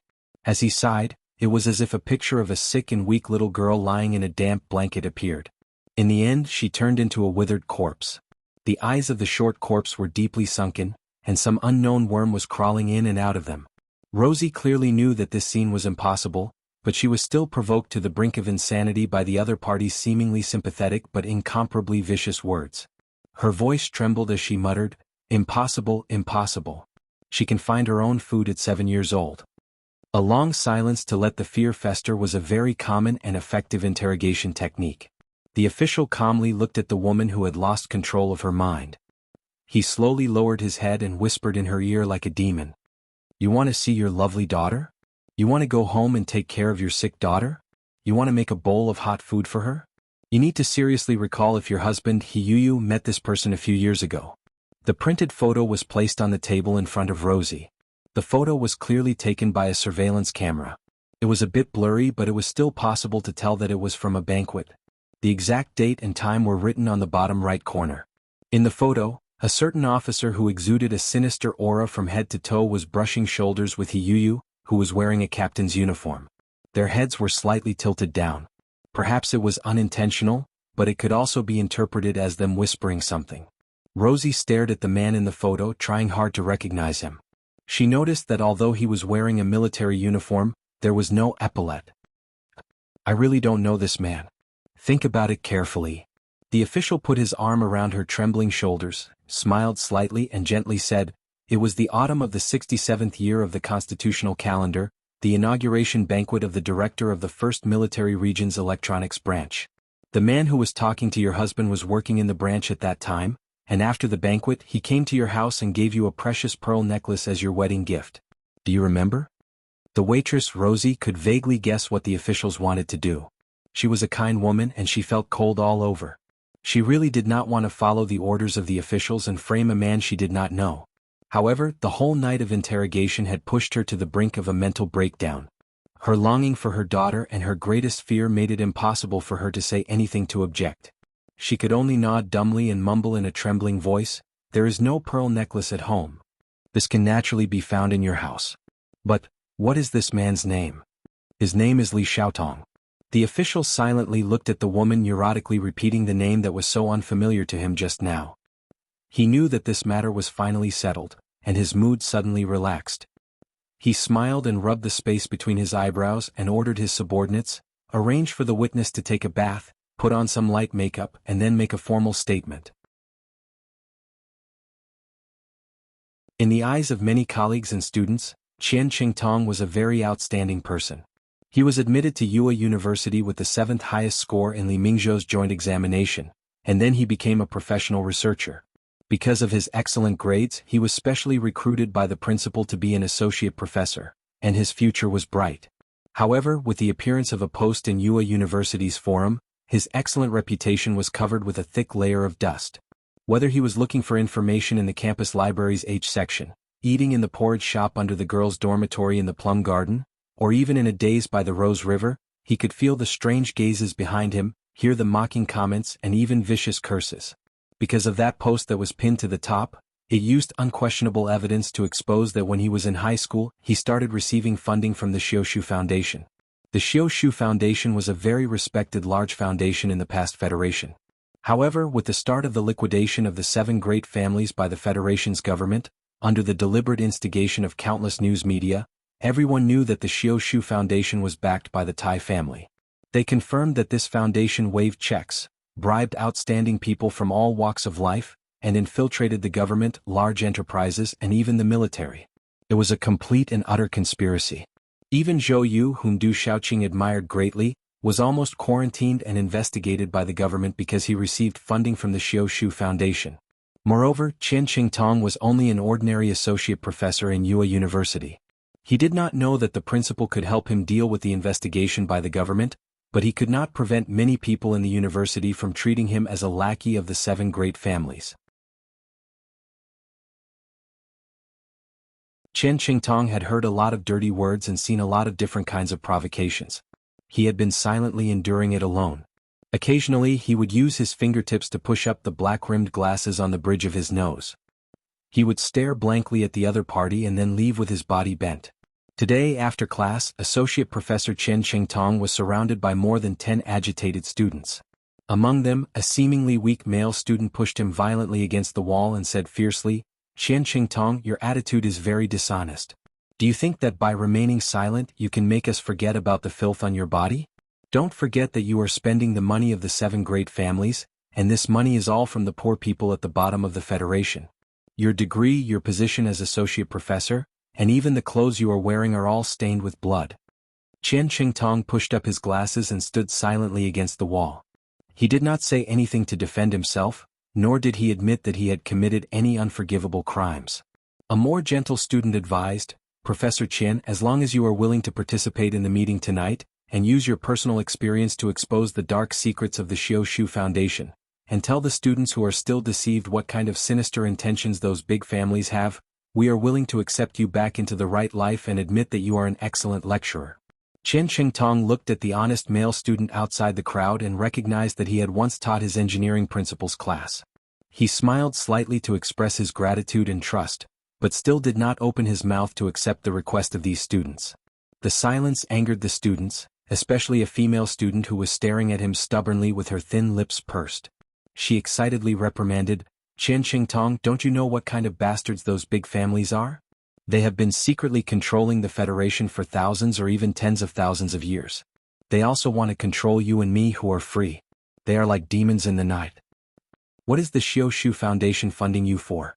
You have to tell us honestly. The big boss behind this evil foundation is the bloody queen of the Tai family. Do you know how many wild horses she has raised in the back mountain of Macho? How much beef does she eat every day? How many accomplices does she have in the government? How many justice lawyers and prosecutors have been secretly persecuted by her? That woman actually dares to threaten the government with the crystal mine, and even wants to interfere in this just war." The agitated female student spoke until her voice was hoarse, blue veins popping out, and even had an inexplicable crying tone. She pursed her thin lips and shouted, "You still don't admit your mistake." Chen Qingtong looked at this face that was distorted because of excitement, anger, and grief. He pushed up his black-rimmed glasses and smiled. The agitated female student was called Lin Chire. She was a famous campus movement leader at the Rose River School, and a fanatical supporter of President Pabre. She was quite pretty, and 2 years ago she had written a love letter to him. But Chen Qingtong did not like her. It had nothing to do with the relationship between a teacher and a student. It had nothing to do with her delicate appearance. He did not like the overly passionate emotions in her love letter.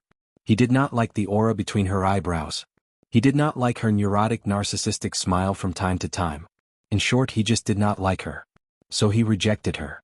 After that, Lin Chire participated in the election for the president of the student council, but failed. She also failed in the election for the president of the Department of Student Council. Until the last year, she became more and more excited at various gatherings on campus. She seemed to have suddenly found a stage for her to shine, and instantly became a so-called influential figure. Chen Qingtong quietly looked at her fanatical performance and remembered the equally fanatical words in the love letter. He could not help but smile and say, "I won't admit my mistake." When the students who were besieging him heard him speak, they became a little quieter.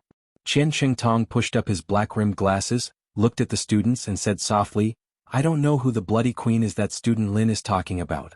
As for those accusations, they should be completed by the judicial authorities, not by newspaper reporters." After a pause, he continued calmly, "If student Lin is referring to Lady Tai, I have to say that I have never seen a big shot like Lady Tai.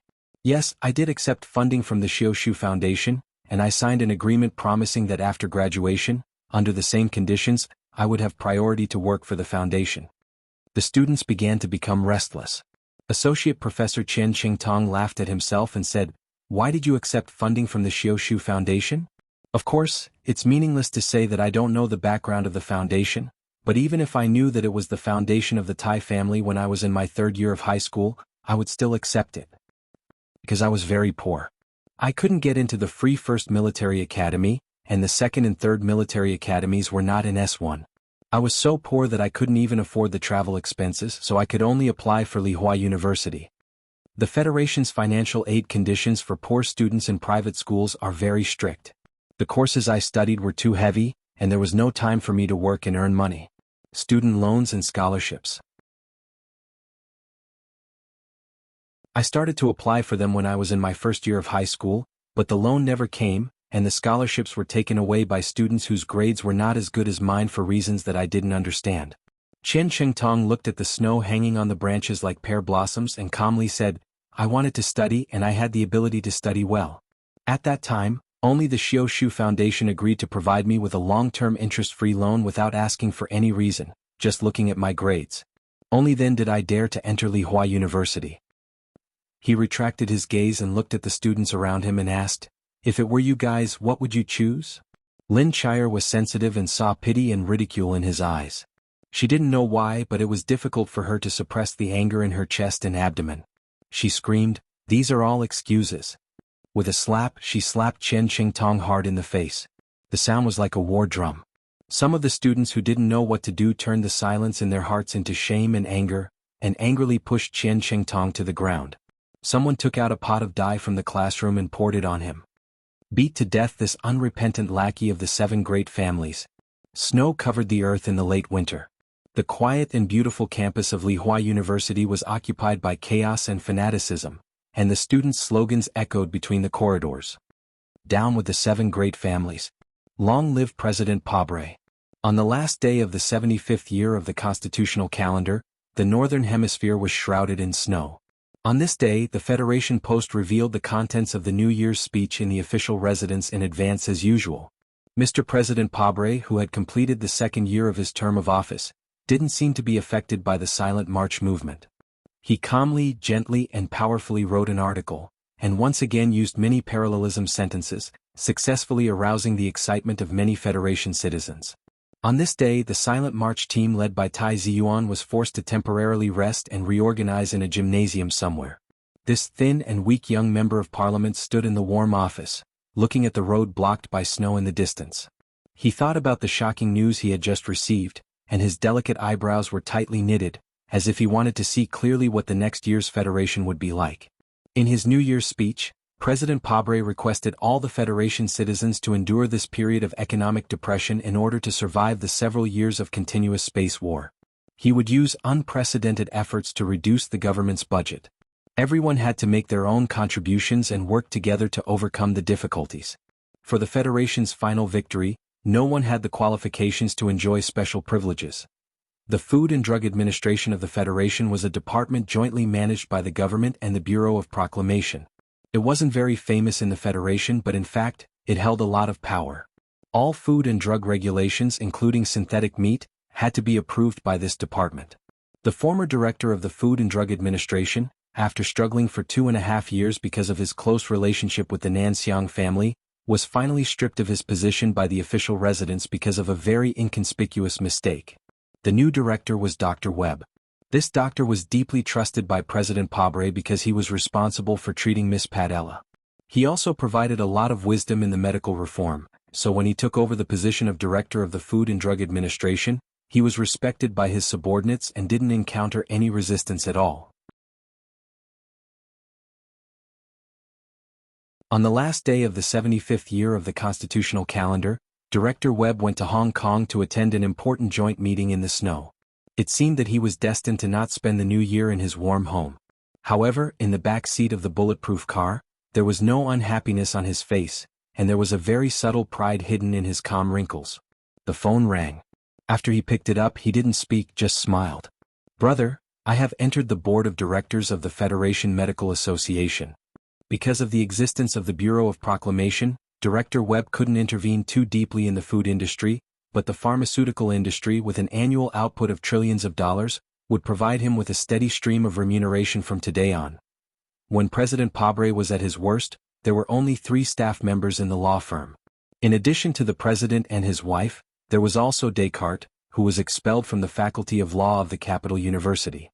The young student who was in charge of miscellaneous jobs at that time finally became the most powerful official in the Federation's Ministry of Commerce 20 years later. On this day, Descartes, the chief assistant of the Federation's Ministry of Commerce, secretly flew to Bermuda. However, the welcoming ceremony at the Bermuda airport was so grand, with beautiful women and flowers lined up to greet him. It was believed that the real secret couldn't be kept. But Descartes didn't mind. The real secrets of officials were always in places that the public couldn't see.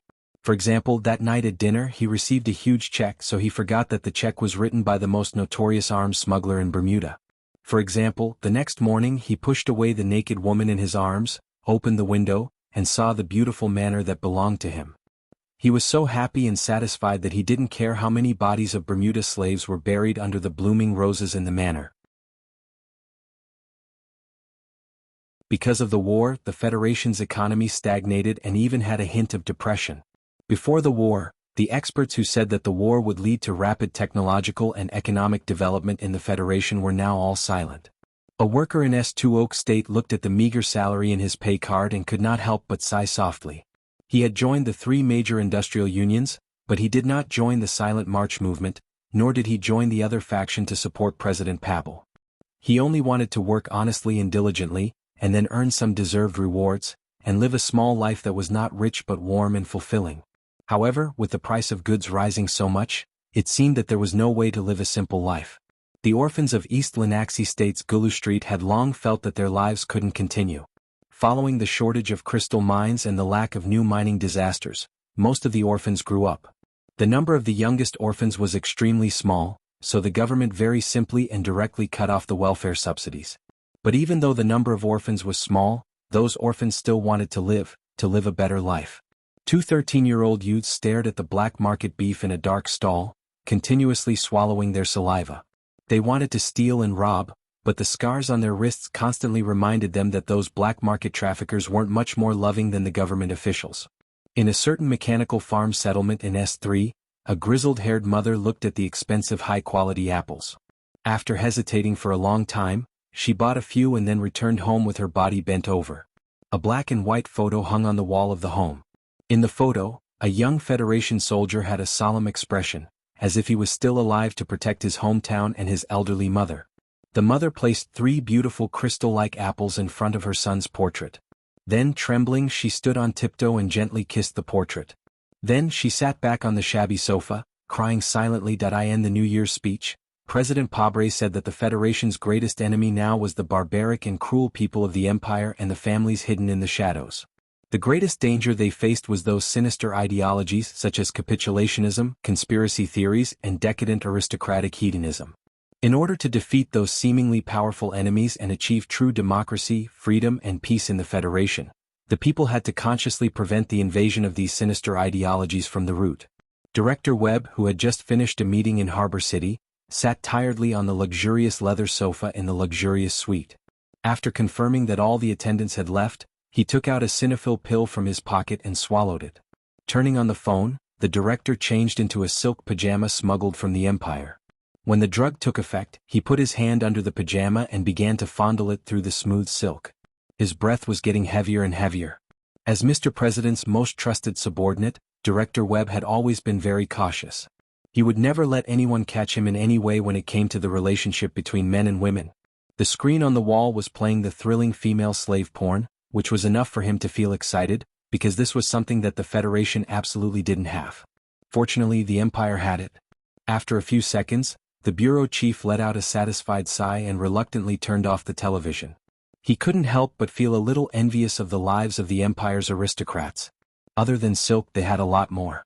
If the Federation's troops were to invade Tianjin Planet, should he ask the president for a chance to become a special governor? The chief commercial assistant, Descartes, was enjoying a medium-rare steak. The Bermuda smuggler beside him said, "This is specially cooked according to Li Nguyen's taste. The sauce is excellent." Descartes pulled a white napkin and elegantly wiped his lips. He smiled and said, "Although our common goal is to destroy Lin Banshan, such artistic enjoyment must be preserved. Everything had to be sacrificed for the Federation. However, every time something big happened, the people who were sacrificed were always the most ordinary people who had no right to speak. What were they sacrificing for? Why were they sacrificing? Everything had to be for the Federation. There were no special privileges. However, before the 7 great families were defeated, a new special class had appeared in the Federation government. Everything had to be for the Federation. There was a need to resist erosion. However, the Federation government led by President Pabre no longer needed erosion. The officials he trusted or had no choice but to trust were already corrupted. The Secret Investigation Department relied on the authority granted by the Bureau of Proclamation, the Patriot Act passed by Parliament Hill, and the restrictions of the judicial system. They relied on their own will to arrest all kinds of suspects in various states and used the most effective methods to carry out cruel interrogations. The building in the Capital Special District was always brightly lit. The interrogations didn't stop every night. The red little eyes painted outside the iron gate for 3 years seemed to be shedding tears of blood because of exhaustion. They were professional, hardworking, and cruel. In the military camp in the southern suburbs of the Capital Special District, the Iron 7th Division and the 3 rapid anti-tank brigades from the garrison area that were called back from the front line canceled their New Year holiday. They were undergoing arduous training in the cold weather and snow. With riot shields and rubber bullets as well as the silent steel mechas standing in the distance, the officers and soldiers were topless. They were breathing out hot white steam as they struggled to get up in the cold snow in silence. They were solemn and brave, but they could also be cruel. With the arrival of the new year, hundreds of thousands of Pabre supporters held grand rallies in various places to show their support for the New Year's speech. The people in the south jumped into the sea happily, swaying their hips and hips enthusiastically. The young students in the north chased each other in the schoolyard while giggling. Round snowballs bloomed on their bodies and walls from time to time, like the New Year's fireworks. They were innocent and lovely, but they could also be cruel. This was the Pabre doctrine. This was the fast knife that Chen Yijiang respected and supported. But who was holding this knife and where was it going to cut? Chasing that faint shadow in the name of democracy, this was today's federation. A federation that was completely different from President Pabre's New Year's speech, which made people feel painful and anxious.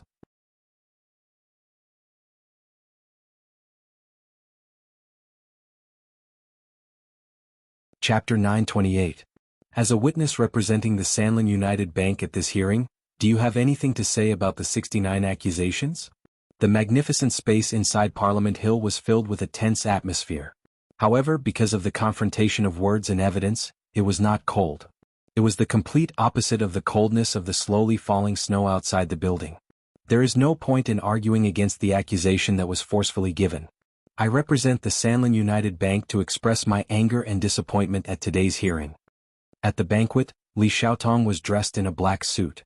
Just like 3 years ago, he still exuded a cold aura of plum blossoms in the snow. The only difference between him and 3 years ago was that there were a few more fine lines between his eyebrows. The fine lines were not because of age but because of fatigue. When the Federation government under the leadership of Pabre started the war with the 7 families, the difference was the traditional domain of the Li family. The Financial Accounting Act, the Open Fund Act, and the related Equity Exchange Act. Under the strong push of the Parbal government, many bills were passed in the Parliament Hill. Then the government used these bills to launch a fierce attack on the Li family. As the Li family's representative company in front of the Federation, the Sanlin United Bank, which spanned across the galaxy, suffered the fiercest attack. Just because you don't argue doesn't mean that today's questioning is over. The chairman of the Financial Committee of the Federation Parliament, Senator Ning Zikai, looked coldly at Li Xiaotong and said, "For the past hundreds or even thousands of years, as the only shareholder of the Sanlin United Bank, your family has deceived the relevant regulatory authorities and used mutual funds to change their names to avoid all antitrust investigations. You are truly shameless and bold to the extreme. The Charter's careful protection of citizens' privacy is based on the rights of the vulnerable, but it is definitely not a fig leaf for you financial oligarchs. In the past, you could use the privacy regulations in the Charter Act to refuse government supervision and investigation, but now, according to the Patriot Act, you can no longer use this protection. If by the 18th of January of the 76th year of the constitutional calendar, the Sanlin United Bank still fails to provide the relevant equity distribution report, the Parliament will agree to the request of the Federation government to send the Federation's audit office to the headquarters of the Sanlin United Bank." Hearing this warning or threat, the quiet Parliament Hill suddenly became lively. Members who supported the Li family slammed the table angrily, expressing their indignation at the abuse of power by the government. Members who supported President Pabre waved their arms excitedly, expressing their support. The Patriot Act? Li Xiaotong raised his head with a gloomy expression. He looked at the senator above and replied in a deep voice, "If my memory is correct, Mr. Bob, the senior editor of the Capital Special District Daily News, has already submitted a petition to the Supreme Court of the Federation several months ago, requesting the court to declare the bill unconstitutional. Editor Bob is currently being detained by the Federation government. I would like to ask Mr. Senator, when will he be released? If he can't be released, the Supreme Court will not be able to proceed with the unconstitutional lawsuit, then no one knows whether the Patriot Act will stand." Li Xiaotong stared at the wrinkles on Senator Ning's face and said mockingly, "The Federation government and the Parliament are using a bill that is highly likely to be unconstitutional to investigate the Sanlin United Bank, which has supported the Federation's financial system for thousands of years. Don't you think this is ridiculous?"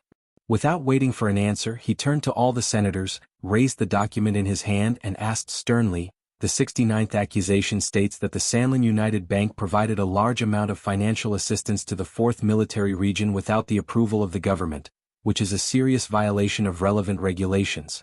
What is the meaning of this?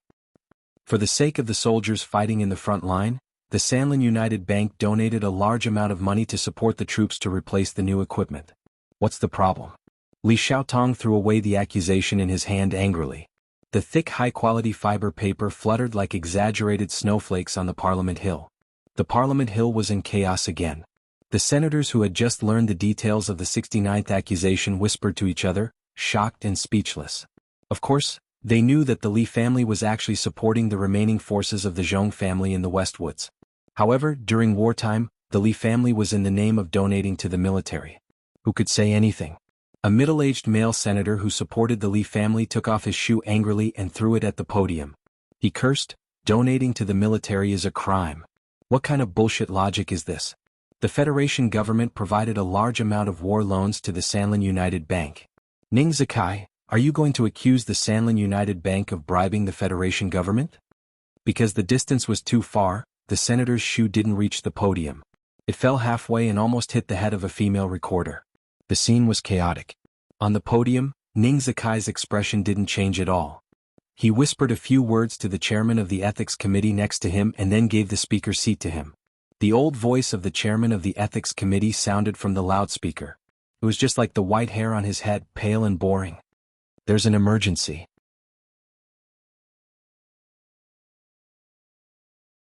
Because it involves the Empire and is of great importance, please allow me to take up the time of this hearing. This is the latest accusation against Mr. Li Xiaotong. I would like to ask you a few questions. First, what's the relationship between you and the spy of the Empire, He Yuyu?" Li Xiaotong frowned and looked at the podium. If it wasn't for the words "spy of the Empire," he wouldn't have remembered who He Yuyu was. He said, "I don't know him." "I knew you would answer this way." The chairman of the ethics committee looked at him and sighed. But the wife and colleagues of the spy don't seem to think so. A photo appeared on the giant screen of the Parliament Hill. Photo, pearl necklace, confession. Li Xiaotong listened silently. His eyebrows were furrowed tighter and tighter. His face was getting worse and worse. All the evidence pointed to him being related to the spy of the Empire, and that spy was the key person in the explosion of the ancient bell. Under the current situation, this was a crime that no one could bear, even if he was the seventh young master of the Li family. The hall fell into a dead silence. No one spoke for a long time.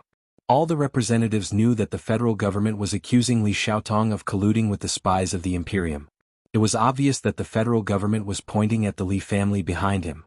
Such a terrible and irredeemable accusation indicated that this was a decisive battle with no way out. Even the members who supported the Li family fell into silence. The middle-aged male member who couldn't control his anger took back the shoes that the staff passed back. He silently put them back on his left foot and then tied his shoelaces for 5 or 6 minutes. What broke the silence was the ear-piercing sound of the phone ringing. The hearing on the Parliament Hill requested that all communication devices be turned off. However, Li Xiaotong didn't answer it. The ringing sound came from him. After answering the phone, he listened for a moment and then hung up. His face suddenly became extremely gloomy. It was so gloomy that it seemed like it was going to rain. Under the gaze of countless pairs of angry and complicated eyes, Li Xiaotong turned around and walked out of the Parliament Hill without hesitation. Member Ning Zikai gloomily stared at the back of the disappearing figure of the Parliament Hill. He scolded in a low voice. He has no respect for the Parliament. What a bastard. Sitting at the top of the rostrum, Vice President Xian had been dozing off. Whether it was the hearing or Li Xiaotong's arrogant departure, he didn't seem to see it at all. Since Tai Ziyuan decided to hand over the Crystal Mine Consortium to all the people of the Federation, the back of the Parliament Hill had been strangely silent in this bleak weather. As a close political partner of Lady Tai, he naturally remained silent. Li Xiaotong walked down the long stone steps of Parliament Hill in the midst of the fluttering snowflakes. The gloomy expression on his face did not ease at all. Just as he was about to enter the car, several government officials in black formal suits blocked his way. Li Xiaotong, citizen number. You are suspected of He Yuyu's spy case. You must come back with us for investigation. We are the Joint Investigation Department. After reading this sentence, the 3 officials indifferently stepped forward and surrounded him. Their steps were simple but extremely powerful, giving people an irresistible feeling. You actually sent 3 elites of the small-eyed army to arrest me. Li Xiaotong looked at the officials expressionlessly and said, I don't know if I should be flattered or angry. If it were any other time, I wouldn't mind going with you because the evidence you forged is really good. But not today. We are enforcing the law. Your wishes don't matter. The officials shook their heads and then raised their hands to shake off the snow in their hair. The three elites of the small-eyed army who didn't wear military uniforms had already violently twisted Li Xiaotong's arms and were about to put handcuffs on him. Li Xiaotong didn't shake his head but nodded. A middle-aged man in an ordinary uniform stood quietly beside the car, ready to open the door for Li Xiaotong. No matter what happened, his face was expressionless and he didn't move at all. He didn't look dangerous at all, just like a well-trained driver. Until Li Xiaotong nodded, the middle-aged man knew that it was okay for him to do it, so he did it. His name was Brother Zheng, and he was one of the few fierce people in the world who could make Sulu feel afraid. When he stood quietly in the corner, he was like a retro long gun that was bound by countless layers of coarse cloth. There was no luster or sharpness and it was extremely ordinary. When he moved, the coarse cloth wrapped around the gun was broken into pieces, just like the uniform on his body that had turned into butterflies. The three powerful elites of the small-eyed army who didn't know what had happened, were blown away by a huge force, and fell into the snow in the distance with blood spurting out. Brother Zheng's sleeve was also broken, revealing a small but absolutely powerful pistol on his wrist, which was aimed at the official's eyebrows. He didn't observe the horrified expression on the official's face at all. He calmly opened the door and escorted Li Xiaotong to the car, and then sat in the driver's seat. The tires screeched violently, and the car disappeared in the wind and snow like smoke, disappearing in front of people's eyes.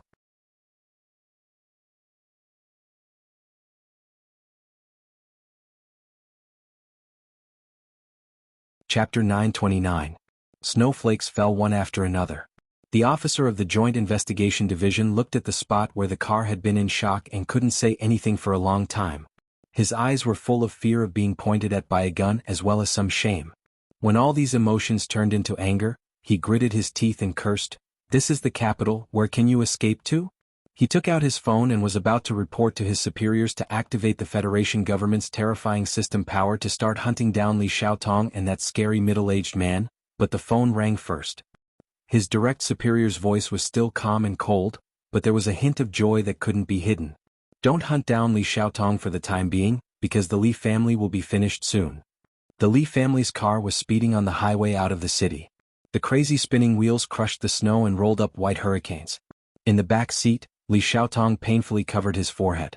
Thinking about the news on the phone just now, his eyebrows couldn't help but tremble quickly. The old man who had worn the black round hat all his life was about to leave this world. At this moment, what he was thinking about was not whether he should compete with Li Xiuzhu for the right of inheritance. Instead, he was worried about how the Li family could survive in this war without the guidance of the old man's wisdom. Behind the highway out of the capital, a convoy of government vehicles was moving slowly. In the bulletproof vehicles in front and behind, the Special Task Force agents were vigilantly looking around.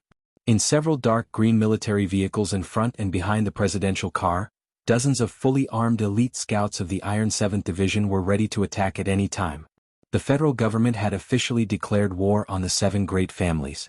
Although this war had already started 3 years ago, the accusation in the Parliament Hill today, as well as that terrifying accusation, had truly brought the war from behind the scenes to the front, tearing apart all pretenses. In this tense situation, no one knew what crazy things those powerful families would do. It was known that in the history of the Federation, there were stories of presidents being assassinated by the 7 families. The atmosphere in the presidential car was not very tense.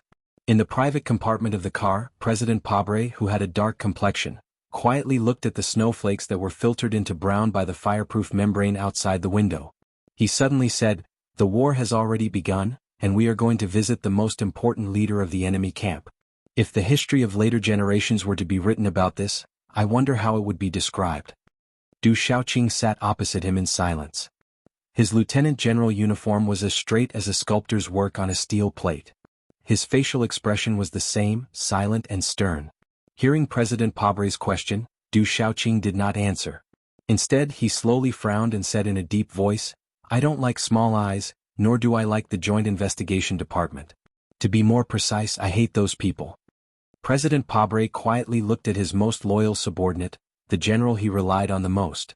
After a moment of silence he replied, "I know this, so no one mentions the execution on Mohua planet again. According to your suggestion, the security of the official residence was also handed over to the Special Task Force and the Iron 7th Division." Du Shaoqing replied expressionlessly, "But they still exist. Mr. President, I have said before that Li Jiedu is not a qualified soldier. Although he is from the Lees of Philadelphia, he is not the war god, nor is he madmanly. At most, he can only be an insidious politician. President Lee Jae-do is my most important political partner. On this path he has given me too much support.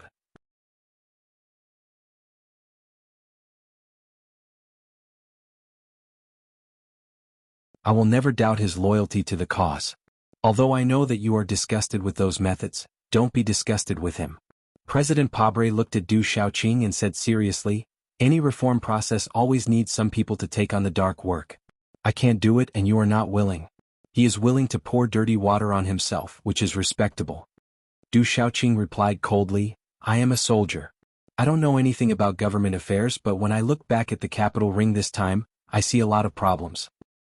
He raised his head and looked directly into Mr. President's eyes, saying without reservation, the current Federation government is full of shady deals and a bunch of incompetent trash.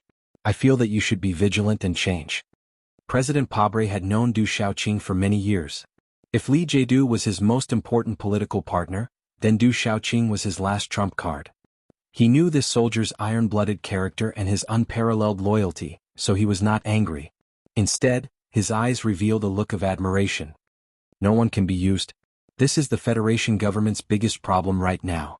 President Pabre looked at Du Xiaoqing and said slowly, the total number of civil servants in the Federation exceeded 12 million in the 40th year of the 37th constitutional calendar.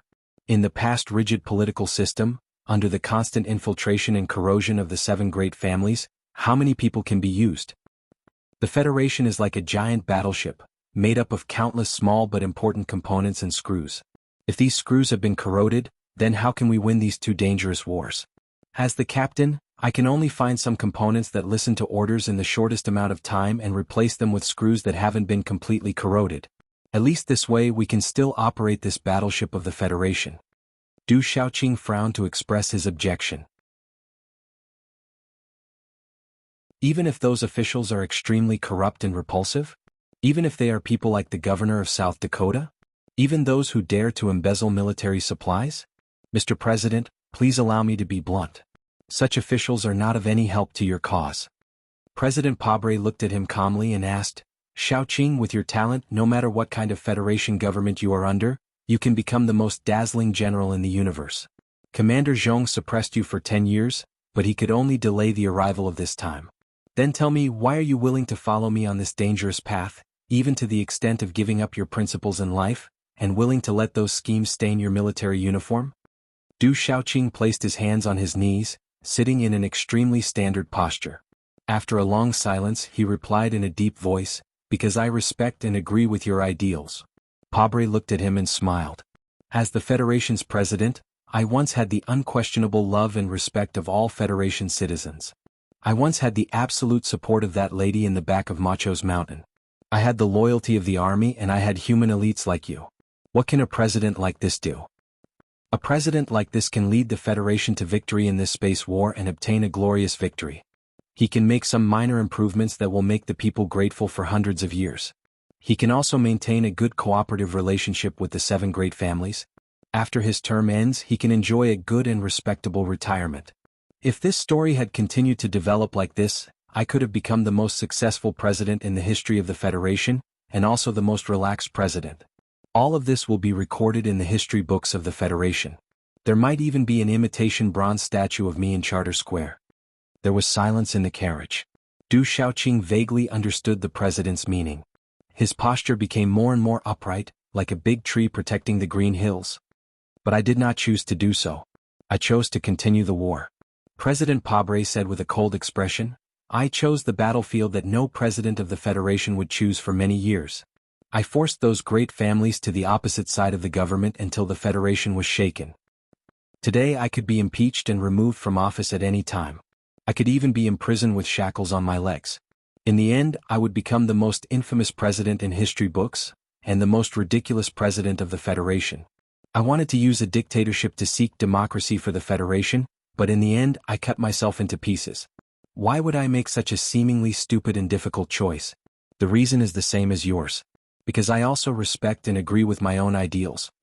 President Pabre's words were heavy and firm like a mountain.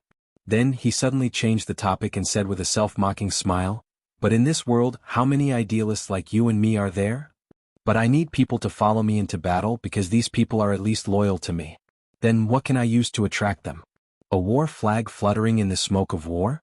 Or a powerful declaration on the podium?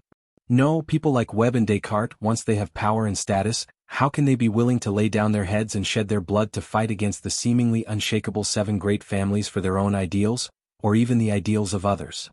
What does the Federation government have? I can only use the vanity that comes with the official position, the sense of achievement that comes with power, and the monetary benefits that come with corruption to attract them and encourage them. For this reason, I can even open my eyes and watch as the vermin corrodes the logistics of the army without paying it any mind.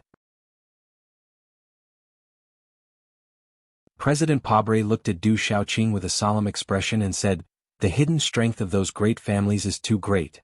We have to unite all the forces that can be united in order to find a chance of victory. Replacing the old with a rotten new generation of privileged stratum with the old generation of privileged stratum seems sinister and mocking, but you must remember that compared to their predecessors, the officials of the Federation government system have the greatest congenital flaw. They do not have the support of the 7 great families. They are nothing more than rootless duckweeds. After a storm, they will disappear into the greasy pond." President Pabre calmly said, "Xiaoqing, I promise you that as long as we can obtain complete victory in these 2 wars, in the war with the 7 great families, the Federation will immediately welcome a storm.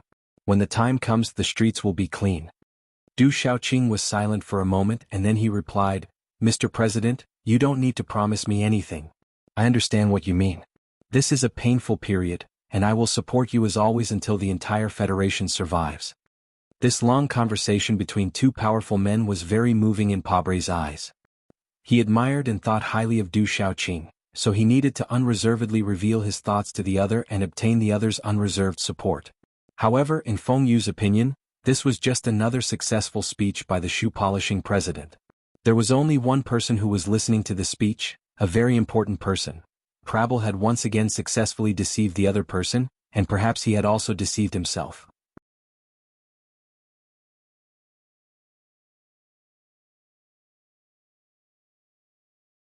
Chapter 930. This was a mysterious manor on the outskirts of the capital. The manor occupied a large area, and the silhouettes of several snow-covered hills could be faintly seen in the depths. Not many people knew who the mysterious owner of the manor was, because there were no words or symbols left on the stone plate next to the iron gate. The fleet of black bulletproof cars and dark green military vehicles were forced to stop in front of the wordless stone plate. Apart from a middle-aged man who looked like a butler bowing respectfully, no one came to welcome them. The iron gate was tightly shut. The president of the Federation came to visit, but was stopped outside the door. This was unimaginable. No matter which region of the Federation or even Bermuda, no one dared to do such a rude thing. The door opened and the Special Task Force agent in a black suit got out of the car with an indifferent expression. He monitored the surroundings and communicated with the system through the small white piece in his ear, trying to solve the awkward and infuriating situation. As time passed, Du Xiaoqing in the back of the car looked more and more gloomy. Although there was no emotion in his cold eyes, anyone could see that he was about to lose control of the anger in his chest. The people in the manor treated the elected president who should be respected like this, the person he respected the most. This was unacceptable. He frowned and said, "The Li family is so rude. Do they really think they can do whatever they want with money?" President Pabre's expression was very calm. He put down the teacup in his hand and looked at him with a smile. People who are about to leave this world, no matter how many sins they carry with them, should always have some privileges. Moreover, that old man is worthy of our respect to some extent. The smooth metal wheels crushed the expensive TLF material floor. Dozens of the most advanced medical equipment in the entire universe were quietly pushed away. The luxurious room suddenly became much more spacious. The curtain beside the soft bed was blown by the wind. The spacious environment made the shriveled old man on the bed look even smaller. The old man, Li Yuangong, who was the head of the Li family, coughed heavily and let his 17th wife wipe the spit on her lips in disgust. He looked at Li Xiaozhu and Li Xiaotong standing in front of the bed and said with a hoarse voice, "I shouldn't die at this time, but death can't be arranged. It's just time. You don't have to be sad, just remember my words." The age spots on Li Yuangong's face were very thick, and had lost all of their luster. As he smiled, they were like little round yellow leaves floating in a pond, piled up densely. What comforts me is that I can see the true sorrow in your eyes. It proves that I was right to choose you from so many boys to be examined. A real businessman doesn't need to pretend to be cold and heartless every day. That's Du Shaoqing. Then what is a real businessman? What a businessman needs to do is very simple, and that is to keep an eye on all the money by your feet, under your bed, the money now and the money in the future. This is not an inferior quality, but the greatest glory, because only money can promote the distribution and circulation of resources. Ever since the Great Calamity, what we have been doing is ensuring the circulation of human society's resources. Merchants are the foundation of modern society.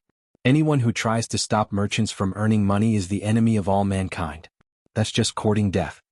The sparse white hair on Li Yuangong's head drooped weakly like old willow catkins blown by the wind. Although his voice was hoarse, it was still firm and powerful. I stopped the ambitious president outside and said these words to you because I hope you understand that what merchants need the most is persistence and a strong heart. He slowly tilted his head to look at Li Xiaotong and said with pity, I told you 3 years ago that if you invest, you must persist to the end. Su Li's matter is too pitiful. You have to know that investing in an emperor is my life's greatest dream. It's a pity that this dream has not been realized until my death. Li Xiaotong knelt down to admit his mistake. Li Xiuzhu also knelt down. Li Yuangong smiled and said, You all know that the ancestors of the clan once invested in Emperor Chong. Although we may have missed an emperor, we can't miss it this time. You have to at least invest in a President Chong. The old man said with faint mockery, Although there is no challenge in investing in a president, the clan has done it too many times. But it's always better than nothing. Don't be fooled by Macho's attitude. The reason why the madam did not stand out to support her son is because she still has many cards that she has not revealed. She has the right to wait. But we do not have the right to wait. Our card is very obvious. It is money and only money. Continue to increase the support for the silent march. Give the crown prince whatever he wants. In addition, satisfy the needs of Lin Banshan and Big Stick Tian as much as possible. As for Su Lu, who announced that he will come back, although I think that this stinking rock is a sentimental person, he is still the crown prince of the empire. Let's just watch quietly. Li Yuangong calmly finished the most important instructions and then tiredly waved his hand, indicating that the 2 most important men of the next generation should leave. The room was filled with a deathly silence. The old man of Liyuan Palace, who was lying on the bed, and President Prabal, who was sitting on the round-back chair at the end of the bed, opened their eyes and looked at each other. Neither of them spoke for a long time.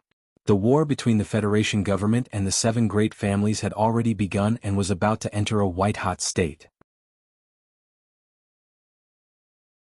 At this crucial moment, President Pabre had come to the Li family manor. This was a very difficult thing to imagine. Because of some very important questions, Mr. President had to come. He had to find the answer before this old man closed his eyes. Mr. President, my family and I have controlled the Federation finance for many years. Regarding this war, if you want to fight, I can fight. In fact, as long as I say a word right now, the Federation finance system will immediately collapse.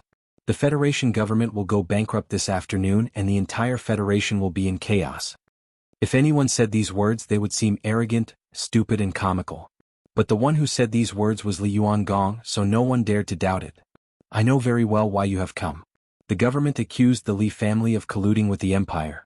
I think they don't have the guts to really put my family's little 7 into the Qingqing military prison. The old man of Li Yuangong looked at the man in the chair and said slowly, Using this kind of accusation to threaten me is an ironclad decision.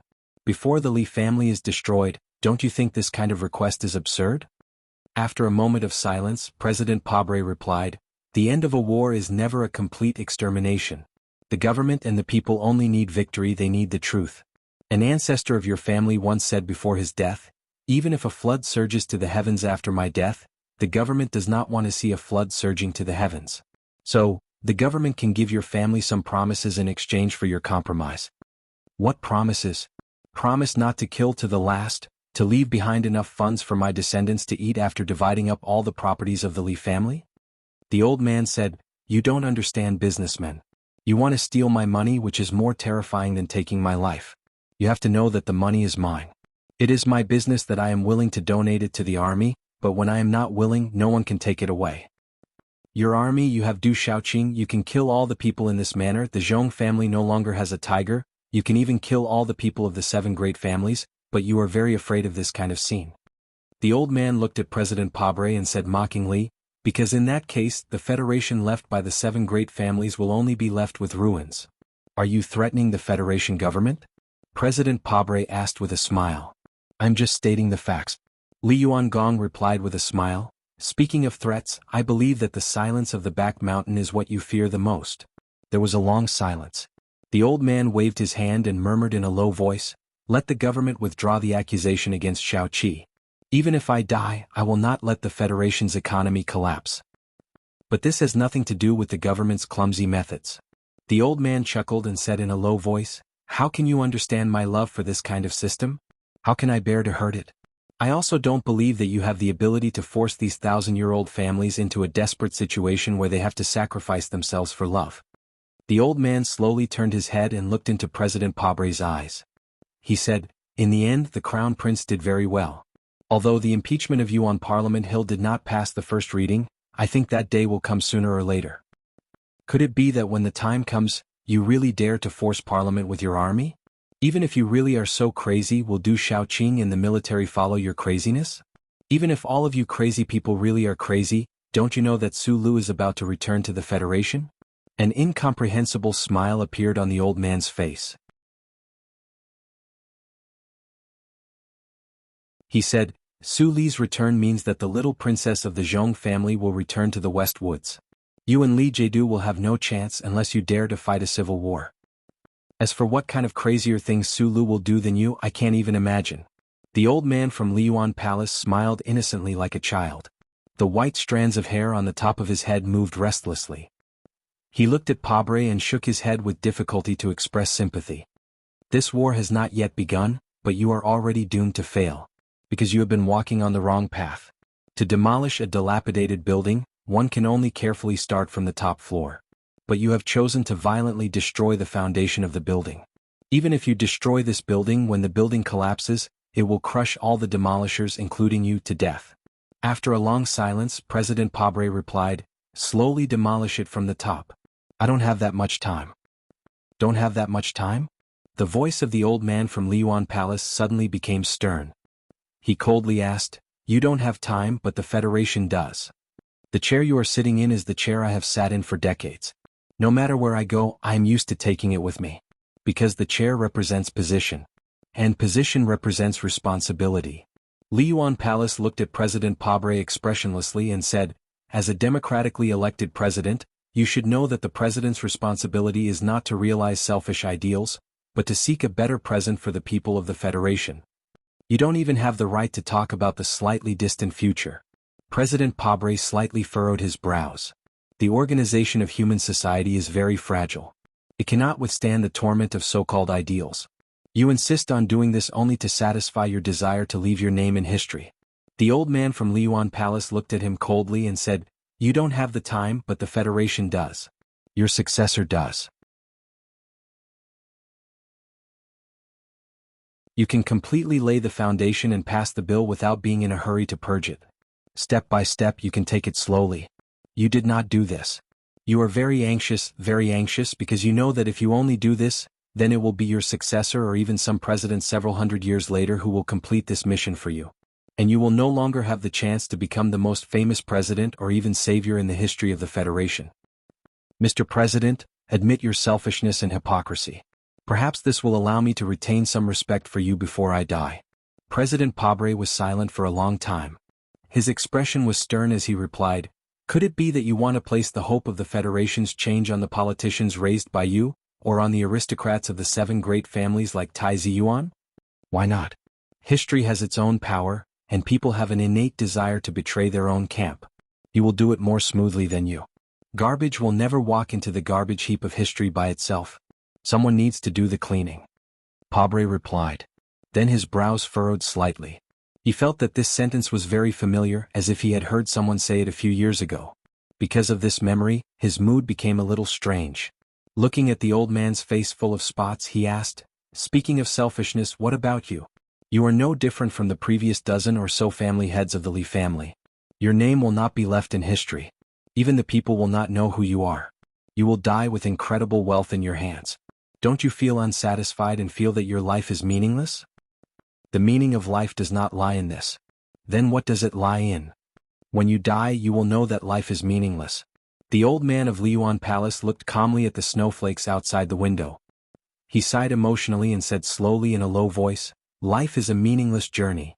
So whether it is you or the man who took off my little black hat, all the things you have done in your life are meaningless.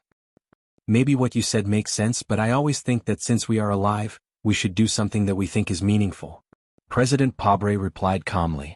Since the beginning of the conversation, it was the first time that he used honorifics to this dying old man. The old man of Liyuan Palace said slowly, "There are two people in my life that I can't see through. One is the man who took off my hat just now, and the other is Sulu. I can't see through the former because I still don't know what he cares about. I can't see through the latter because I don't know why he cares so much. After hearing your answer, I finally have the answer. People like you talk about the meaning of life because you are unwilling to be lonely." A mysterious smile appeared on the old man's face. He murmured with a sigh, "You are all idiots who don't learn. I am very relieved to have confirmed this matter." After saying this, the old man of Liyuan Palace, who had ruled the Federation's finance and even the economy for 60 years, passed away. The old man closed his eyes. The little black hat beside his pillow was silent, like an old-style oil lamp that would never be lit. It was said that this represented a certain mysterious religious belief of the ancestors of the Li family.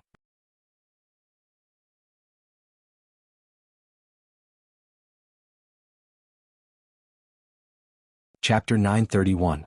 On the last day of the 75th year of the constitutional calendar, Li Xiuzhu put on a small round black hat. The brim of the hat was not wide, but the shadow fell on his handsome face, covering all the sharpness of the past, leaving only calmness and low-key. At the same time, in the distant Bermuda sector on the most bustling Bop planet, Mr. Descartes, the chief assistant of the Federation Commerce Department, also put on a wide-brimmed hat decorated with orchid petals. The smugglers beside him introduced it to him with flattering expressions. This was the most stylish outfit on Bop planet. Mr. Descartes adjusted the brim of the hat with satisfaction, and the shadow fell on his ordinary face, making him look proud.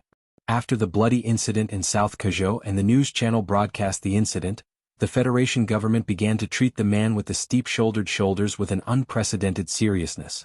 On the one hand, the government stepped up the arrest of Zhang Xiaohua and the others, and on the other hand, it strengthened the contact and support with the local forces of Bermuda, hoping to eradicate Lin Banshan's strong foundation here.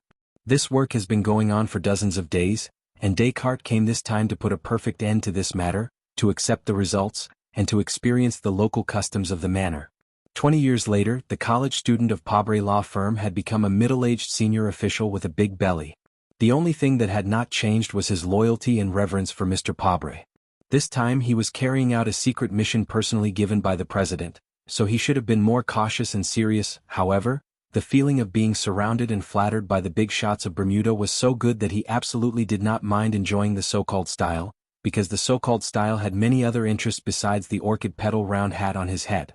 The luxurious fleet slowly drove on the streets of Pop Star. The faintly visible ray-filtering membrane above the atmosphere turned the light of the distant stars into a light blue color. The surrounding strangely styled buildings were shrouded in a blue color, making them look particularly strange and mysterious. Descartes looked at the scenery outside the window and listened to the report of the subordinate beside him. He silently sighed in his heart. Legend had it that Bop planet had the most casinos and beautiful women in the universe, but why were there no flashing light screens and naked women on the streets? It seemed that because of this damn war, even Bermuda had been affected and had become much more depressed. The 7th Fleet has sealed off 3 large warp holes in Bermuda that lead to the Federation. It has become very difficult for Lin Banshan's companies to trade with the Federation. In the past 2 months, their capital chain has almost been broken. The subordinate looked at the electronic record book in his hand and nervously reported, "The 3 military regions have secretly sent 2 batches of firearms to Bermuda. Recently there have been 17 consecutive fights on Pop Star, and Lin Banshan's men have suffered heavy casualties. Step by step, step by step. You've done well." Mr. Descartes remarked with a smile, "I've always thought that a gangster who dares to go against the Federation is courting death. The 2 most critical cargo routes are in Lin Banshan's hands, and the underground control of the 5 habitable planets in Bermuda is still in the fighting stage. As long as we succeed later, the government won't have to worry about this side anymore." Mr. Descartes said mockingly, Is this the special program that the local tyrants of Bermuda arranged for me? The luxury motorcade stopped outside the most famous Hawaiian clubhouse on Pop Star.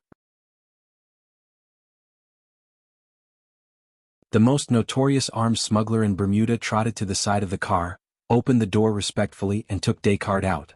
The light screen at the entrance of the clubhouse flashed with all kinds of exciting lines. Descartes stood beside the car, frowning slightly, and asked, "Is it here?" "Yes, Mr. Descartes." The arms dealer explained, "Although Lin Banshan has been gone for more than half a year, he left a vicious dog here. In fact, we always thought that the vicious dog had no master. We didn't expect that in the current situation, this dog would actually bite people everywhere for Lin Banshan. As long as you can kill this vicious dog tonight and get the last 2 routes in control of the region, then the entire Bermuda will be yours." The arms dealer humbly bowed to him. Descartes frowned slightly and said, "Pay attention, it's not mine." The arms dealer smiled awkwardly, slapped his face with his palm and said, "Look at my mouth, Bermuda will be the strongest supporter of His Excellency the President." "Still not right," Descartes seriously corrected. "According to the charter, Bermuda has complete independence and Bermuda will always belong to the Bermudans. I am just expressing serious concern about what happened here on behalf of the Federation government and His Excellency the President." Dozens of armed men carrying Federation military firearms occupied the entrance of the clubhouse and escorted the crowd into the venue. After entering the venue, all the people with firearms were politely asked to leave. Descartes and the arms dealer went directly to the box on the top floor. Looking at the spacious boxing ring illuminated by the lights below, he shook his head, not hiding the disgust on his face, and said, "You Bermudians are really naive to rely on underground boxing to determine the ownership of the route area." The arms dealer responded awkwardly, "The underground world has its own rules. It is indeed a bit vulgar, please excuse us." The boxing match officially began. The 2 fierce men on the stage fought for less than 20 seconds. The boxer with a black ribbon on his arm punched his opponent's jaw like lightning, then with a small step, he entered the opponent's arms and hit his opponent's lower abdomen with his knee.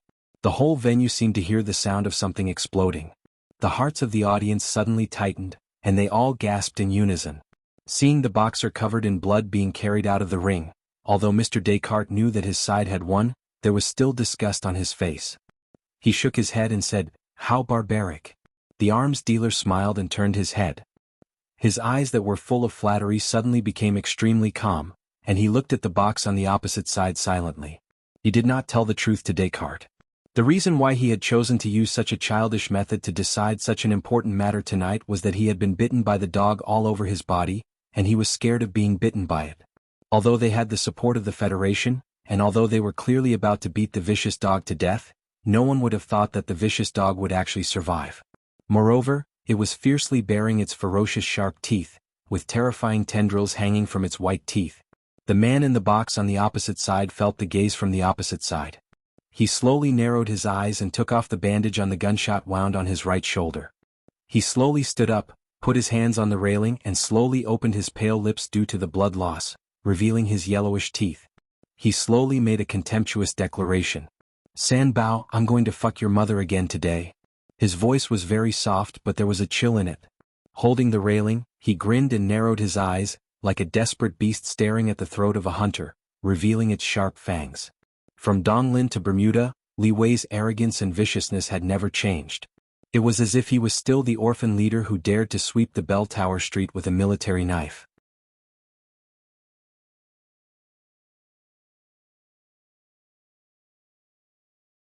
Chapter 932.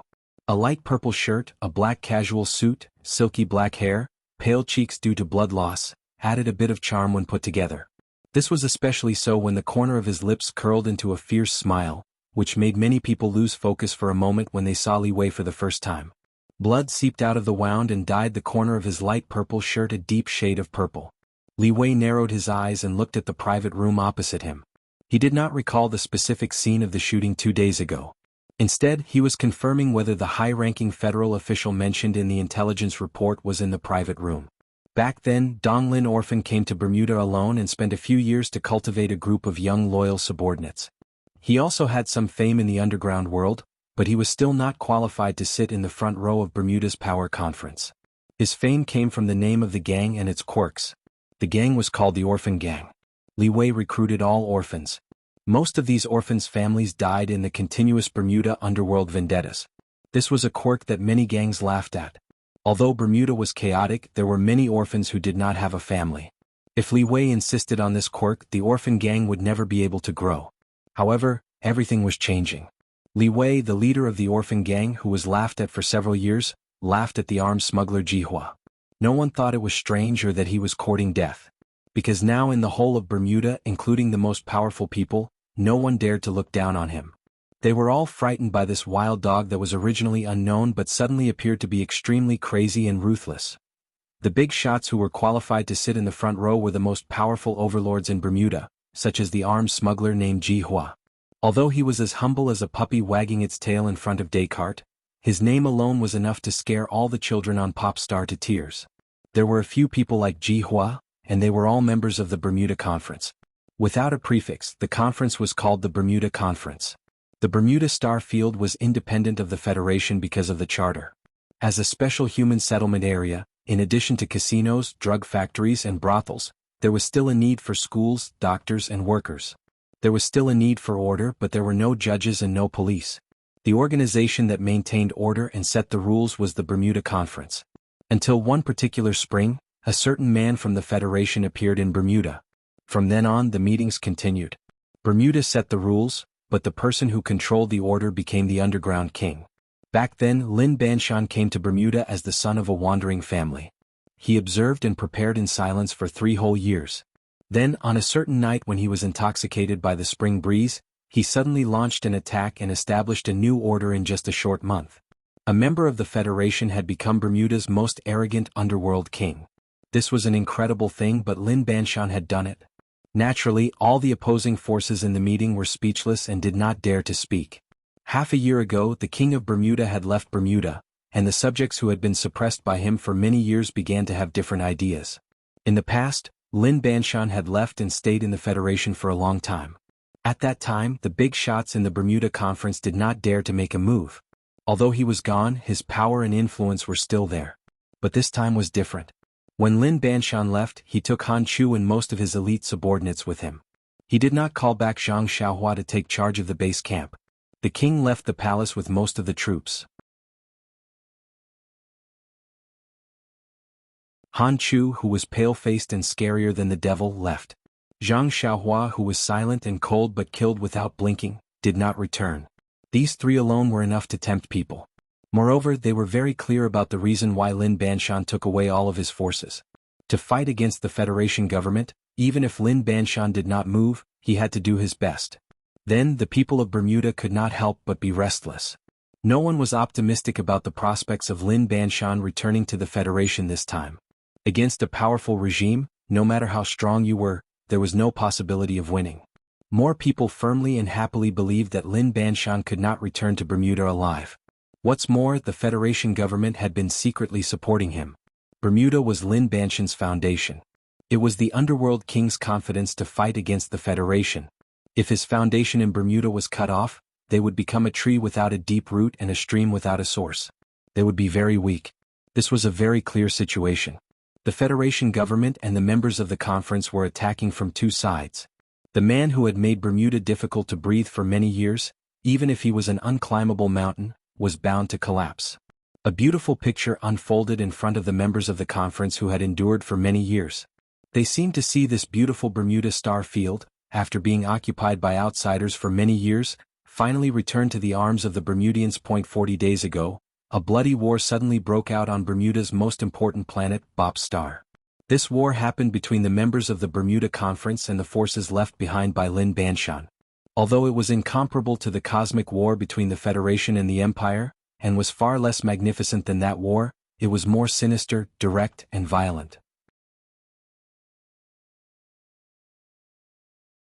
Countless street fights, intensive shooting incidents, and terrifying arson cases occurred continuously in various parts of Bermuda.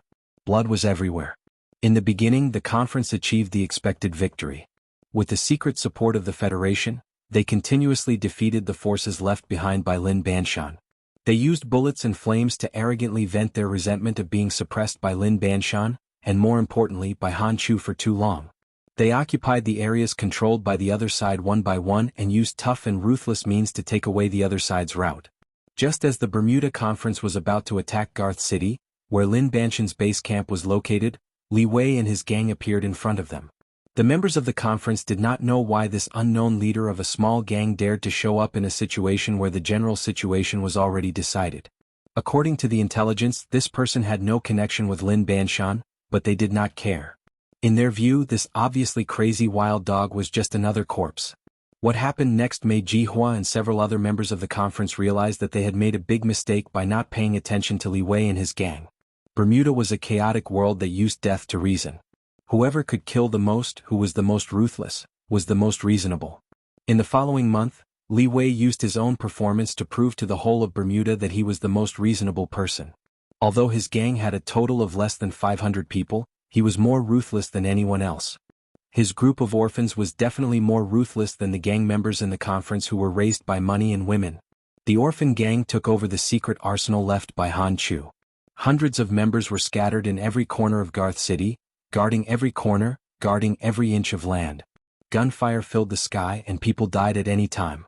However, those orphans did not seem to feel fear. Even if their abdomens were cut open by shrapnel, they still screamed and rushed out, madly pulling the trigger, using a dense number of bullets to shoot the enemy into a hornet's nest before they fell. Countless bloody small-scale battles broke out on the edge of the city. Li Wei and his orphan gang used the most bloody and direct means to respond to the bloody and direct attacks of the enemy. Many people fell in a pool of blood, but even more people in the conference died. Death was not terrible. What was more terrible was the way the orphan gang led them to death. On a certain night 3 weeks ago, the conference's armed forces successfully broke into a manor in the northern suburbs of Garth City. That night, a bloody purge was carried out. The next day, one of the leaders in charge of the attack held a celebration dinner in his own manor. A young waiter, carrying a tray, was about to approach the leader when he was stopped by a vigilant bodyguard. The waiter smiled slightly, and a trace of ridicule appeared on his handsome face. He did not have a gun on him, only a bomb. Boom. The celebration dinner turned into a bloody battlefield. The bomb directly turned the smiling waiter and the leader of the conference into ashes. The more than 400 guests who attended the dinner suffered heavy casualties. The entire planet Bop seemed to have heard the terrible sound of the explosion. Since that night, the leaders of the Bermuda Conference and all the gang leaders stopped all activities. Under the protection of the armed forces, they nervously hid in their own headquarters like turtles. They did not want their fleet to be directly blown into the sky by roadside bombs. They did not want their mistresses to be shot to death. They did not want their manors to suddenly turn into ruins and they were turned into minced meat. They also did not want to wear bulletproof vests to drink coffee, only to be chased by a thin and weak newspaper boy who looked less than 15 years old when he suddenly pulled out a kitchen knife to kill them. They were cut until they were bleeding all over, with shredded flesh hanging from their buttocks. After the bodyguards pulled out their guns and killed the newspaper boy, they were still crying in shame on the streets. These scenes were the real story of this month. There was no doubt that the days when Li Wei and his orphan gang launched a cold counterattack were the bloodiest month in Bermuda after Lin Banshan launched the February attack. Now, no one dared to laugh at the originally inconspicuous orphan gang, and no one dared to laugh at Li Wei's eccentric habit of recruiting members. It was not until this time that many people understood that the orphans whose parents died in the hands of the underworld hated the underworld the most. Without family, they had no love or care for this chaotic world, so even in the face of death, they were not afraid. The leaders of the Bermuda Conference started this war for profit. No matter how many of their men and companions died, they would not be afraid. However, when they met the mad dog Li Wei and the orphans who were not afraid of death, they realized that their lives could end at any time, so they began to fear. These young people were crazier and more cold-blooded than Han Chu, more violent and bloodthirsty than Zhang Xiaohua. When it came to unscrupulous means, even Lin Banshan, the king of the underworld, would never be as thorough as them. The leaders of the conference could not hold on anymore. Although they knew that Li Wei's orphan gang was almost out of ammunition and food, they did not dare to let the war continue like this because no one knew who would be the next to die before the entire orphan gang was wiped out. Under such circumstances, 2 days ago, the Bermuda Conference tried to assassinate Li Wei. After confirming that it had failed, they proposed to negotiate with the other party. This was the first time since the start of the war that the two sides sat on the table to negotiate. It didn't take long for the people who hung a thin rope on both sides of the bottomless cliff to decide the ownership of the relevant interests through the boxing competition. The leaders of the conference agreed to choose this simple, crude, primitive, bloody, and even childish way to decide the distribution of such important interests. In fact, it was very helpless and humiliating, because they were forced to the negotiating table by Li Wei and the orphan gang in a simple, crude, primitive, bloody, and even childish way. The king who left did not leave behind any weapons of mass destruction for the kingdom. Under such an extreme disadvantage, the lone army on the wall was able to achieve such a situation. This was Li Wei's victory, this was the victory of the mad dog, this was the victory of the orphan. Whether it was in Eastwood, Bermuda, or the Empire, whether he was selling newspapers, serving tea, or researching Mecca, orphans were always invincible. In order to fight against the Federation, Lin Banshan had to give it his all, so Han Chu, Zhang Xiaohua, and most of the elites could not stay in Bermuda. Before leaving, his subordinates were guessing who he would hand over his foundation to because they knew what the Federation would do, and they also knew that the Bermuda leaders who had been suppressed for many years had been waiting for this opportunity. There were many guesses, and even in a very private situation, Han Chu looked at Lin Banshan's calm expression and could not help but ask if Sulu had already arrived in Bermuda, and then reminded him that the rock was ultimately from the Empire. It was no wonder that Han Chu guessed that it was Sulu, because in such a precarious environment, only such a peerless and fierce person could protect Lin Banshan's foundation. No one would have thought that the answer was a somewhat unfamiliar name, Li Wei. Lin Banshan was the king of Bermuda, and Li Wei was just a very inconspicuous street gang leader. What was even more difficult to understand was that except for a sentence he said 3.5 years ago when the orphan gang had just offended a big shot in the conference, the two sides had not interacted for a few years. They had not even contacted each other, let alone feelings. However, Lin Banshan made such a simple and even somewhat hasty decision to hand over his headquarters, the foundation that he had worked so hard for half of his life, and the most important resources to the orphan named Li Wei without any reservations. As long as less than 5 people knew about Lin Banshan's arrangements, Han Chu had never questioned Lin Banshan's decisions in his life. He could not understand, but he had to obey. He just had some doubts about Li Wei's ability to protect the family business. A few years ago, Sulu once asked me to take care of this person called Li Wei. After that, I checked and found a very interesting thing. At that time, Lin Banshan's explanation was very simple and powerful. To be able to be friends with Sulu for so many years, to be able to make Sulu, who never asked for help, rather than owe the Zhong family a big favor, this person is worthy of trust.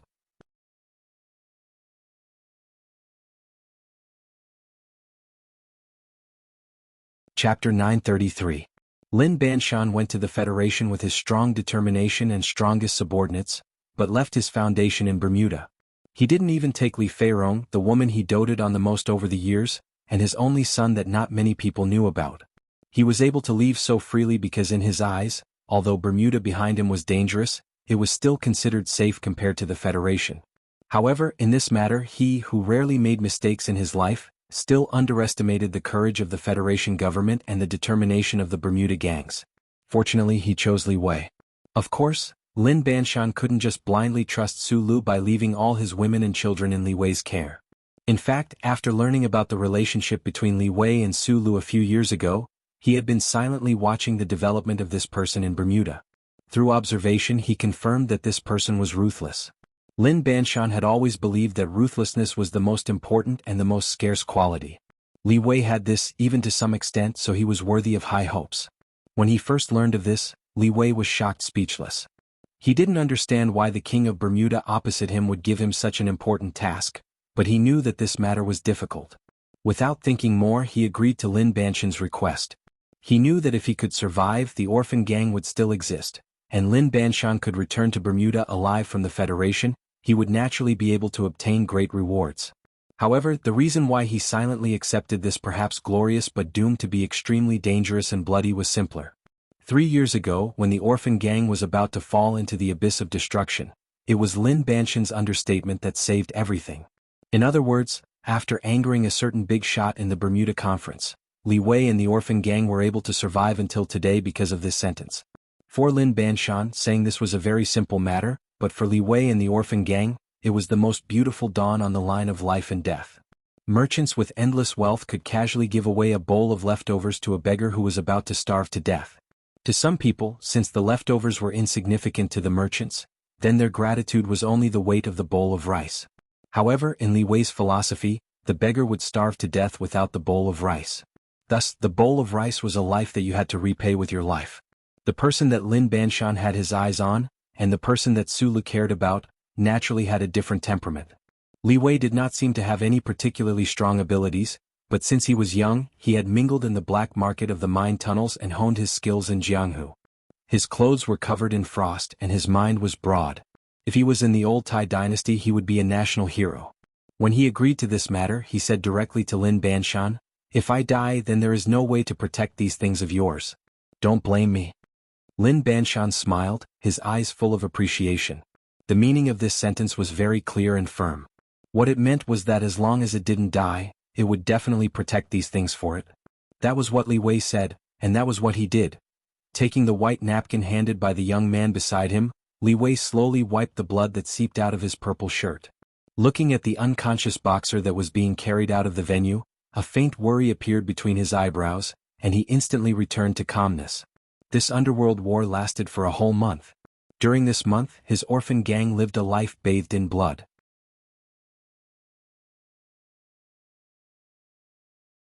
Facing the joint attack of several of the most powerful forces in Bermuda, even though he and his brothers opened their bloodthirsty lips, revealed their ferocious white teeth and bitterly held on in every street, they were inevitably forced into a desperate situation by the other party, and were covered in blood. This boxing match held according to Bermuda's underground law was the product of a compromise after both sides could not hold on. Being able to hold on for so long under such circumstances, Li Wei should have felt proud, but he was very clear that this was only a temporary victory. With the end of the boxing match, it was very likely to become a bubble. After all, his foundation in Bermuda was still shallow, and there was no real strong person to serve him. Although his brothers were brave and bloodthirsty, under such a square stage surrounded by ropes, they definitely could not be called masters. In contrast, the big shots of the Bermuda Conference had been passed down for generations, and there would always be some powerful people hidden in the manor. Under such circumstances, Li Wei used a large sum of money left by Han Chu to invite 3 powerful boxers from Li Mingxing. He originally thought that he could at least compete with the other party, but he did not expect that the first round of the boxing match would end in less than 20 seconds, and his side would be defeated miserably. The agreement with the Bermuda Conference was to win 2 out of 3 rounds, but the first round was so miserable, and an ominous atmosphere gradually enveloped the entire box. Li Wei looked at the bald boxer on the stage and noticed that the man did not show off after winning, but silently and calmly retreated. The young subordinate next to him said unwillingly, "If Uncle Hua was here, he could break all the bones of those guys on the opposite side by himself." Li Wei narrowed his eyes and looked at the bald boxer in the dark corner. His nostrils slightly moved as if he smelled the unique smell of blood in the military camp, and suddenly asked, "Where do you think the strongest men are usually?" The young subordinates were startled. Some answered that it should be the Li Mingxing Academy, while others refuted that it must be the Body Cultivation Hall in Feiqing City. Li Wei shook his head and said, "The strongest men are in the army, not in the Federation's army but in the Empire's army." The young subordinates thought of the 2 legendary names and nodded in agreement. Only a very mischievous young man laughed and said, "Except for Su Lu and Madman Li, that princess is a girl." There was a burst of laughter in the box, but Li Wei's next sentence made the laughter abruptly stop. The boxers invited by San Bao should be the elites of the Federation's special forces. At this moment, the door of the box was pushed open, and a subordinate with a gloomy face walked in with a skinny man. He leaned close to Li Wei and whispered a few words. Li Wei's expression suddenly became gloomy, and he stared coldly at the skinny man and said, "You want to withdraw from the competition?" The skinny man nodded. Li Wei slowly put the blood-stained napkin in his hand on the table and frowned. He asked, "The masters of the Li Mingxing Academy also know fear? I can see that they are soldiers, very powerful special forces soldiers." The skinny man replied, "I learned martial arts and participated in many boxing competitions. I also killed people on the stage, but their profession is to kill people. I am confident that I can beat them in martial arts, but I am not confident that I will be the one standing on the stage in the end. To be precise, I will be killed by them." Li Wei squinted his eyes and looked at him as if he was looking at a pile of garbage. He said, "You know that according to the rules of Bermuda, you will die if you leave at this time." The skinny man replied, "If I go on the stage at this time, I will definitely die. As for whether I will die or not, it depends on whether you can survive tonight. Then the master said calmly, guns are not allowed in the venue, so you can't stop me. I am just here to express my apology and refund the money. The door of the box was tightly closed, and the atmosphere was particularly oppressive and tense. The expressions on the faces of the young orphans were very ugly. The invited master actually fled in the face of the battle and was so arrogant. It was really humiliating. A burly young man slowly unbuttoned his collar and said honestly, I will go on the next round. Brother Wei is injured, I am the best at fighting. I know that I may die if I lose, but I can't admit defeat and be so shameful. Everyone's expression was frozen, but Li Wei's face did not have any sad expression, not even a trace of depression. He patted the shoulder of the burly man and said, fight well. If you lose, we will all go to the underworld to accompany you. Anyway, everyone is the same person. Now there are 5 people in the box, we will all go to accompany you, but I think that if hundreds of people in this venue die together, it should be more lively. Li Wei narrowed his eyes and looked at the lively venue. He looked at the flying gambling sticks and said in a cold voice, if you lose, I will blow up this venue. Brother Wei, this is against the rules, a subordinate said in shock.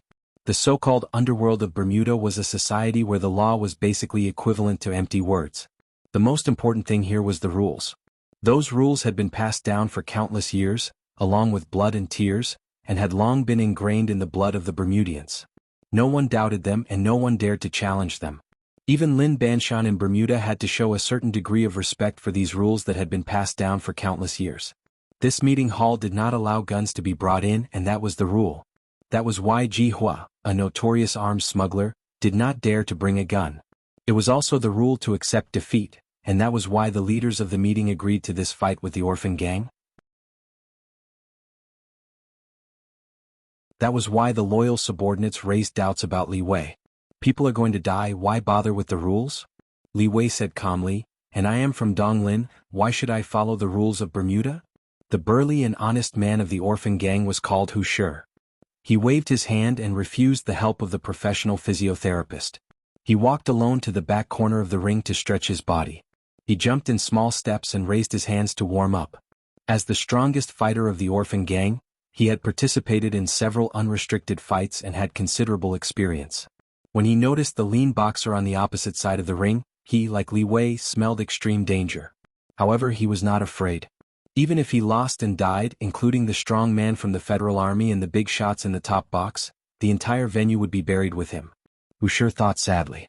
Unfortunately, Brother Wei insisted on staying in the box to not arouse the suspicion of the opponent, waiting for the moment of explosion. Da, da, da, da. The crisp sound of the antique bronze bell rang. A girl in a long white dress walked to the ring and showed the board in her hand. Wuxia took a deep breath and walked to the end of the passage. He shook his huge head vigorously, and his thick neck made a crisp cracking sound. A palm was placed on his shoulder. The strength of the hand was so great that he could not move forward. He looked back and found that he could only see a wall. I'll go next, the man said in a deep voice. Wuxia looked up in shock. This was the first time he had seen a man who was more burly and stronger than him. The man was like a steel statue and his muscles were ridiculously strong.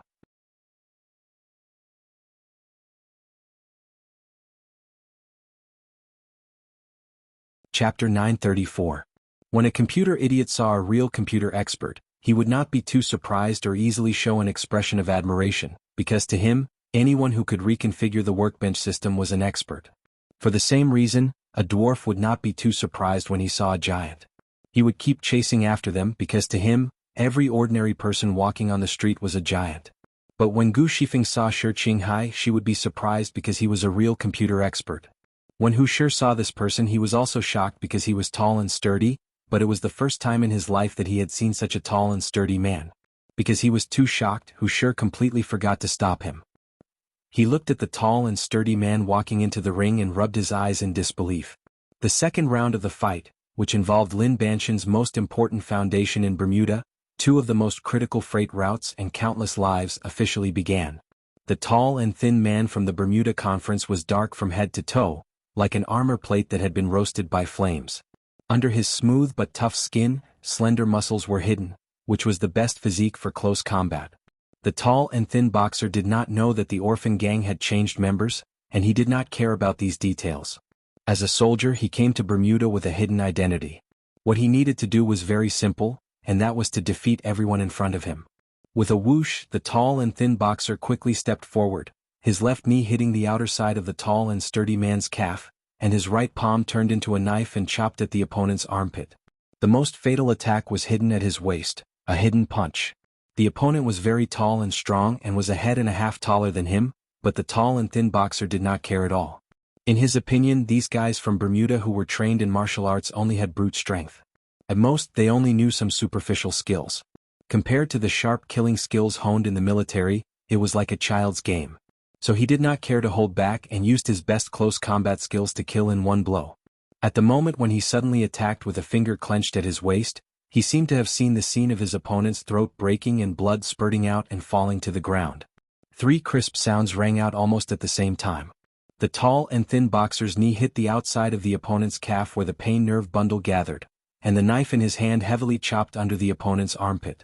Then his right foot stepped forward, and the long-prepared left fist suddenly struck out. The fist ruthlessly hit the opponent's throat. Oh! The tall and skinny boxer's pupils suddenly shrank. He didn't understand why the burly man in front of him didn't fall down. His incomparably ruthless 3 consecutive strikes had clearly landed accurately on the opponent's vital points. Why didn't the opponent react at all? At this time, a clear and terrifying pain came from his left wrist. The skinny and tall boxer's face changed dramatically. He found that his left fist, which he was sure to hit, had hit his opponent's chest, which was harder than steel. The moment the whistling sound of the fist wind rose, only a few of the hundreds of people in the venue could see that the burly man simply turned around. It was this simple turn of the body that caused the tall and thin boxer's ruthless 3-hit combo to deviate slightly from the intended target. However, what was puzzling was that even if this person avoided being hit in the vitals, why didn't his body even shake after taking 3 heavy blows? Could it be that his resistance to attacks had reached such a terrifying level? The shock was still lingering in the minds of the audience, and the doubts were still whispering to each other.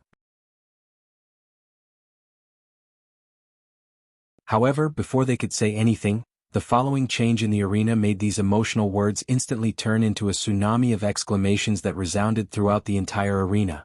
The burly man who had just displayed an inhuman resistance to attacks displayed an even more terrifying fighting ability in the next moment.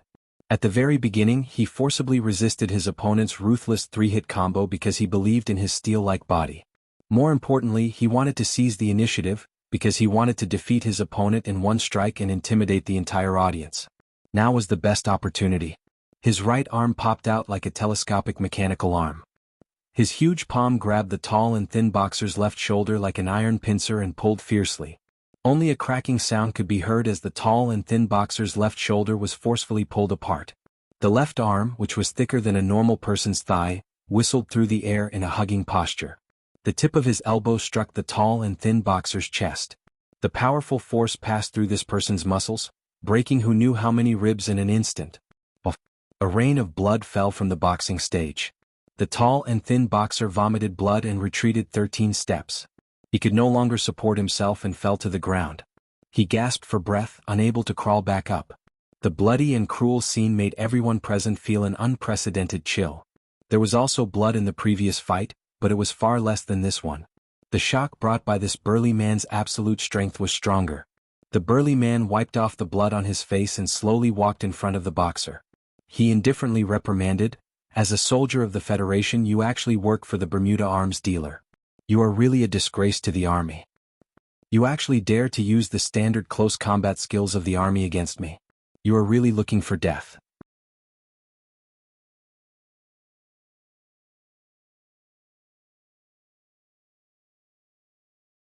The light shone down from the top of the venue, enveloping the blood-stained boxing stage. It passed through the short stubble of the burly man's head, but it couldn't illuminate his face. The dark and thin boxer looked at the towering figure in front of him. His eyes were filled with panic and fear. He spurted out blood and asked, Which army are you from?" The burly man frowned and expressionlessly walked down from the boxing stage. His name was Xiong Lin Quan, the lieutenant colonel of the new 17th Division of the Federation. He was the number 1 fierce man in the first 7 groups. There was an uproar in the venue. The audience was shocked by the bloody scene on the boxing stage and the cold aura of the burly man. However, the people in the boxes on both sides of the top floor were shocked and guessing the identity of this person. The orphan gang's box was in a mess. Several people looked at the figure in the shadows with excitement and doubt. They wondered who this person was, why did he fight for Wuxia, and why did he help them? Li Wei stood by the railing and looked at that place thoughtfully. He felt that the figure was somewhat familiar, as if he had seen it somewhere before. After all, he won. After the end, he would understand what had happened. He narrowed his eyes and loosened the trigger of the bomb that he had been touching. His palm was full of cold sweat. The big shots in the opposite box were shocked by the sudden appearance of Xiong Linquan, but they certainly wouldn't admit defeat. After a simple discussion, they decided to use the last strong man. I am very sorry, Lieutenant Colonel Tian. Although you are in charge of the safety of Commissioner Descartes, today's matter is related to the interests of the Federation. Please. The official looked at the gray-haired man in front of him and said, the identity of the opponent's boxer is still under investigation. There should be a result soon. There is no need. The middle-aged man slowly tied the bandage and turned to look at the official. He said proudly, before a fight, I never care about my opponent. The official smiled awkwardly and mustered up the courage to ask, the people in the box want to know how confident you are in facing that guy. Confident? The middle-aged man frowned and looked at him unhappily. He said mockingly, as someone who has never lost before, my confidence has always been a bit blind. His name was Tian Xingtian, and he was born in the Philadelphia cultivation gym. After being pardoned by the Federation government and leaving the Fox Fortress space prison, he joined the Small Eyes Special Forces and was now the Deputy Ground Service Commander. His confidence and pride came from his past achievements. Tian Xingtian, who claimed to be the third strongest fighter in Philadelphia, had never lost in close combat. However, the moment he stepped into the ring, he suddenly remembered the dark underground tunnel in the Capital Special District 3 years ago.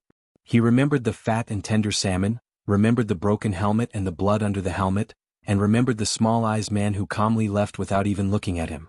Tian Xingtian's face suddenly became gloomy, and then he realized that his opponent in the ring had changed. Under the dim light, the person's figure was very similar to the man he hated and feared the most.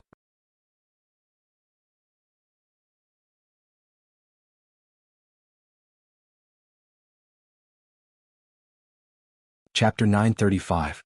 The lights shone down from the high ceiling of the venue.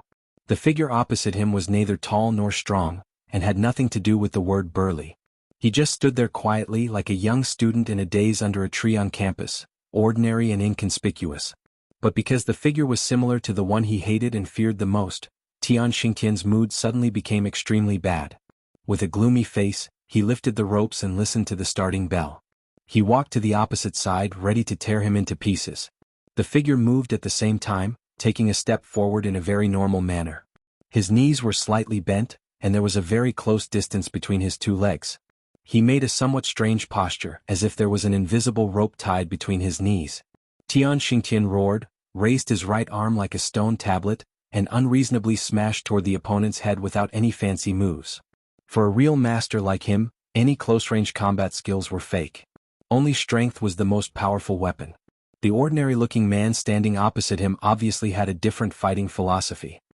His feet brushed against the table at an extremely high frequency, and his right hand strangely came out from under his armpit, stabbing forward like a sharp military knife.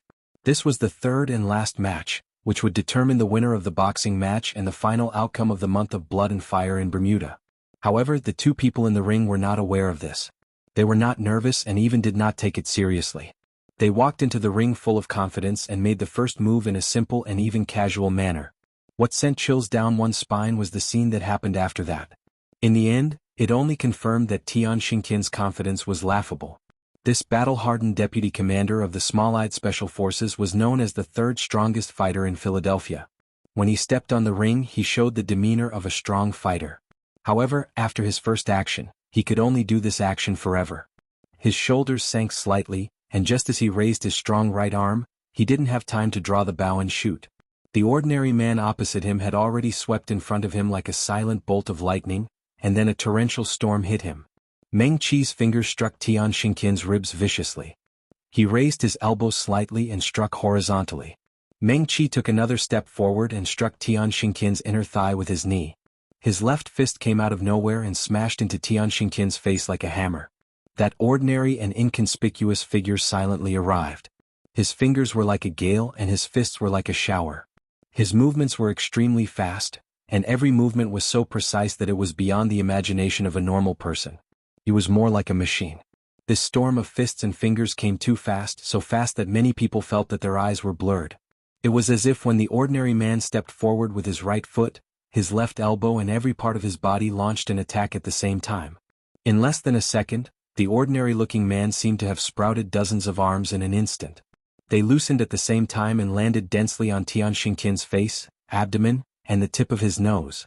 Tian Xingtian was indeed very strong, but in the face of such a terrifying attack, he could not react at all. He could only raise his right arm in vain, his eyes wide open in fear. A more accurate description of the situation would be, the third most powerful man in Philadelphia, Tian Xingtian, was beaten senseless by an ordinary man. Pa, pa, pa, pa. A series of crisp sounds like the sound of firecrackers were extremely rhythmic. However, because they were so dense, most people only heard a single syllable explode. The ordinary-looking man retracted his foot and stood calmly with his hands behind his back. In front of him, Tian Xingtian was still maintaining his raised arm posture. However, this posture now looked so ridiculous and pathetic. He was like a performance artist who took off his clothes to play the role of a statue, only to realize that his lower body was not majestic. Thus he felt ashamed. Before he could express his shame and anger with tears or expressions, Tian Xingtian's stiff body suddenly collapsed like a statue that had its bottom pulled out. His strong body fell to the ground with the sole of his feet as the axis. His body landed heavily on the surface of the ring, making a muffled sound. The force that had smashed into his body like a torrential storm was finally completely released with this collision. The clothes on his body curled up like burning pieces of paper, and then burst apart piece by piece, turning into butterflies fluttering in the air. Tian Xingtian's clothes were torn apart. His naked body was bruised and swollen. His broken nose was bleeding like a bloody peach. He tried his best to open his eyes that were swollen like peaches, but he could only open two small slits to look at the face in the shadow above him. He did not see the face clearly, but he saw the pair of small eyes that had turned into a nightmare. Furthermore, the small eyes of the other party were definitely not the result of being beaten up. Tian Xingtian's throat made a sound. He looked at the other party in horror and cried like a madman, "It's you! It's you! It's you again!" With the last of his strength, the third most powerful man in Philadelphia could not hold on any longer and fainted. The light from the ceiling still shrouded the ring. Although it was dim, it was quiet. It was as if they did not see the frightening scene from before. Or rather, they did not have time to see the scene clearly because everything happened too quickly. The venue was dead silent. Hundreds of people looked at the ring with an expression of disbelief. Many of them did not even see what happened before they realized that everything was over. The ordinary-looking figure stood quietly on the ring like a student. His hands were hanging on both sides of his body, as if he did not make a move at all. However, not far in front of him, the horrible body of the Philadelphia fighter proved everything. The last round ended even faster than the second round. The difference in strength between the two parties could no longer be described as overwhelming. In front of the ordinary-looking man, Tian Xingtian was like a scarecrow that was tied up tightly. This one-sided and extremely humiliating battle was more like an angry parent teaching a disobedient child a lesson. There was still a deathly silence. Everyone stared dumbfoundedly at that inconspicuous figure, guessing in their hearts who he was. In the box on the top floor of the venue, Li Wei looked at the figure in the middle of the ring with excitement. His hands were tightly holding the railing, and his veins were visible. He thought that he would lose this fight and that he and the orphan gang were only left with death, so he made the decision to die together with them. When he made the decision, he was full of sadness and was not afraid. However, now the situation had changed abruptly. How could he not be excited when he did not have to die? How could he not be excited when he saw the figure that he had grown up with and had not seen for years? In the opposite box, the slightly fat face of Mr. Descartes looked particularly gloomy under the dim light. He angrily threw away the red wine glass in his hand, pointed at Tian Xingtian who was in the ring below and asked coldly, "What's going on? Didn't he say that he was the third most powerful man in Philadelphia? How could he be beaten into a pile of mud? What a waste." The subordinate officer next to him wiped the cold sweat and explained in a trembling voice, "It seems that Lieutenant Colonel Tian's enemy is really powerful. I don't know where he found him." Descartes looked at Ji Hua and several members of the Bermuda Conference in front of him and said in a deep voice, Who can give me an explanation? They thought that it was just a formality of a fight, but it suddenly developed to this point. The huge benefits that they were about to get suddenly turned into a bubble. The local tycoons in the box were shocked and furious, but in the face of the Federation's government representative, no one dared to show it. Jihua looked at the figure in the ring with an ugly expression and said, "According to the intelligence, Li Wei spent money to invite a master of harmonization of energy from Li Mingxing. It's absolutely impossible for him to be Lieutenant Colonel Tian's opponent, let alone be so powerful." He hesitated for a moment and then suggested, "Mr. Descartes, it seems that this matter needs to be considered in the long run. We first have to find out who the person in the ring is." Descartes frowned and did not speak. Suddenly he said in a deep voice, "Everything must be finished tonight. If you don't have the confidence to eliminate those wandering ghosts on the opposite side, my special forces can join the battle this time." Jihua was shocked and hurriedly tried to persuade him, "Mr. Descartes, you probably don't know the rules of Bermuda. This bet has been notarized and we are willing to—" Before he could finish the words, Descartes indifferently waved his hand and cut him off. He said in an indisputable tone, "There are no rules in front of the Federation government. His Excellency the President wants you to do it as soon as possible. You must do it immediately." In the dim box, the tycoons of the Bermuda Conference looked at each other in silence. They could see the anger in each other's eyes as well as a lot of helplessness. Descartes leaned on the railing and looked at the figure in the ring.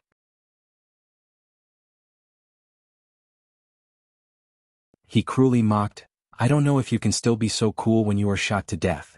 Just as he said this, the ordinary-looking man in the ring raised his head. He looked in the direction of the box on the top floor and shook his head. He had been slightly lowering his head since he walked into the ring. Even when he was carrying out a terrifying attack, he still maintained this posture. At this time, when he raised his head, the direct light from the ceiling fell on his face for the first time. The soft and dim light illuminated the face that could not be called handsome, reflecting the clear and firm lines of the face and the pair of small eyes. This face was very ordinary and had no special features. However, when matched with the pair of small eyes, it became the most famous face in human society. The venue, which was in a depressing silence, became even more silent than before when the light illuminated this face. Then there was a tsunami-like exclamation. The gambler patted his head in shock and roared, "It's that man!" The waitress covered her mouth in disbelief and shock, trying not to scream. More people exclaimed with mixed emotions, "It's Su Lu! Why did he come to Bermuda?" Descartes stood by the railing of the box and looked at the face under the light of the ring. He clearly saw the other side shaking his head at him. His body suddenly stiffened. The cruel smile on his face had long disappeared, leaving only endless panic. You're tuning in to the Han Li's Wuxia Adventures YouTube channel. We're so grateful for your support and don't forget to subscribe to join us on this incredible journey through captivating stories. Your generosity through donations truly makes a world of difference, as it's the primary source of revenue that allows me to expand and enhance this channel for you. Thank you from the bottom of my heart for being a part of this adventure.